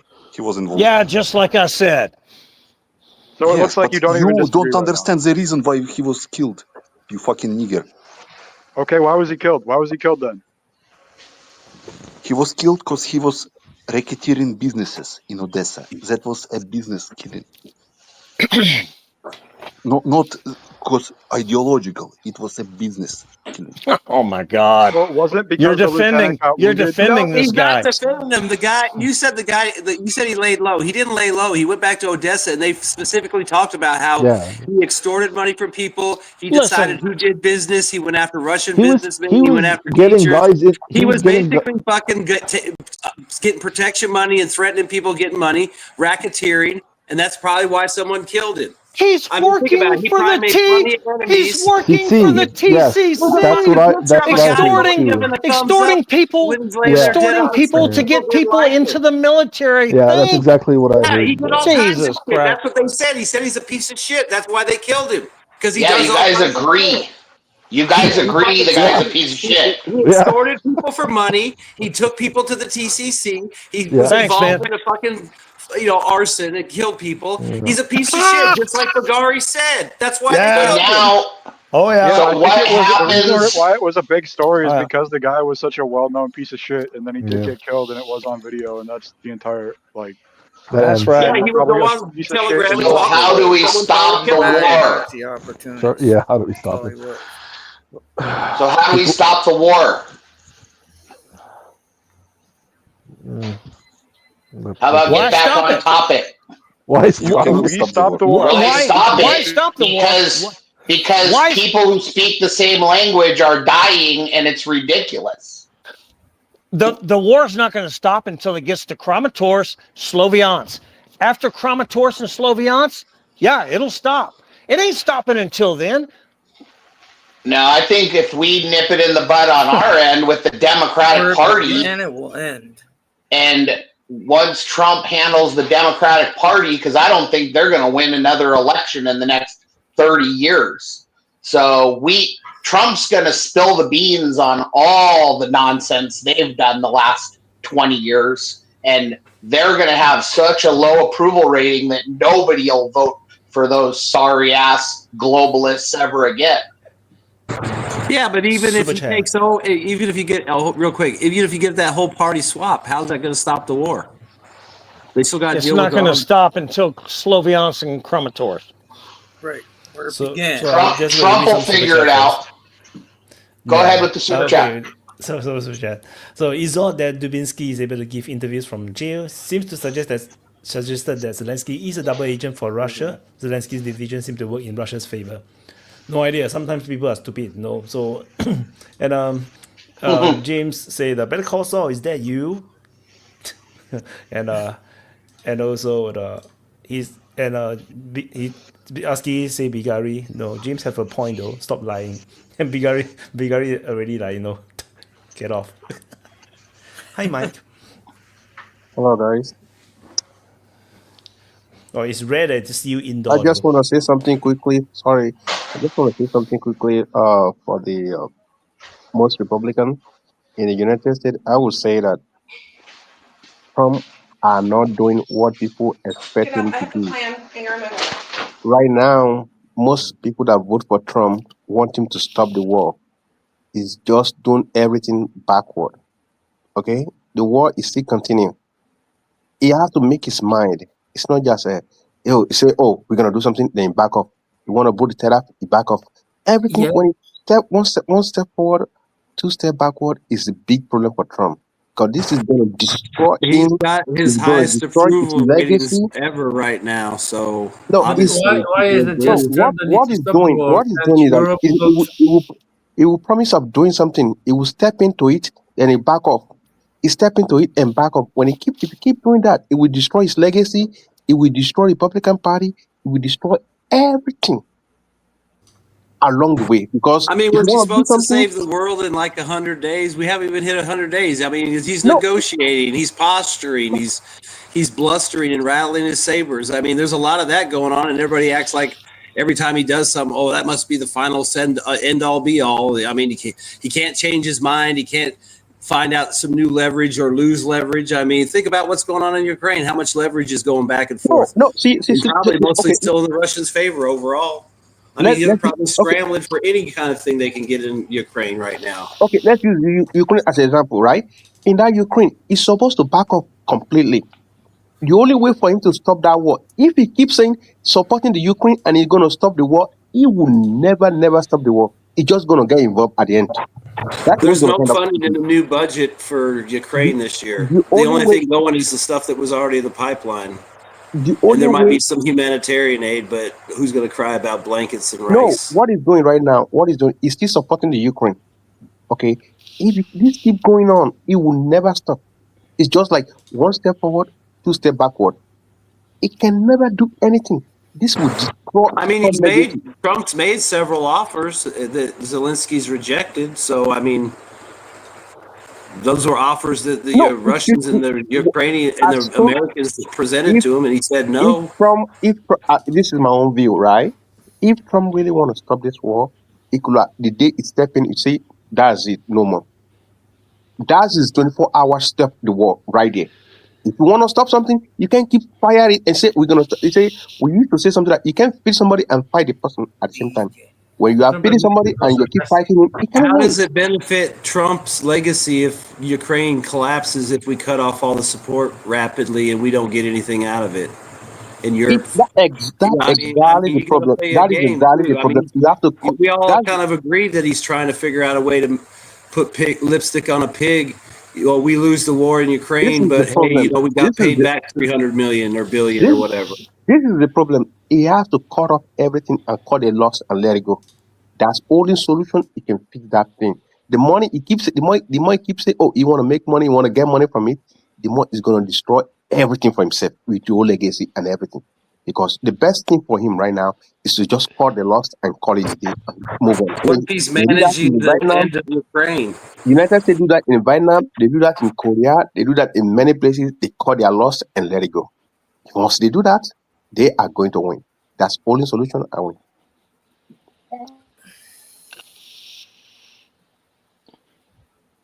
Hey guys, can you hear me? Yay! Finally, Virgin got the chance to talk. So came back from an event, and since I'm dressed up already, I thought I used the opportunity to apply for a job, you know, as a new speaker or something.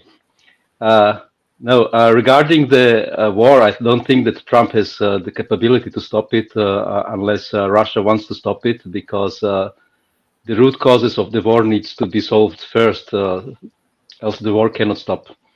And it doesn't seem that the root causes have been solved, which is primarily, I think, the security issue, the European security that Putin offered to Biden in 21 to make an agreement, and we're not there yet. Currently, the Europeans are not playing along, and as long as this cannot be solved, as long the war will go on. Even if the Russians reach Kramatorsk, this will not change. So I don't think that Trump can do anything about it. He can push the Europeans and the Ukrainians somewhat with limiting support, but this will not go very quick, I think, because the Europeans have painted themselves in a corner with placing themselves firmly into an anti-Russian stance, and it's not so easy to get out quickly. So I don't think Trump can solve this during that year. This will take some more time, maybe next year. Bigari? Yeah. Trump can easily stop the war, by the way. Just cut the aid, release all the blackmail you have on Zelensky, because they have a lot. Like, you don't think that CIA, FBI don't work overtime to gather the information of the money laundering, etc. But he will not do it, because that would mean that Ukraine lose, and United States in return lose the war. He wants to stop the war on his terms, but it's not possible. So the war will not stop, because on his terms, the war will not ever stop. Because why would Russia agree to that? That's the main reason why the war will continue. Because United States wants to come out of the war as a winner. Because they lost the war on the ground. That's the reason. I totally agree with Bagari. This is what I say. No, there's not much that Trump can do. All the cards is against Ukraine, like cutting off aids, like CIA's. The confirm they have. That's why. There's a reason why like Trump's team, right, is so antagonistic against Zelensky. I think they know too much about him, to the point where they just don't like him. So that's the reason. I think that's the reason why they are just super negative, when they talk to Zelensky. So because they clearly know who is he, and there's really not much they can do because Russia is winning in the war. Not much of the sanctions can do. Like the only sanction that Trump can really pull off is the secondary sanction, which he just mentioned. But if he do that, he's going to lose a lot of friends around the world, because it's going to be worse than the tariff that he's now applying on many countries. So there's no good way.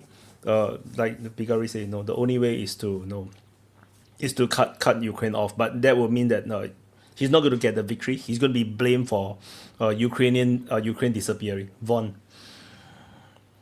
Yeah, just real quick. I mean, like Bagari was saying, I mean, the war on the ground is lost, and all Trump can really hope for is, hey, we got 350 billion out of it, or 500 billion, or some kind of deal where they can get some kind of payment, because that's really the only thing he's going to have to show for it. I mean, think about it. If he can show we get paid back, or we have some kind of deal that we make money off of, that's all he's going to have to present any kind of success out of it, because the ground war was an absolute failure on the United States and NATO's part, and it's just going to get worse. So, I mean, that's the only salvaging grace you got is you can come home with a stack of money and say you got paid back for the lost cause. And I think that's the only thing they're going for. So they're just trying to, the war will go on because they're trying to make a deal where they can at least get paid at the end of the day. And that's why I don't think they'll pull in support, because if Ukraine collapses real fast because they yank the support or throw out Zelensky, then they don't have a chance to get a deal. Whereas as it's going on right now, they got a chance to still get paid or get some money out of it, and that's about all Trump's got to. That's about the only good news he's going to have to say about this war when it's over. That's why I was saying that the Trump made a big mistake. Like I was saying it in January or something. He's taking the ownership of the war himself. No, he hasn't. Not blaming it on Biden. He's taking it on himself. No, I will make a peace. I will make a peace. I will make a peace. He has here in the States. He does make it reference, and all the people blame Biden constantly. I mean, yes, but he on the other side he's saying that I will make a peace. But it's not possible. So in the end, it will be blamed on him that he failed to make a peace. There's no peace plan at the end. That's what I'm saying, I guess. And the biggest thing, I mean, I don't think anybody would disagree, is that security agreement and the NATO expansion. Like the best thing Trump could have done is to completely it's not our war. We are out. As soon as he came to office, but it was risky for the PR things, but he doesn't when he threatens NATO countries that he will take over Greenland. I don't think he will does care about PR that much. So I think they tried, right? I think they tried. Like they really wanted to do it, then they chicken out. Do you remember the moment where the Kursk front just collapsed? That happened also at the same time where the Americans cut off the intel and everything. Then suddenly, the front line collapsed very quickly. I think they tried, but they chicken out because they realized that it's really bad if the Ukraine lost too quickly.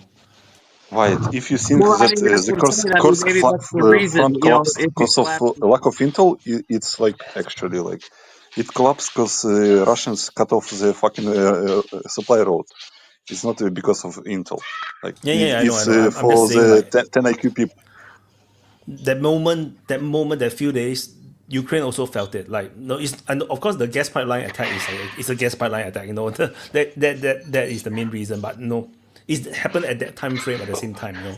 That I think they chicken out. I think the Americans really want to cut it off, but they chicken out. I mean, think about, and like I'm saying, the reason they might have chickened out is because they want to get that deal and somehow get some kind of, pound of flesh out of it. Say they got some money back. So that's why they're not really. I think they're trying to, they want to end the war, but at the same time, he wants to have something to bring home and show people that he got. So that's where he's stuck. If you look Am I at muted? Trump I'm not sure. and his history as a businessman, am I muted? See what? If you look at Trump and his history as a businessman, you will see the pattern.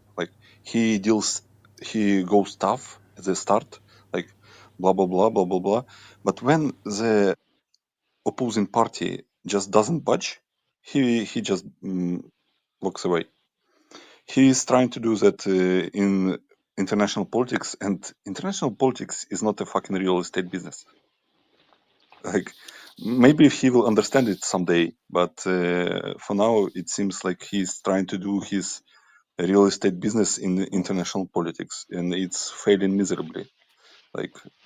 Everything that he is doing in international politics right now failed. Gaza peace deal failed. Absolutely failed. Well, drawing borders is a form of real estate, right? Who gets the land? That's what this is all about. Yeah, of course. I'm talking about his promises. Come on. He Gentlemen, failed on Gaza. He is failing on Ukraine. He failed on Yemen. He failing on Iran. Gentlemen. Next is China. Gentlemen, he's only been in office since January the 20th. Let's just forget that. I mean, it's just not been very long. We already have 2-3 negotiations between these parties, and there's back channels and stuff that none of us even are going to hear about. The bottom line for Russia is the war started over in Kramatorsk and Slaviansk, actually Slaviansk. So Slaviansk and Kramatorsk, And I know Oh my people, boy, I know боже people, мой, yes, блядь. yes, I know people look at all this and say, I understand this. Trust me, I understand this completely. I know people understand that. Well, Russia, realistically, it might take, a year to get there or something like that, to get to Slavyansk. It might take a year or this or that, right? Understand that when this war started, in February of 2022, Vladimir Putin sat down and said, our goal is to liberate the Donbass. It's to liberate the Donbass. He named Donetsk, Lugansk, Kramatorsk. Donetsk, Lugansk, Kherson, and Zaporizhia. He named all 4 territories. And then they held elections. And now this is in the Russian constitution. So the Russians. Have you read the Russian constitution? I read Russian constitution. Please let me finish. Thank you. Thank you very much. I would read it too because you're going to be under it. Fucking shit. Well, listen, what I'm trying to tell you is it's in the Russian constitution right now that these territories are part of Russia. Let them finish. I do not believe. Have you read the Russian constitution? I'm going to finish my thought and then I'll answer you. No, I Thank will you. not let you finish your thought because you're you are the worst Russian propaganda channel that ever existed. Have you read the Russian constitution?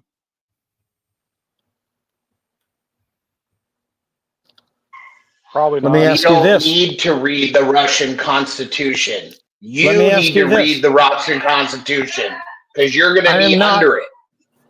I respect I read Wyatt. the Russian constitution. Why don't you just explain your point about the state- Russian Constitution? Because I'm pretty sure not everybody here read the damn Russian Constitution. So what's your point? Gentlemen, in Russian constitution, they state the subjects of the Russian Federation. They don't state the borders of the subjects. So when you are saying that Zaporizhia Oblast, Kherson Oblast included in Russian constitution, it doesn't mean anything because they are not defined by borders in Russian constitution. So please don't say fucking shit when you don't understand the subject. Aside from the disrespect that you just heard, gentlemen, and thank you, Wyatt, for giving me an opportunity to speak. We see across going towards Lugansk, heading towards north of Kharkov, we see 2 Russian armies. We see 2 Russian armies that are zeroed in, and I watch DPA every day. I watch DPA every day, and Wyatt is showing me exactly where these 2 armies are headed. They're headed towards each other up in northern Lugansk, and they're headed there coming from north of Kharkov. Let me tell you something, and there's another thing that Wyatt shows everyone in this panel. So I'm not going to address what was said earlier. What I do want to address is when you look at what Wyatt reports on Pokrov and heading north and northeast from there over toward Liman. And it seems to me that once Chesa Yar is taken completely, that is like the most fortified area left. Chesa Yar and just south going towards that New York area.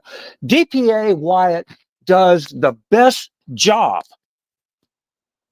And I watch 5-6 map channels a day, and I also subscribe to a paid service to look at a map, and it's not near as good as what I see. But my point is this, aside from everything that everyone in this panel thinks is what's going to happen, we definitely see the battlefield. We see it headed. It's got to go past Chesa Yar in New York, and then it's just going to drive to Kramatorsk, and they're going to do everything they can. And this is like a bankruptcy.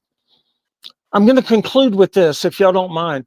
It's like bankruptcy when a young couple or an adult couple in the United States, where I am, they're not making as much money as they're spending. Their bills are piling up. Next thing you know, their car breaks down. Next thing you know, they're headed toward bankruptcy.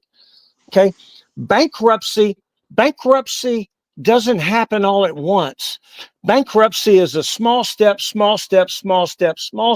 and then all of a sudden, bam, you got the bankruptcy. That's what I am seeing. And I'm not a propagandist. I'm a guy that studies this shit, and just, saying a few words and you guys picking a word here or there out of what I'm saying, that's not going to work. But listen, it's very important that we are literally heading towards a bankruptcy of that Ukrainian army, because it's just one cut. But it's coming together. And I'll conclude with that. I thank you, Wyatt, for letting me on. I got a phone call coming in that I'm going to have to return. I really, really thank everyone for being on this channel, and especially thank Wyatt for all the work you do overseas. Thank you, Wyatt. Bye. Hey, Bagari, I have a question. You were Thank saying you. Thank you, Wyatt. Wait. I need to super chat first. Wait. We are lagging behind a lot. FE said, when I heard about the assassination, my mind went to Goncharenko. He appears in press conference as journalist asking the same stupid question. He must have some powerful Western backers. And D. James' channel is the young version of Maddie. Hey, Bagari. Ukraine will win. Slava Ukraini. Hey, Bagari, when you were saying that those oblasts that he was naming, they don't have defined borders, does that mean that they're just open and they're just called particular areas named, whatever, however they want, they don't really... No, that's not as it. International law doesn't work that way. That's why I'm asking him. International law doesn't work that way. You can open the Russian Constitution and read the Russian Constitution. They include the subjects of Russian Federation without the borders. They don't have to put any borders. Maybe don't have the borders, but if you look at the map, they actually draw the map quite clearly. Which is why, if not, the military operation will be directionless. Because they still in have. In Russian Constitution, there is no map. Okay, sorry. This is really like someone talking with various certitude. It doesn't make this person right. International law has all these things defined, and these parts of the Russian subjects of the Russian Federation and so on, they have process in order to create borders, and either the Russian Federation create a process of defining their borders. It doesn't matter if it is in the constitution or not. This is what the constitution is talking about. But when we talk about subjects that were taken out from outside, they have already defined borders, and they are taking with those defined borders. We have many examples around the world about the existing administrative borders, and like that, but you don't know what you're talking about, and you are offending a guy with a lie. It doesn't matter that in the Russian constitution, like in nowhere Go ever kill else. yourself. I think it probably matters to the Russians if it's in their constitution. Most countries have defined in those constitutions the historical borders of Portugal. That's how Portugal is defined. The historical borders of Portugal. This is what makes Portugal. They won't be putting a map in the constitution. This is ridiculous. They are defined process, historical or not, that define a space. They have a name. They're well known, and they are taken by those. So who defined the oblasts of Zaporizhzhia? Because they are called also like that. Oblast of Zaporizhzhia, Oblast of Stet, Republic, and so on. They were defined historically in some process. Many of those processes were made during the Soviet Union. It doesn't matter. And I just want to finish this example. Russia occupied Crimea a little bit more than the original defined area of Crimea. And after this was claimed by Ukraine, they had to leave those areas that were a bit more than the official borders of Crimea, and they definitely just control the areas that officially will create a historical defined as Crimea. And this happens everywhere in the world. You have areas like, for instance, Mauritius just won in the International Court of Justice, also because the United Kingdom in the last days of the independence of Mauritius just took one island out, Diego and Garcia, and decided, okay, this is not part of Mauritius. It doesn't work. And they went to the International Court of Justice and they won. And now there is a process where the United Kingdom will have to return that island. But what I just came in because I found he keeps doing that and it's really fine. And some of you guys, you keep shut up and don't say anything. He really offended the other guy and he was a lie. Just because he talks with such assertiveness, it doesn't make him right. It doesn't make him also right to go and say, did you read the Russian Constitution? Did you read the Russian Constitution? You all guys know that this is typical on talk shows, how to shut up the argument of another person. It's not a real a counter-argument at all. So I presume it's Voyagen. I hope I didn't steal his voice. And regarding that issue of the borders, most likely, if there will be some new borders defined, there will be along former oblast borders, which is much more simple to solve politically. But I think this is totally irrelevant because even if Russia arrives at the borders of these 4 oblasts, the war will not stop. If the root causes of the war will not be solved along the way. So the fight around this point is, in my opinion, totally irrelevant because, as I said, the war will go on and reaching the borders will just maybe accelerate the issue of forcing Ukraine to accept defeat. But I don't think so that even if the Russians arrive there and if there is no government change in Ukraine, that there will be an agreement on that, obviously. So we should not fight over unnecessary topics.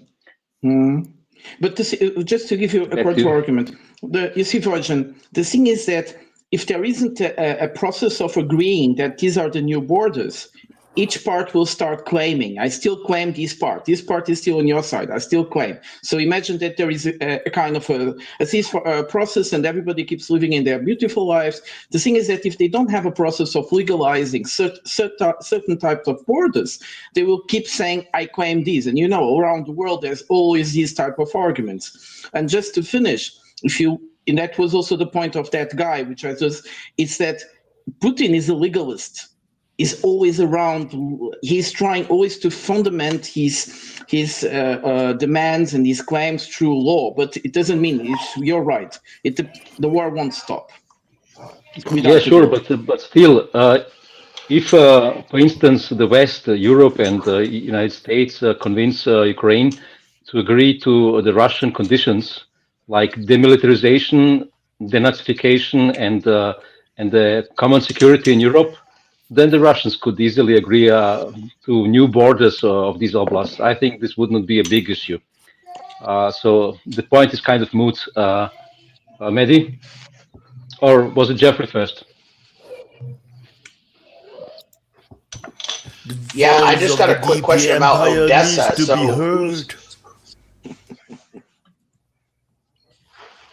So who's in trouble? I mean, who's in control of the Odessa right now?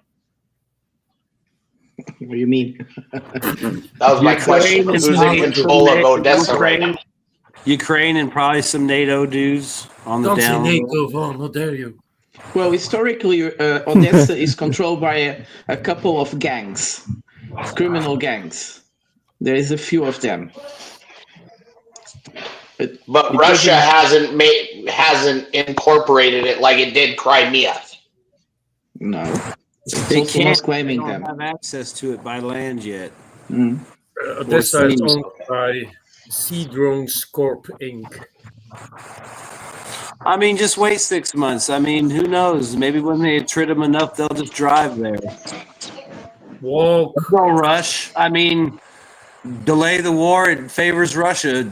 Get a peace deal. Maybe that hurts Russia if they don't get where they want to get before the peace deal. So, I mean, I think everybody's agreed by now that time's on their side. I mean, they can call Trump's bluff. No one's going to World War III over fucking Ukraine. And Europe's going to probably figure out what they want to do one way or the other. The easy We way or really the shouldn't hard say way. no one's going to do that. It Huh? seems like the secret societies of Europe do want this war to escalate. No, I don't think so. I think they want to steal money from That's what it people looks like with to these new me. arguments. They are not talking about building real armies. They are talking about buying weapons, and of course, most of the money will disappear in the process of buying weapons. This is a scam to steal money from people. Maddie. What are they going to fight with? Yeah. Half of it's already been wasted in Ukraine. They can't go to war with just the combat loads they have. They have to have a resupply.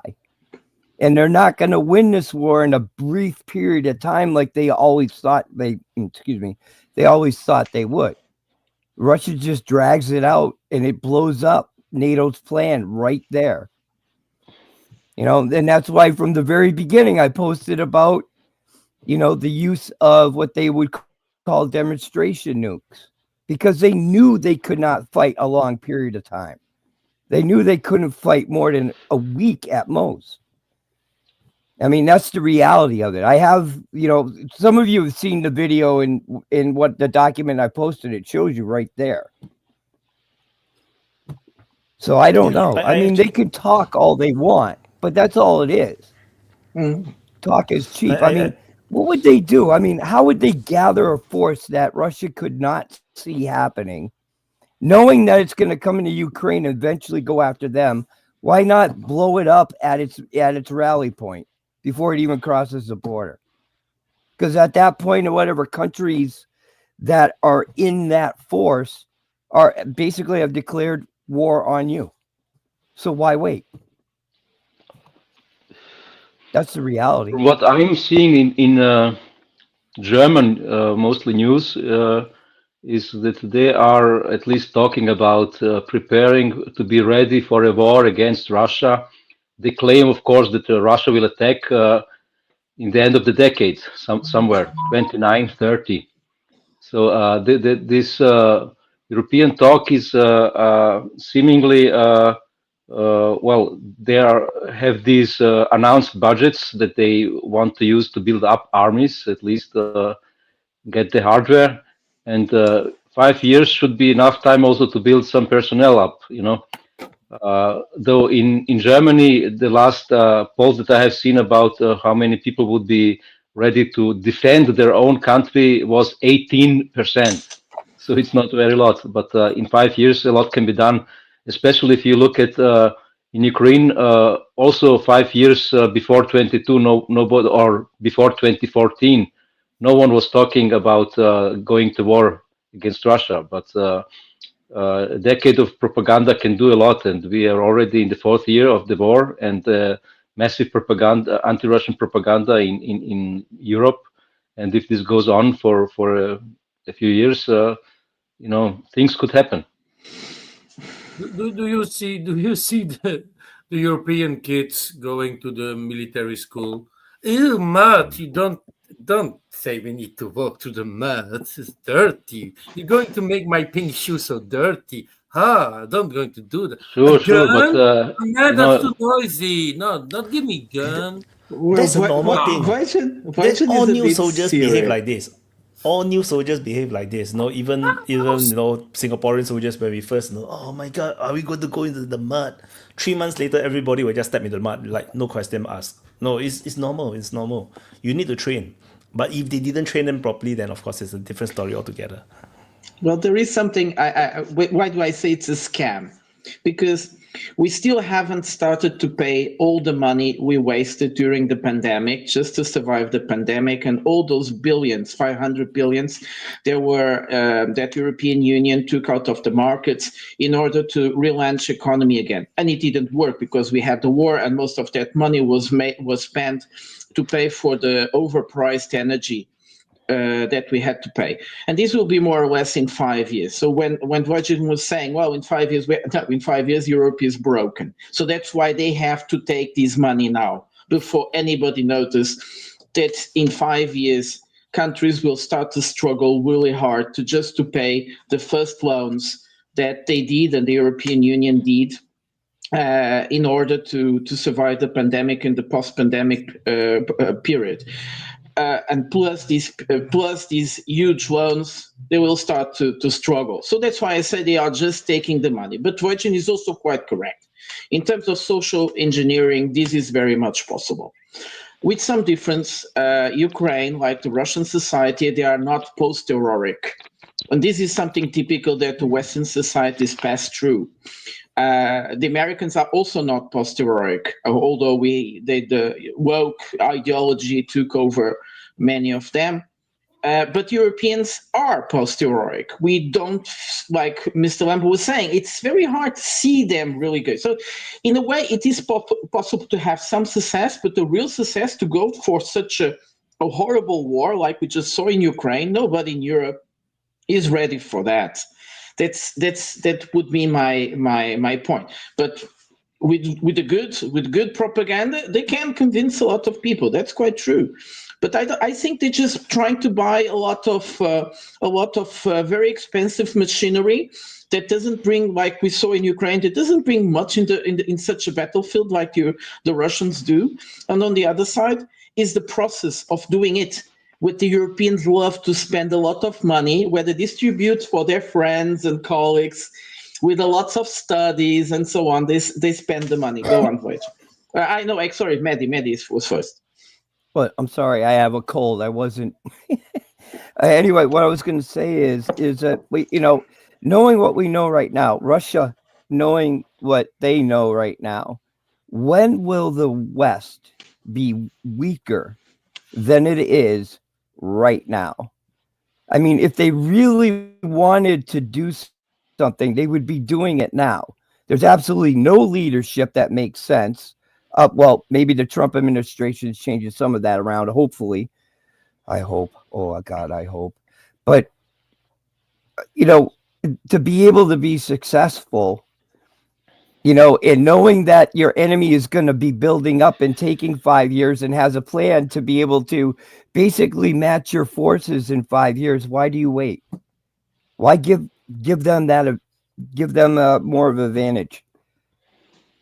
And that's what I mean, is they really thought Russia was going to go slamming into them.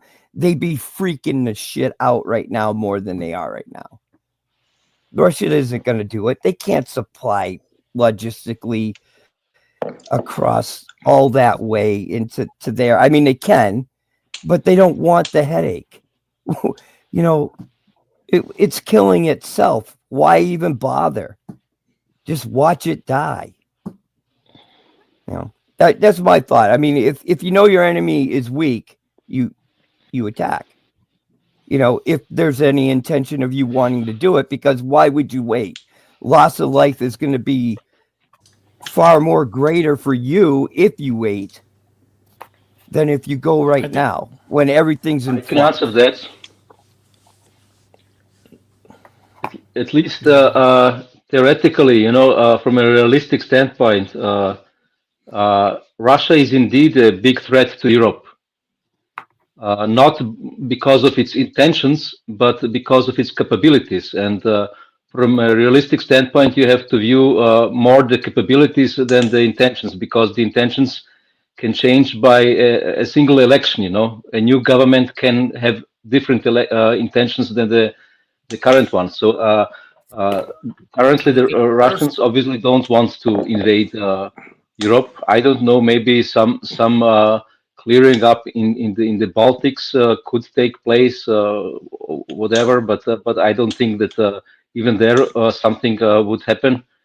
Russia has enough land and does not have the need to subsidize Europe if it takes it, So why would they want to? But intentions could change, and if capabilities are there, Europe is obliged to build up something to create an balance, at least somewhat of a balance. Especially since United States is threatening to pull out of Europe, which might happen, might also not happen. And for the West overall, it is a beneficial situation if Europe builds up capabilities and America's capabilities stay the same, and they come together again politically, whether along the lines of Trump's politics or again back to the neoliberal politics after Trump, then the United States and the stronger Europe will be even stronger than now. So this is one point that Russia has to consider also. And regarding the point that Prato mentioned, yes, economics are a problem for the West is for a decade or more. So this is a chronic situation, and Europe is, at least regarding government debt, is not so much indebted, except some states like Italy and Greece. But Germany could take up still some more government debt without going into real crisis.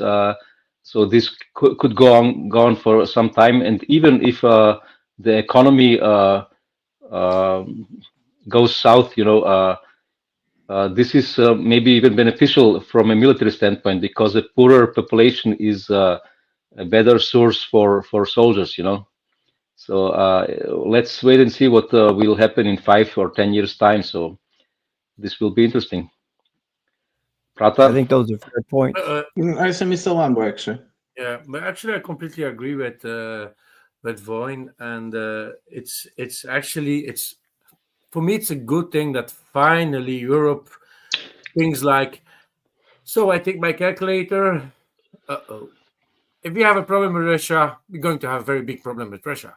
So we need to expand our army. That is logic. If I just, and I think Mehdi and Von is going to laugh their ass out of this one, or more dangerous or more powerful attack vehicle that we have in the Belgian army is a MOAC Piranha, and it has, just look at it is a very big joke because it has a big main turret. I think it's just a 12 millimeter cannon or something like that. It's the problem is, so now we have even stronger. It's actually a tank on 8 wheels. And they designed it like that to have the most powerful cannon on that thing with 8 wheels. And the problem we have right now is that the tank is the turret is the gun is too powerful, and it's destroying the turret's rotating system, breaking the chassis down. So they need to be. We didn't buy a lot of them, so it's meaning that some army here in Belgium need to. Or do you say that like? In January and February, that battalion is going to have these tanks, and in February and March and April, the other battalion going to have these tanks. So they are like messing around with each other. We have Mr. nothing. Lambo, We just is have that nothing in Belgium. And is the Piranha? I'm sorry, I want to ask you a question, just really briefly. Is the Piranha the 8-wheel vehicle that the hydraulics go down to try to provide more stability for firing over to the left or the right? I mean, that's the problem with these vehicles. Huh? Go ahead. The hydraulics of the wheels? Yep. It's made to shift to be able to provide better support. But it's it need to be replaced. It was under Flao. I think 15 years ago they bought it, something like that, or even longer ago. So need to have something to replace the German tanks we had. So we needed to replace these, and they just went to like fancy low budget style, And but we have nothing from army. I mean, we have like 5 helicopters. We have like 40 F-16s being replaced by less F-35s. We at the end of the 80s, we had 120 F-16s. You know what I mean? If we are training our soldiers, after a while, they need to say bang, bang, bang instead of really shooting. It's not a joke. It's a fucking reality. So I am fucking happy that they are investing more to our military, that we have something. Actually, Belgium is more specialized to human dropping food from our A400 Airbus planes, medical hospitals, all that shit. We are very good. We have very, very, very good special forces. But Mr. Lambo, I'm happy for that. But one for question. the rest of our army, it's just a fucking big joke. We don't have a navy. Mr. Yeah, Lambo. we have deminers, and they're going to be replaced by fancy, very modern stuff with a few robotic deminers. But for the moment, you don't going to need to use that against a country like Russia. What we need is fucking tanks, fucking vehicles, and not old stuff, not old shit, not some Italian-made bullshit. We need to have quality, and we just don't have it. We don't have artillery. We didn't support Ukraine with artillery because we don't have the 155 millimeter shells. We don't have that. So we bought it from Rheinmetall to give it to Ukraine. So actually, we didn't give something from our stock. Actually, we don't have stock. So, but Mr. Lambo, one question: are they really buying stuff? Are they really building stuff? That's my real question. Are they? We're going to build. We're going to build new No, infrastructure. but they are not. That's that's what I mean. We're going, yeah, but that's yeah, what you're I going, said but for that is your 3 phone years. that you made also before. Yeah, you but need to that's wait what they're 5 saying. years to have something. That's what they are saying for 3 years, man. They didn't Yeah, do I know. any No, shit. but here they just said it. They said like last year, saying, yeah, I think we're going to invest a few billions more next year. So the new government came now, and Europe decided to finance us more, like rent-free money for building our military more, and we needed to go to a 2% GDP because you're still stuck at 1.3. You know, it's so fucking nuts. And you always need to be prepared for something that can be happening. And that's what Voin said. Okay, we can be in peace with a country like Russia, but we never know what's going to happen. If Russia has really the idea to attack us, we are in big shit. Since last year, they said to us, our government said to us, maybe it's a good idea to protect our harbors for airstrikes. So we maybe need to buy air defense system to put in our big harbors.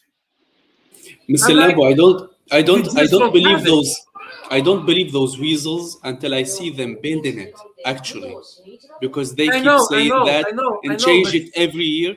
But we are working in the if they say European it, I don't believe. We are buying from France and Germany. Yeah, we don't really need to buy ourselves, you know. But like just the example, we have the harbor of Antwerp, Zeebrugge, very big harbors. Antwerp is a very big one, not far away of Rotterdam. We don't have air defense system to protect our economical, very important industrial harbors. We don't have air defense. And suddenly they said, I think we need to buy some. We don't know, but if we lose that, we're going to be in big shit. So we need air defense. I'm like, really, 2024? You're just thinking about that one? Ministry of Defense?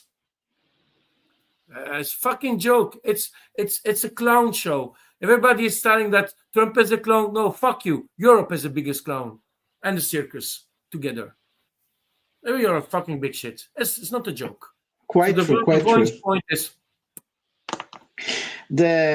our ruling political elites are pretty much lobbyists, and they form some groups, but we have seen that lately they go in mass to one side.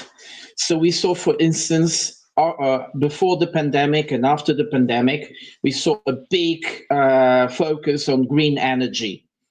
They were not planning in saving the climate, saving the environment. It was just planning in building infrastructure that they considered to be green. And that changed a lot, actually. When they considered gas as being not not as polluting, and after the start of the Ukrainian war, they already were considering natural gas, as being polluting. So they change. It's always a question of an economical cluster, to develop the economical cluster that will be inflated like a bubble. And somewhere in time it goes. And so that's what we saw after the pandemic. It was obvious that it was very hard to say. Behind the pandemic, we also saw the cluster of the vaccines and the pharma, also very strong. All politicians were directed in that way. During the Ukrainian war, where the highest point, we saw that the industry was supporting the war. It's not even weapons, is mostly supporting the war. So a lot of the money was going to Ukraine, but was not going into Ukraine because it was being distributed towards all the lobbyists and all the people maintaining that huge propaganda machine. And now we have this new inflated bubble that they are creating with huge amounts of money to buy weapons. But Mr. Lambo, the problem about the weapons that the West creates, the industry of weapons that the West creates, it's not really an industry of weapons for a real war. It's like very expensive for material.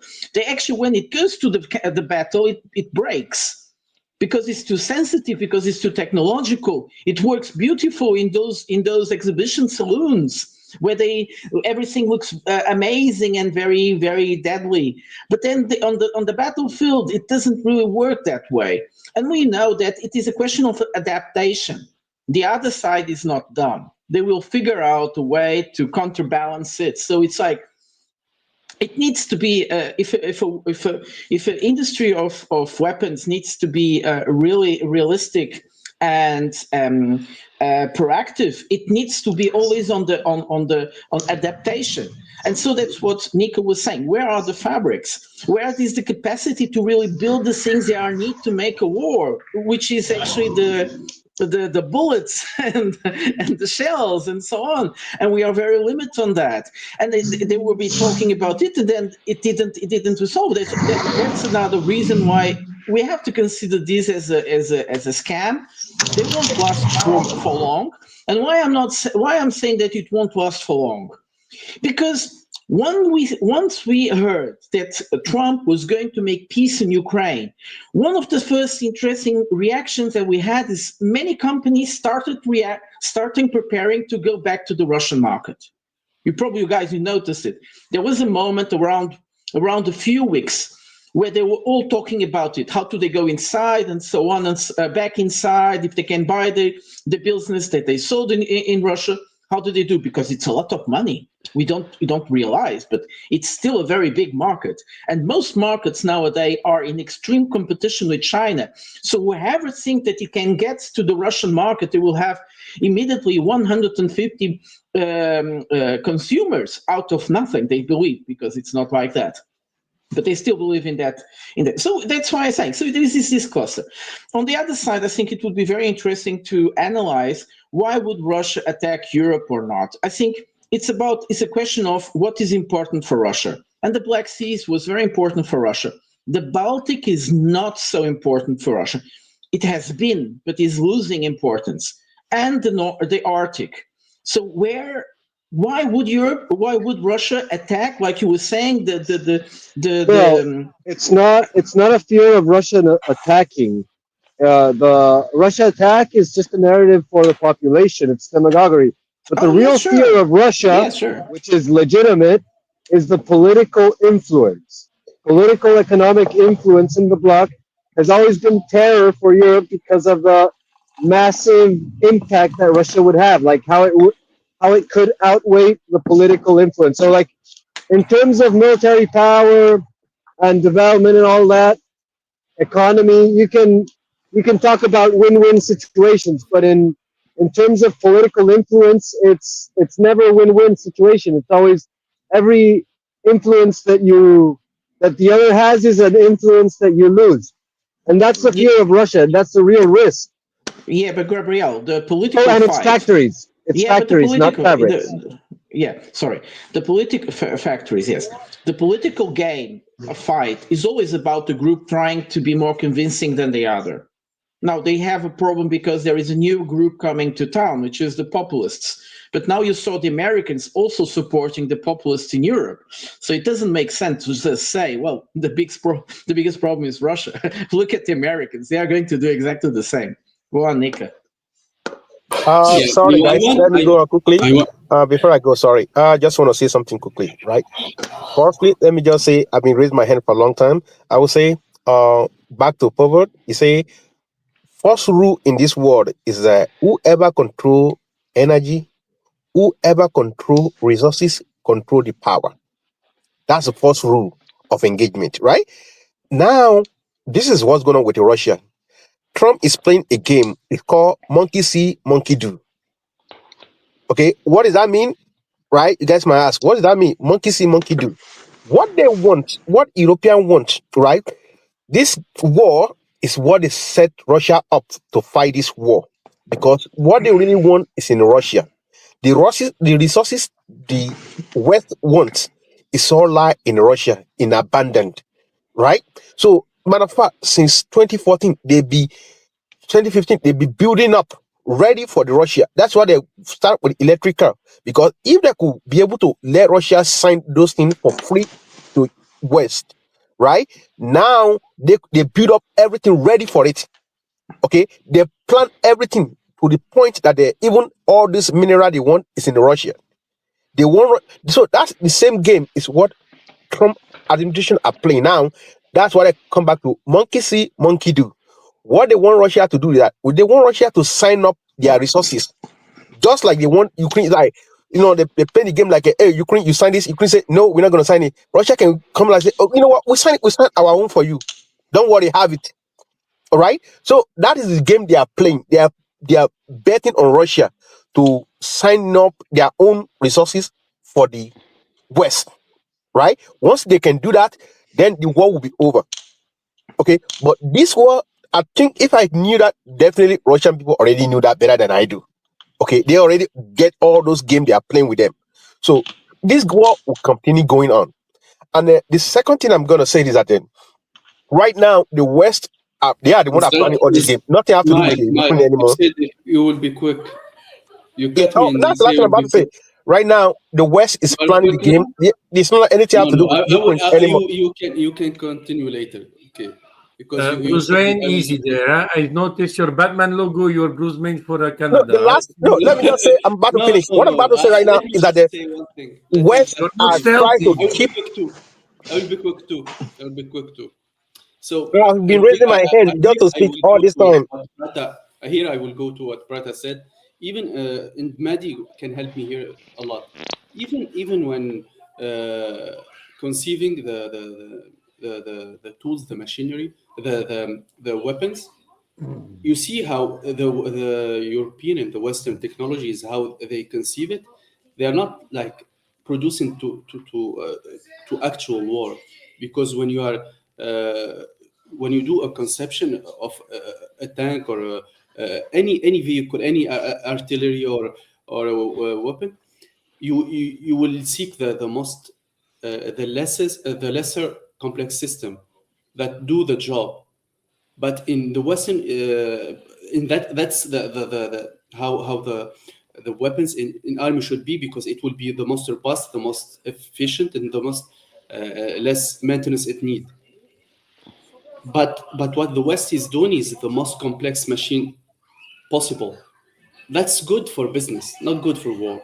And Matty here, as I said, can even agree or disagree with me. But if you want to have a robust, assured machine that will go to war, will go to a hard situation, you will need the less complex system with the less parts, with the less complications. But even the conception of the weapons in the West is oriented to business, not to real war. And I don't know. I think Mehdi will agree with me as. Let me just on that situation. Let me just say something to that. What you just say right now. You say the West are not producing weapon, or Europeans are not producing weapon. Quick thing. Yes, they are. Okay. First thing. Yes, Europeans are producing a weapon. The fact is that the modern warfare has changed completely. all these heavy artillery are now become obsolete. Okay, by them going to all those Mike, heavy I'm sorry. artillery. They have made weapons of destruction. They haven't made weapons for war because they have been focused on lesser foes. Like the opponents against who their weapons are planned are all weak. You know, weak and powerless. Counterinsurgency and urban riot control. That's what the weapons are designed for. You know, and so they don't have the reliability of the hardship.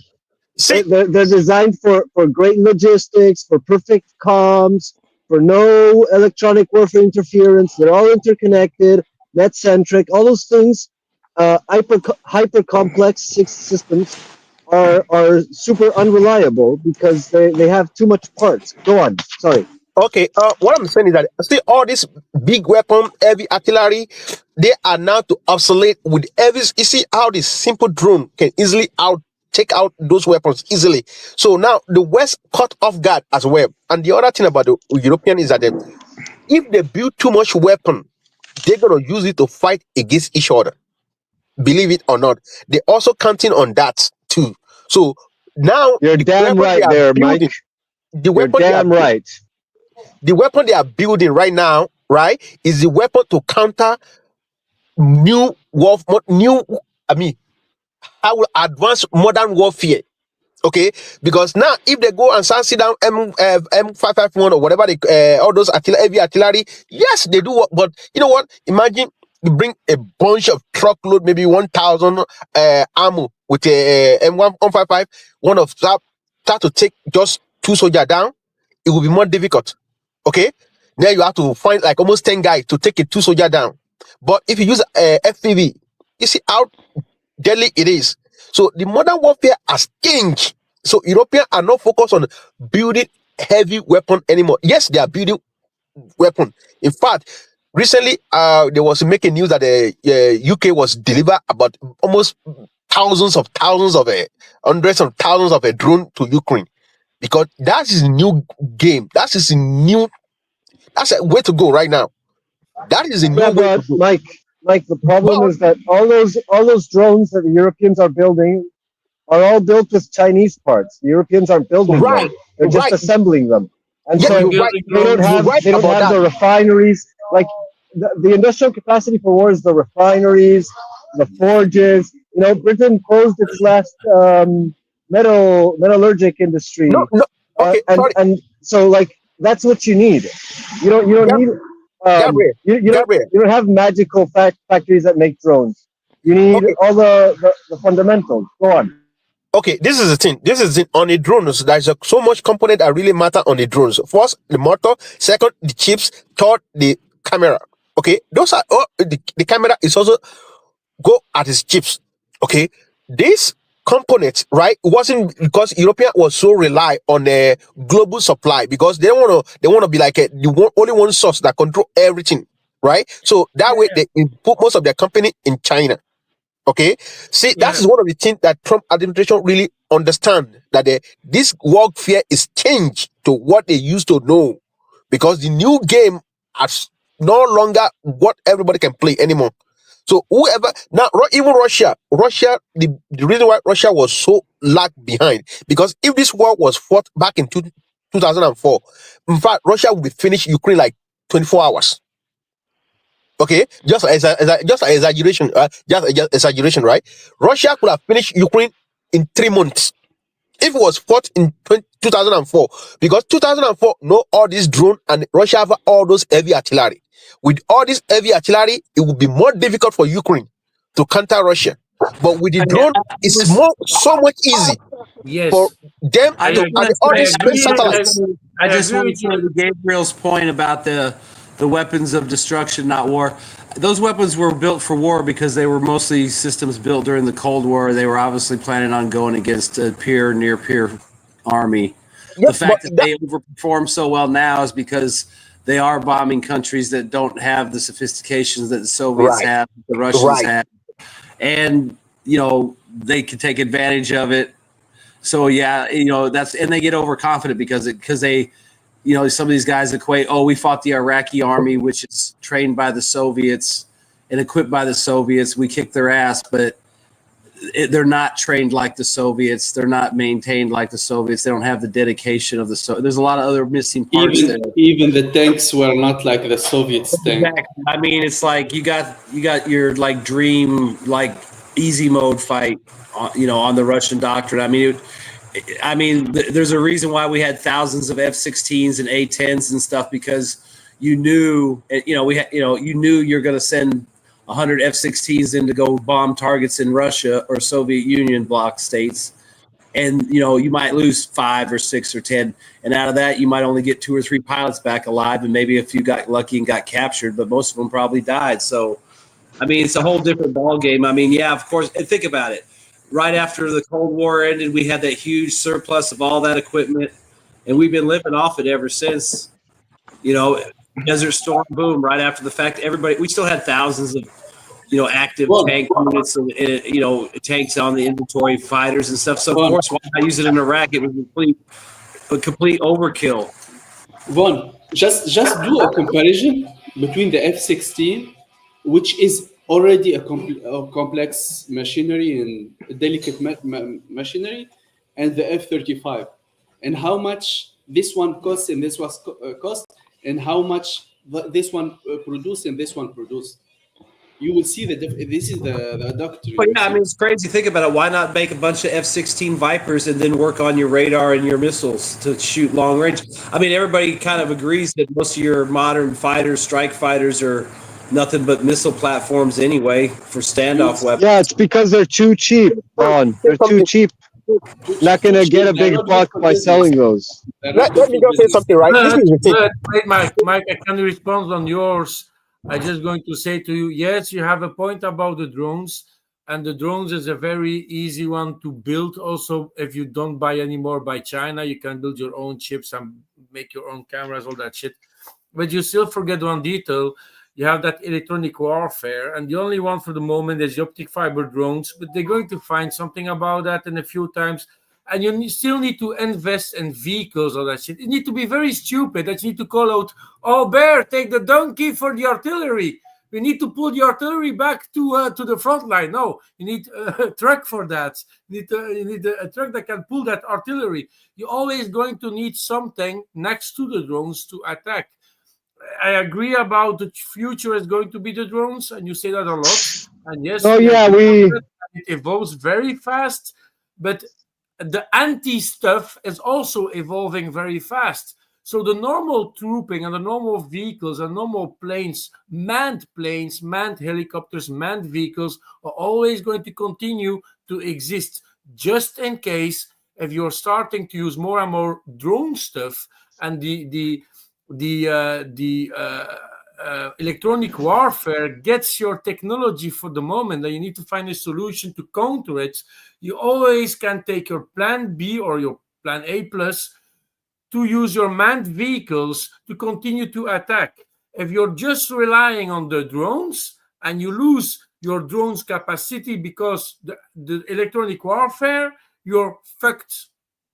That's why that you still need to think also at the old school way of warfare. Like also. imagine tomorrow there's a real war between NATO and Russia, and the first thing that happens is a bunch of nukes put down the satellites in the stratosphere. That's the first thing that's going to happen. Like a bunch of nukes are going to blow up in the stratosphere, and like all the electronics are going to be fried, and all the satellites going to be fried.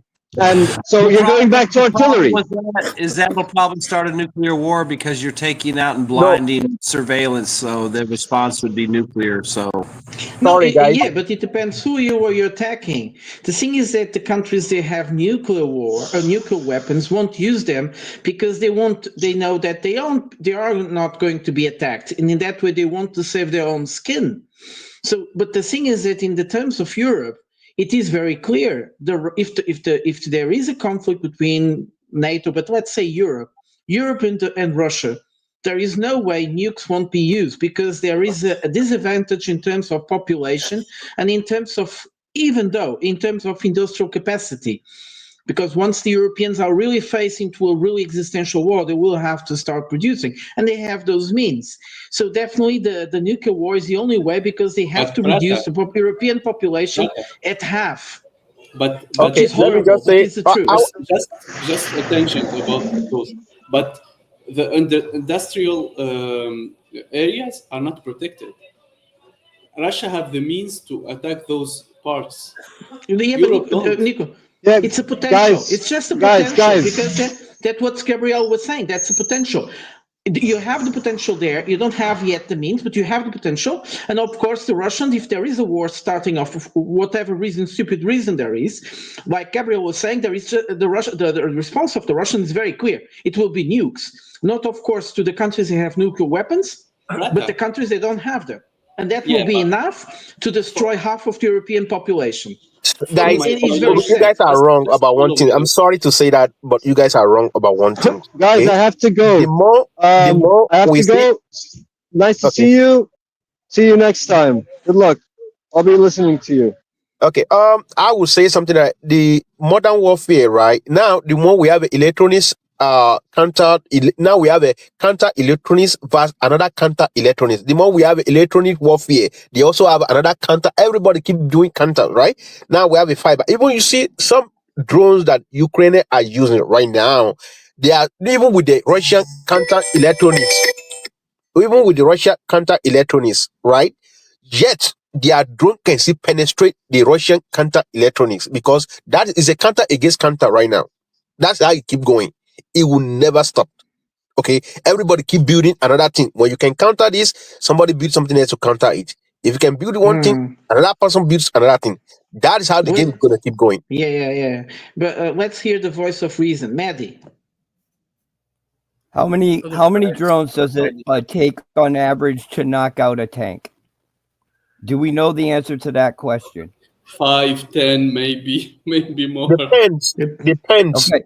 So we keep on hearing how effective they are, and they are effective. They are a game changer on the battlefield, but we still don't know how effective they are. And we have to remember this battlefront is what, 600-700 miles long, or whatever it is, square miles to cover.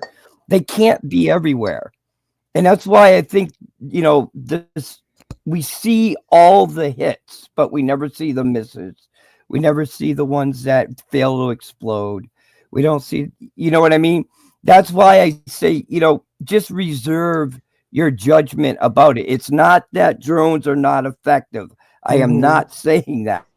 What I'm saying is really, how effective are they? Are we making them more of a boogeyman than they actually are? They are one piece of the puzzle, but like imagine you don't have like one drone operator cannot like operate 4 or 5 drones at once. He can only operate one drone until we produce an AI drone, which is like crazy. I don't like that future. Until one drone operator need to operate one drone. So imagine how many capacity we are limited in that capacity. But Nick, the idea of AI drone is also quite interesting. How much weight would have to have? Because the computer for AI is huge. The computer for AI is huge, and if it is not in the compute, if it is not in the drone, it can be disrupted. And just one thing, but as I say, drones is not the solution. Let's see how, for example, Russians how they attack a fortified location. First, they will attack it with FAB bombs. Then they will attack it with drones. Then will attack it with hyper drone. Hyper.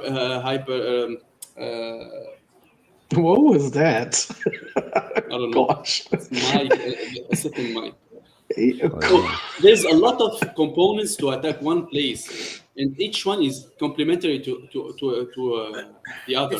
It's normal. A drone is not going to destroy a building, Nika. So Yeah, use the straps exactly, for it. exactly. You need artillery for it. Relying Your only on bombs, drone. your hypersonics, Exactly. your missiles, cruise missiles. You need to weaken everything, energy infrastructure. Yes, you can send drones flying for 800 kilometers to destroy power plants, all that stuff. But that is something that you can counter, and that's something that I always never really understand why that Russia like not investing in like youngsters that you put on AA guns around your old fields and all that stuff to just protect it.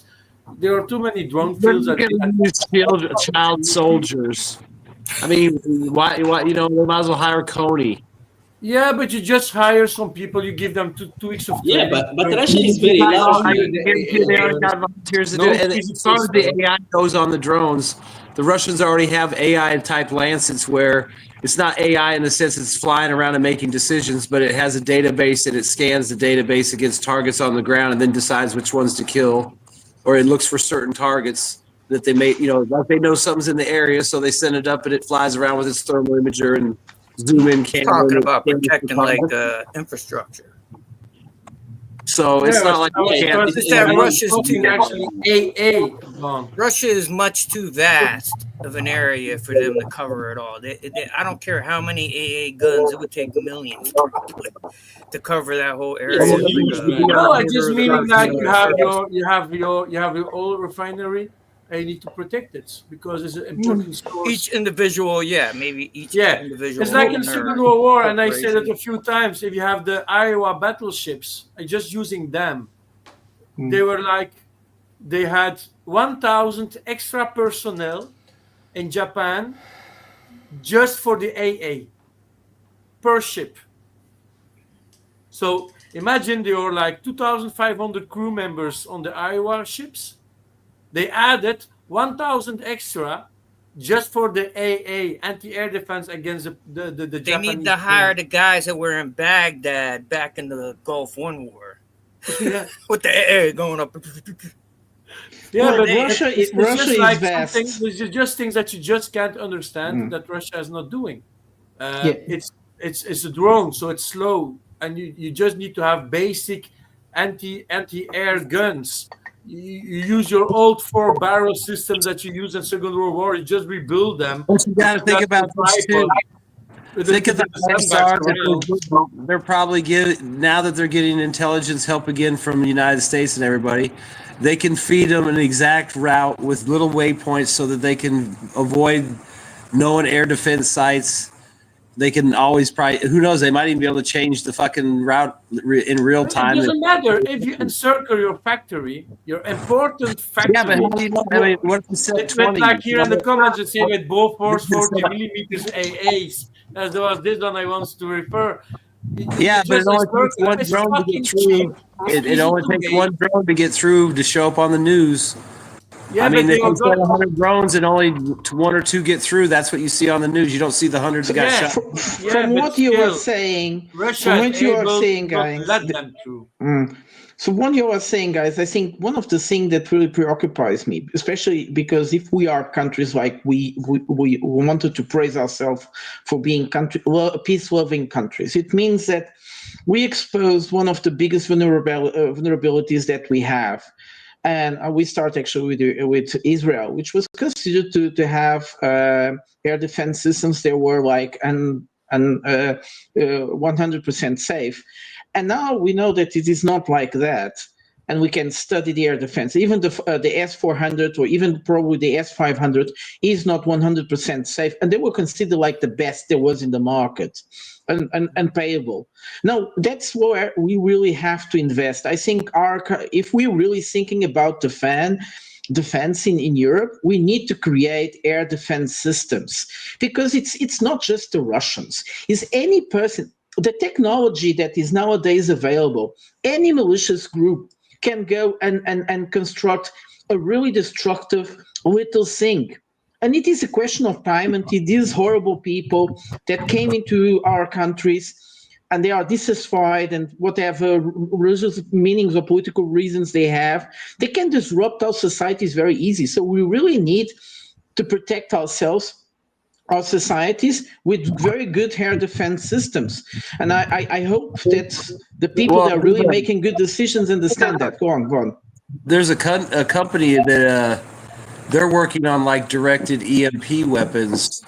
You know, not like you shoot it, it's going to knock down planes and helicopters. I mean, I don't know if they make them powerful enough to target an individual helicopter or aircraft, but it's basically designed like, you know, here comes a swarm of drones. It's aimed at them and it fires out a pulse and drops the drones through an electromagnetic pulse. So, I mean, there's going to be all kinds of stuff coming out. I mean, some of that stuff's practical. Like that might be a good one to have for like a big target, like an airfield, or maybe not an airfield, but like an oil refinery or something, you know.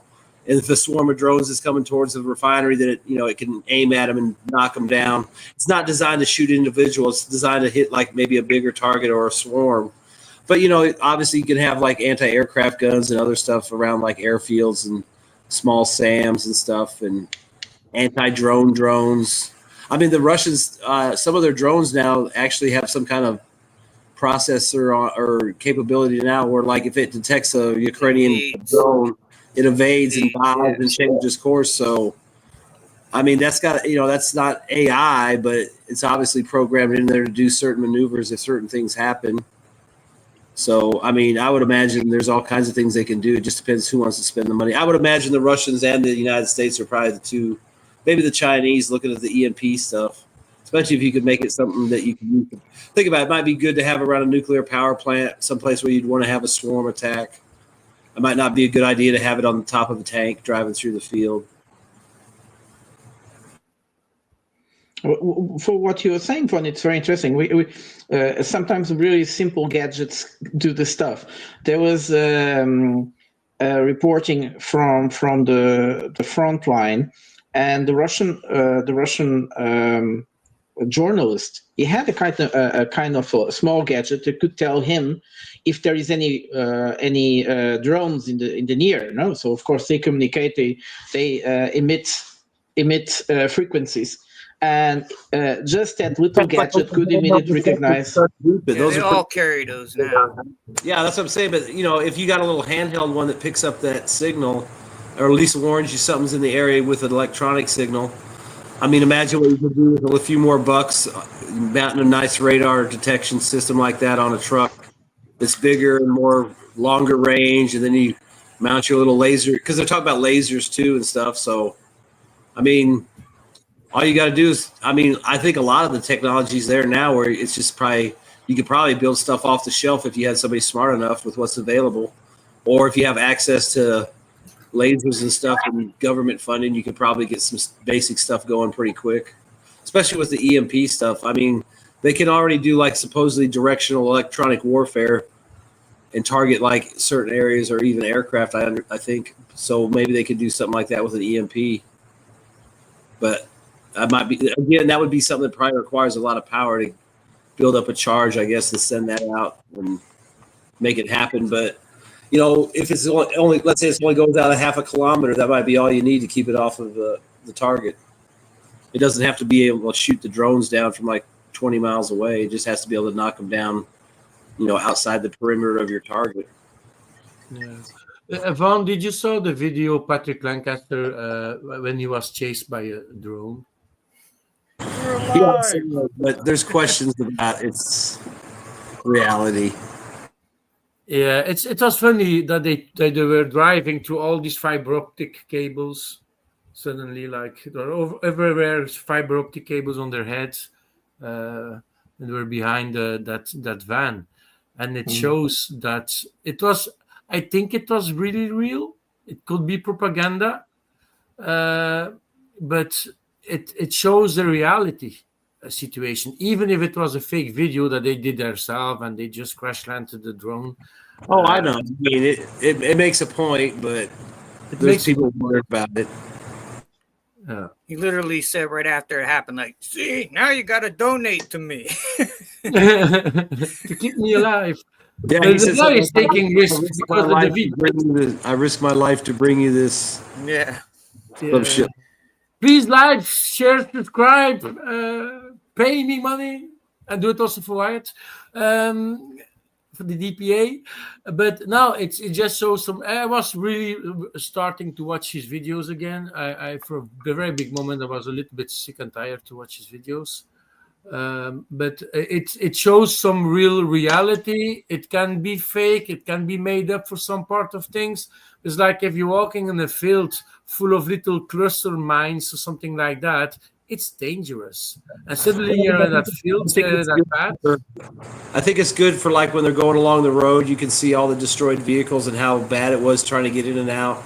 And then when you see the positions they overrun, you can see all the Western equipment that was destroyed or left behind.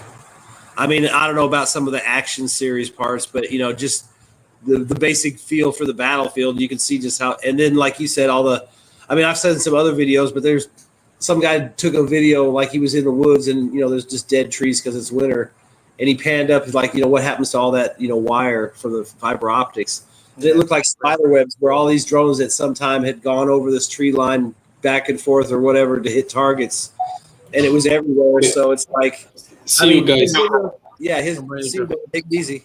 His videos are good for that because you know you get to see all how bad the artillery was and how many vehicles got wrecked and how many drones. You can see all the mines and unexploded ordnance laying around, and obviously there's bodies and stuff. But go ahead. It's like some said that the videos just show a little part of what's happening because we're just seeing the videos they want to post us.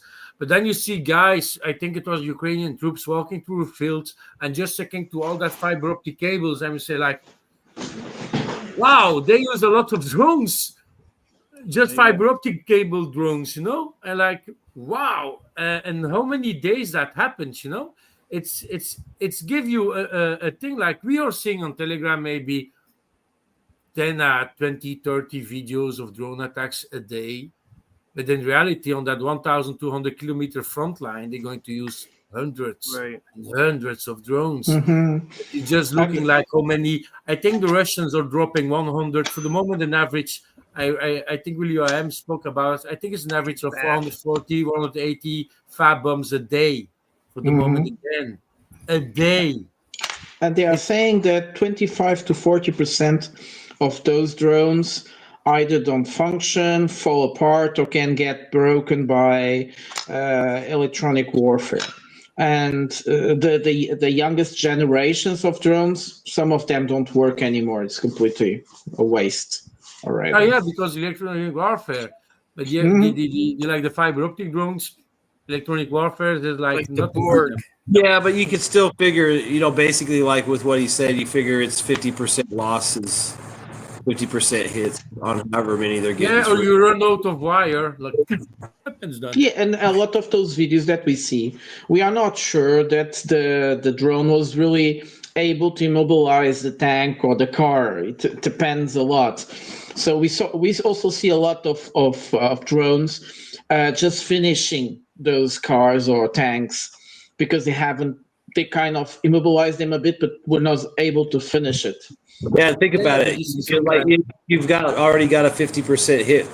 You know, that's just a hit. That's not a kill shot. So you got to figure. You know, they might realistically, because think about like that one M1 where they followed it with those drones and one hit it. Then you could see from the second drone in line, the first one hit, and then you could see the tank stop. Then the second one hit. Then the third one was coming up.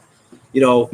It's 3 drones. If if it's 40-something%, you know, basically 50%, you know, that means they sent 6 drones, and only 3 of them got to that M1.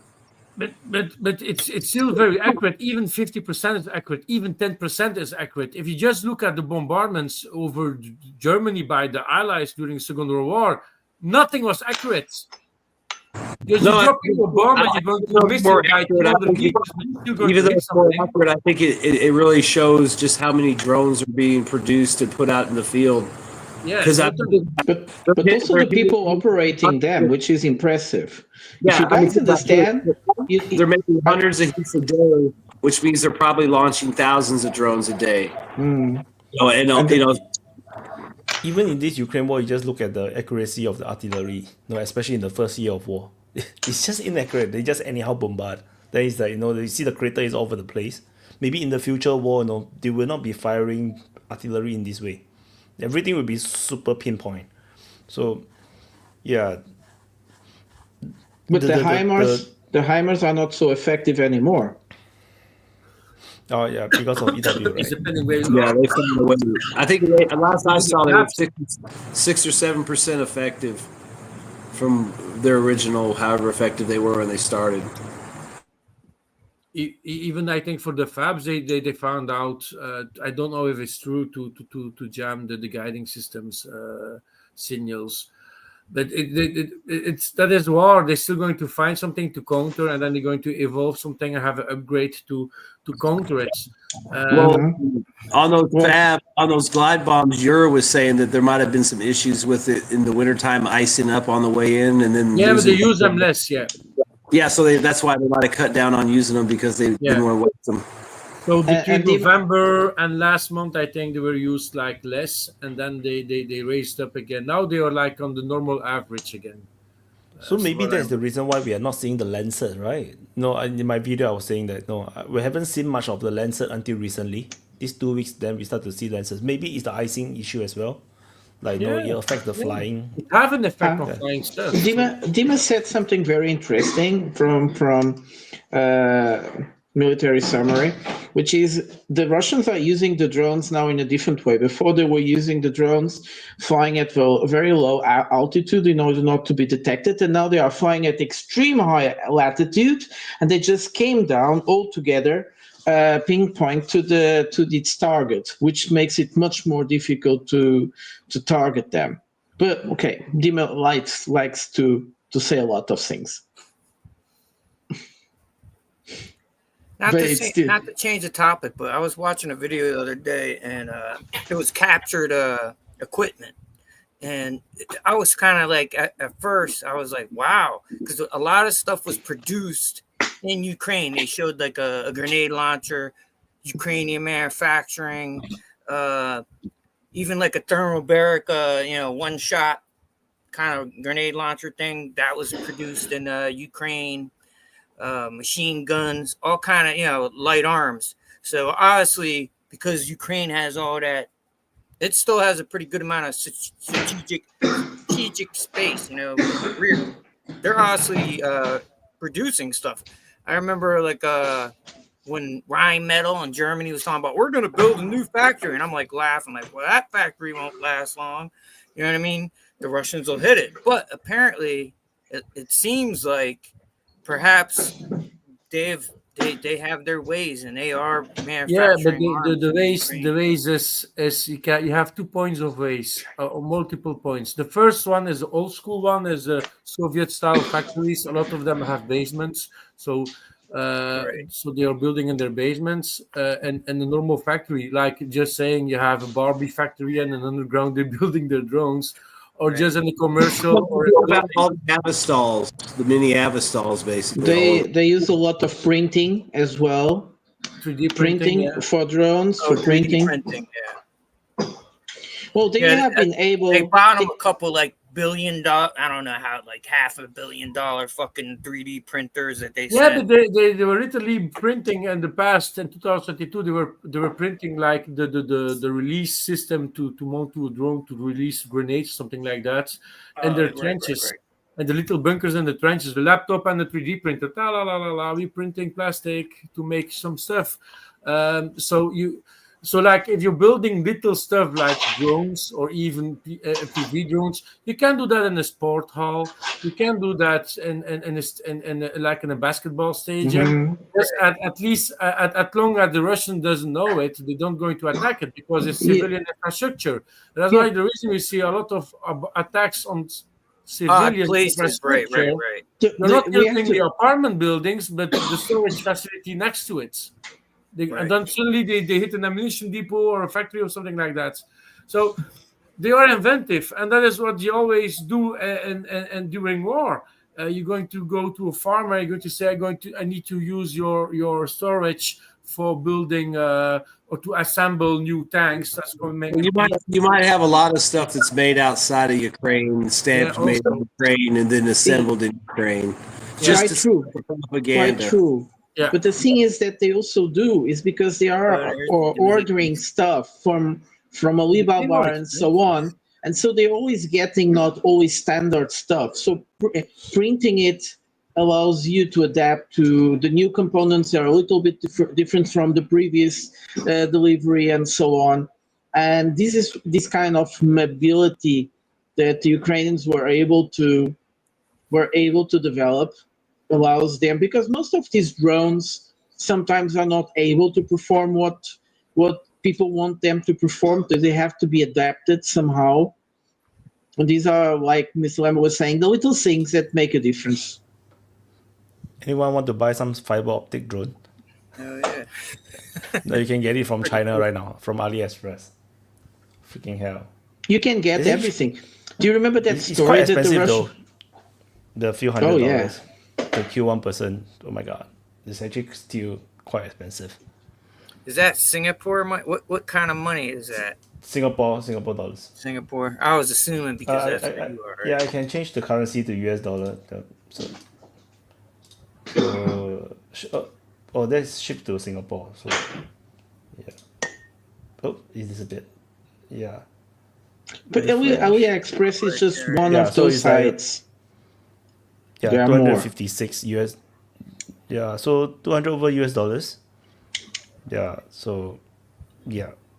I mean, it's still cheaper than artillery shell, I think. I think artillery shell is more expensive than this. Oh, hell yeah.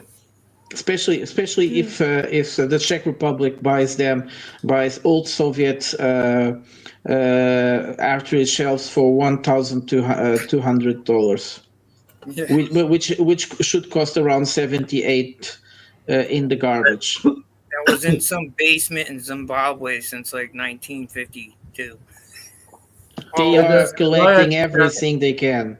They are collecting everything they can. DPA business. Well, I mean, think about it. They get that old artillery, they can break it down and use the explosives inside and their 3D printed shell casings and drop bombs. They said they're having trouble getting some of the materials just for gunpowder. Some of the components, you know what I mean? No, I mean, I've seen videos where they've broken open like bombs and they break out. I've seen the Ukrainians doing it. I've seen a video recently where they're breaking them up. Yeah, the anti-tank mines. Yeah, then they were taking that and grinding it up and then putting it into new explosive bombs. So, I mean, they obviously have, ways of getting stuff done. So we are coming to 6 hours. So I was thinking we should do closing.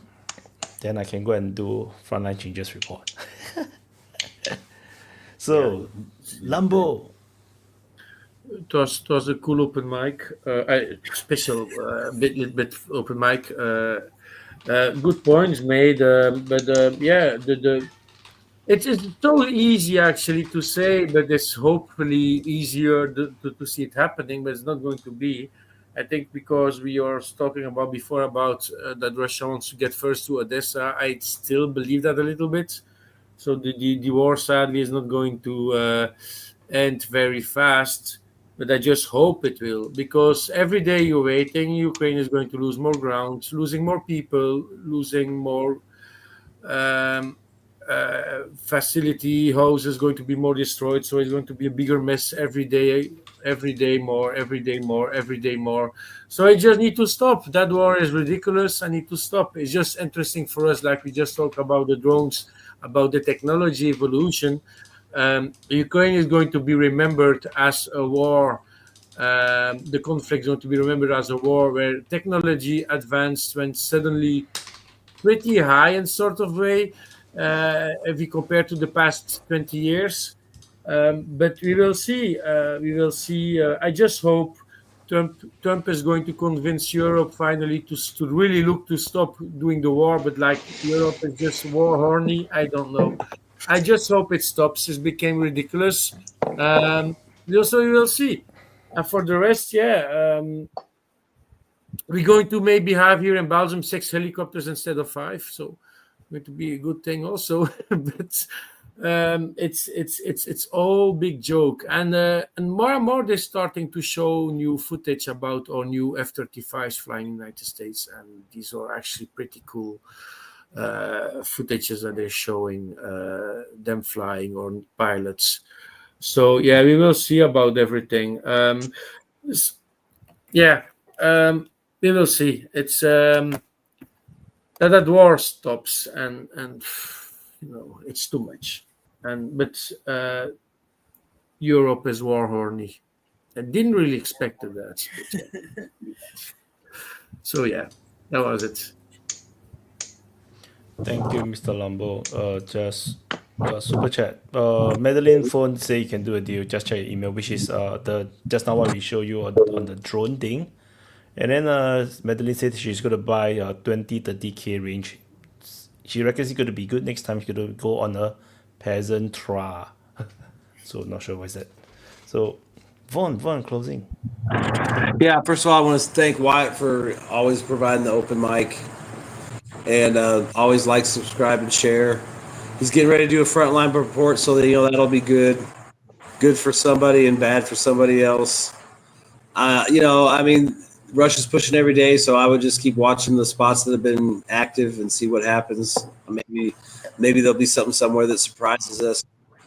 I don't think anything's going to go on with Iran this week. Maybe there'll be more bombings of Yemen. I mean, and then, I don't know what Trump's going to say or what they're going to talk about this week, so who knows? I mean, it's day to day. But I hope everybody has a good week, and take it easy. And I'll see you all later. Thank you, Vaughn. Mike, closing.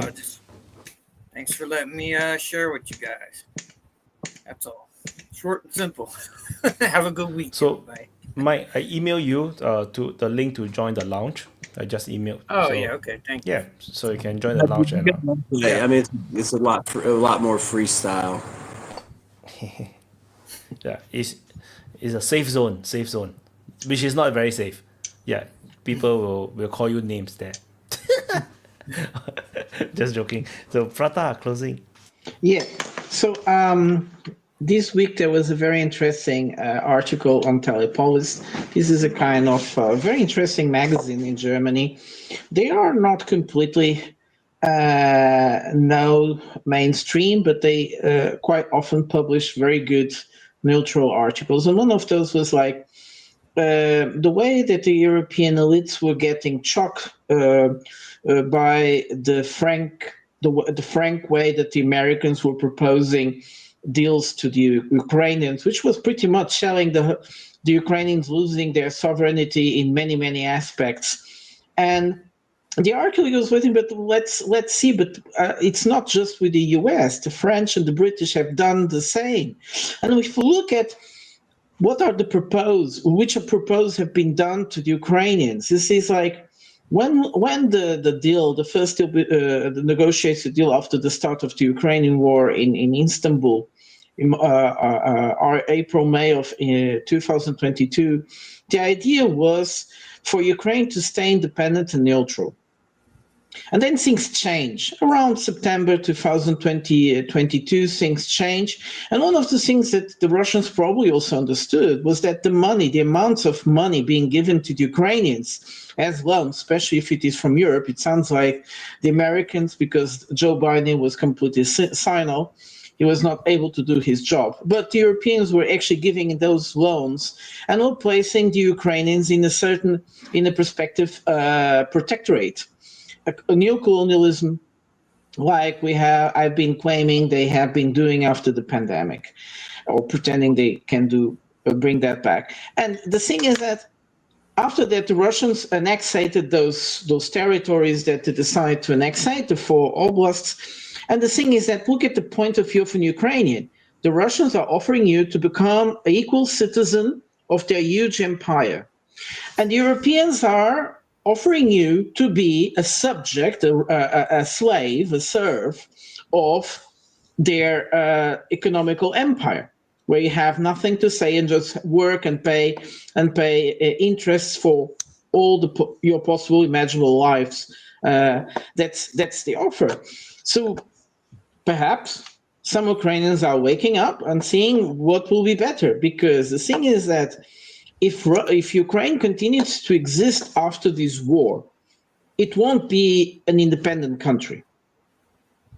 It is a protectorate from whoever divides, because now we saw Zelensky offered several European countries the same deal without then knowing what exactly the deal was offering to each one.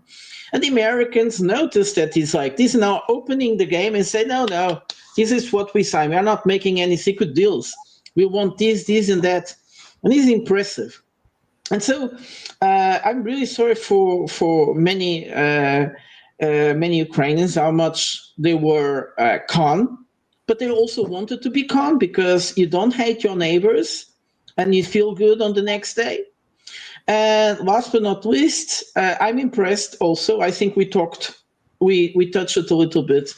And I've been talking to some of my friends lately. Zelensky has been extremely aggressive towards the US.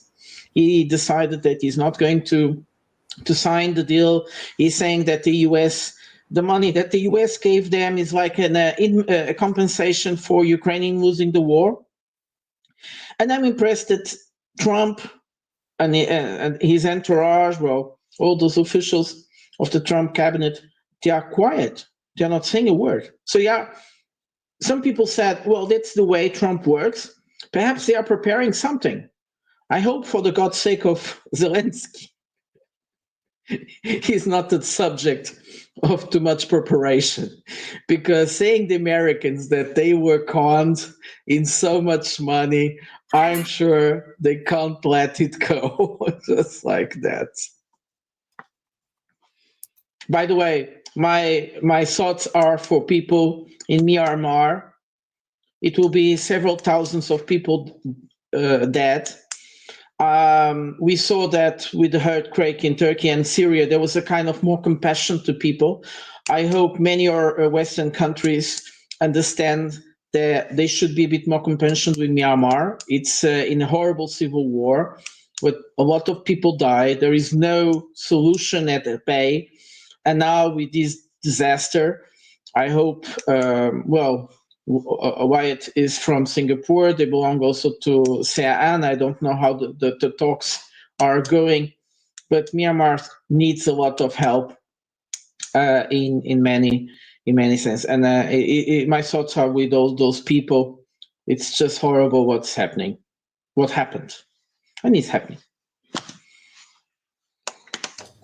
And yep, thank you everyone for participating.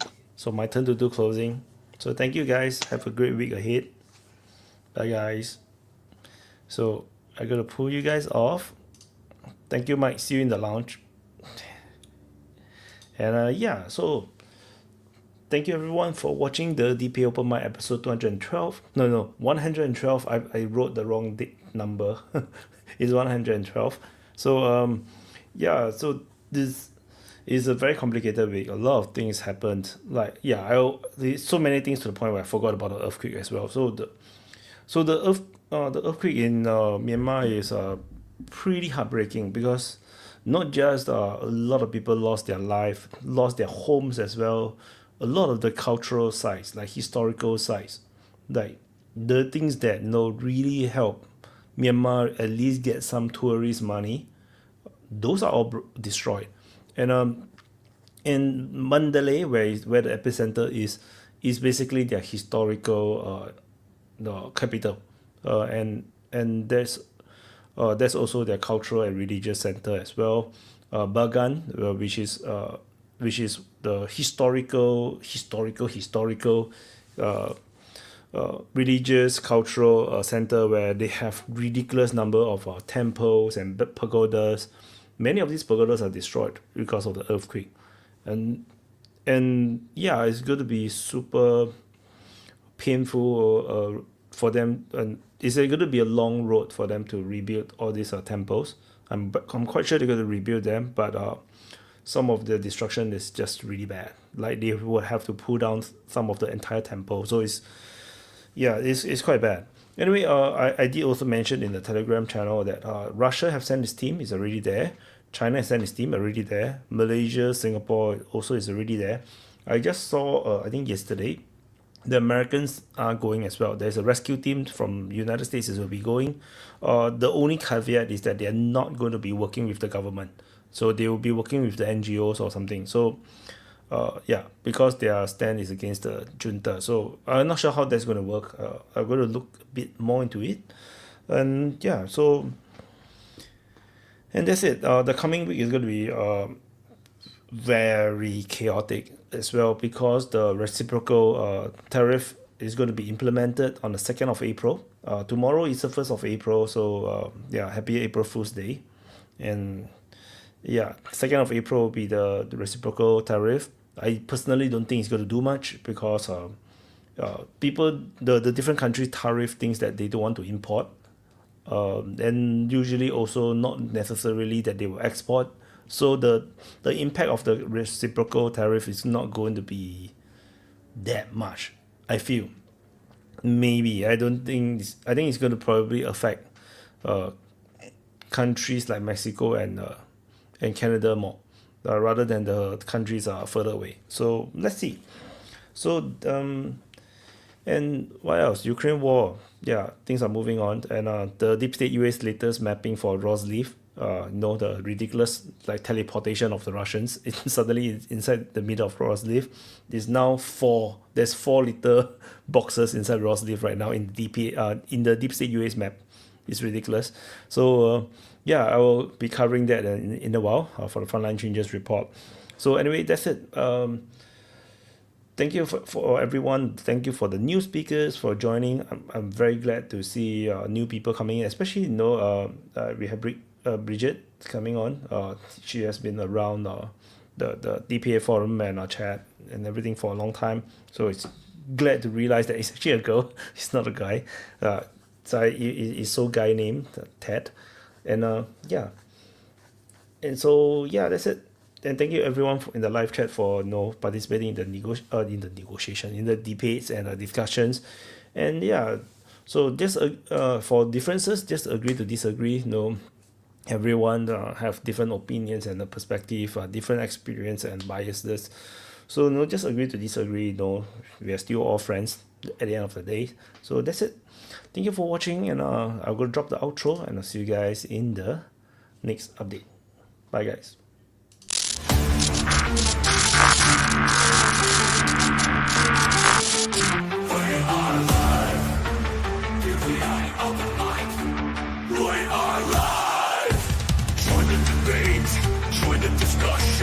Share your voice, share your opinion, swallow your ego, expand your mind. DPA Open Mic, free speech zone.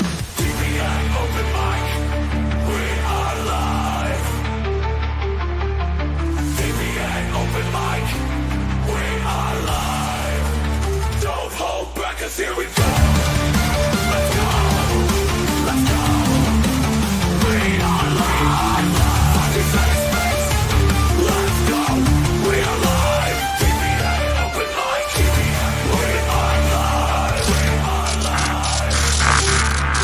We are live. From every corner of a spinning globe, gathered voices, the stories they probe. Ideas like rivers, they ebb and they flow. In the meeting of minds we grow. Together we stand, like lovers, yet alive. Find a world where every voice decides, debating the future, unconfined. Opinions like colors, vivid and bright, clashing, merging in the light. From whispered winds to roaring mic, in our discourse we ignite. Together we stand, like lovers, yet alive. In the arena of thoughts we find a world where every voice decides.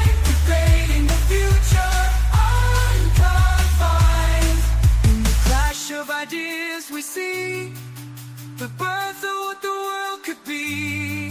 From conflict we find the key to unlock our collective destiny. Round the table the world convenes, every culture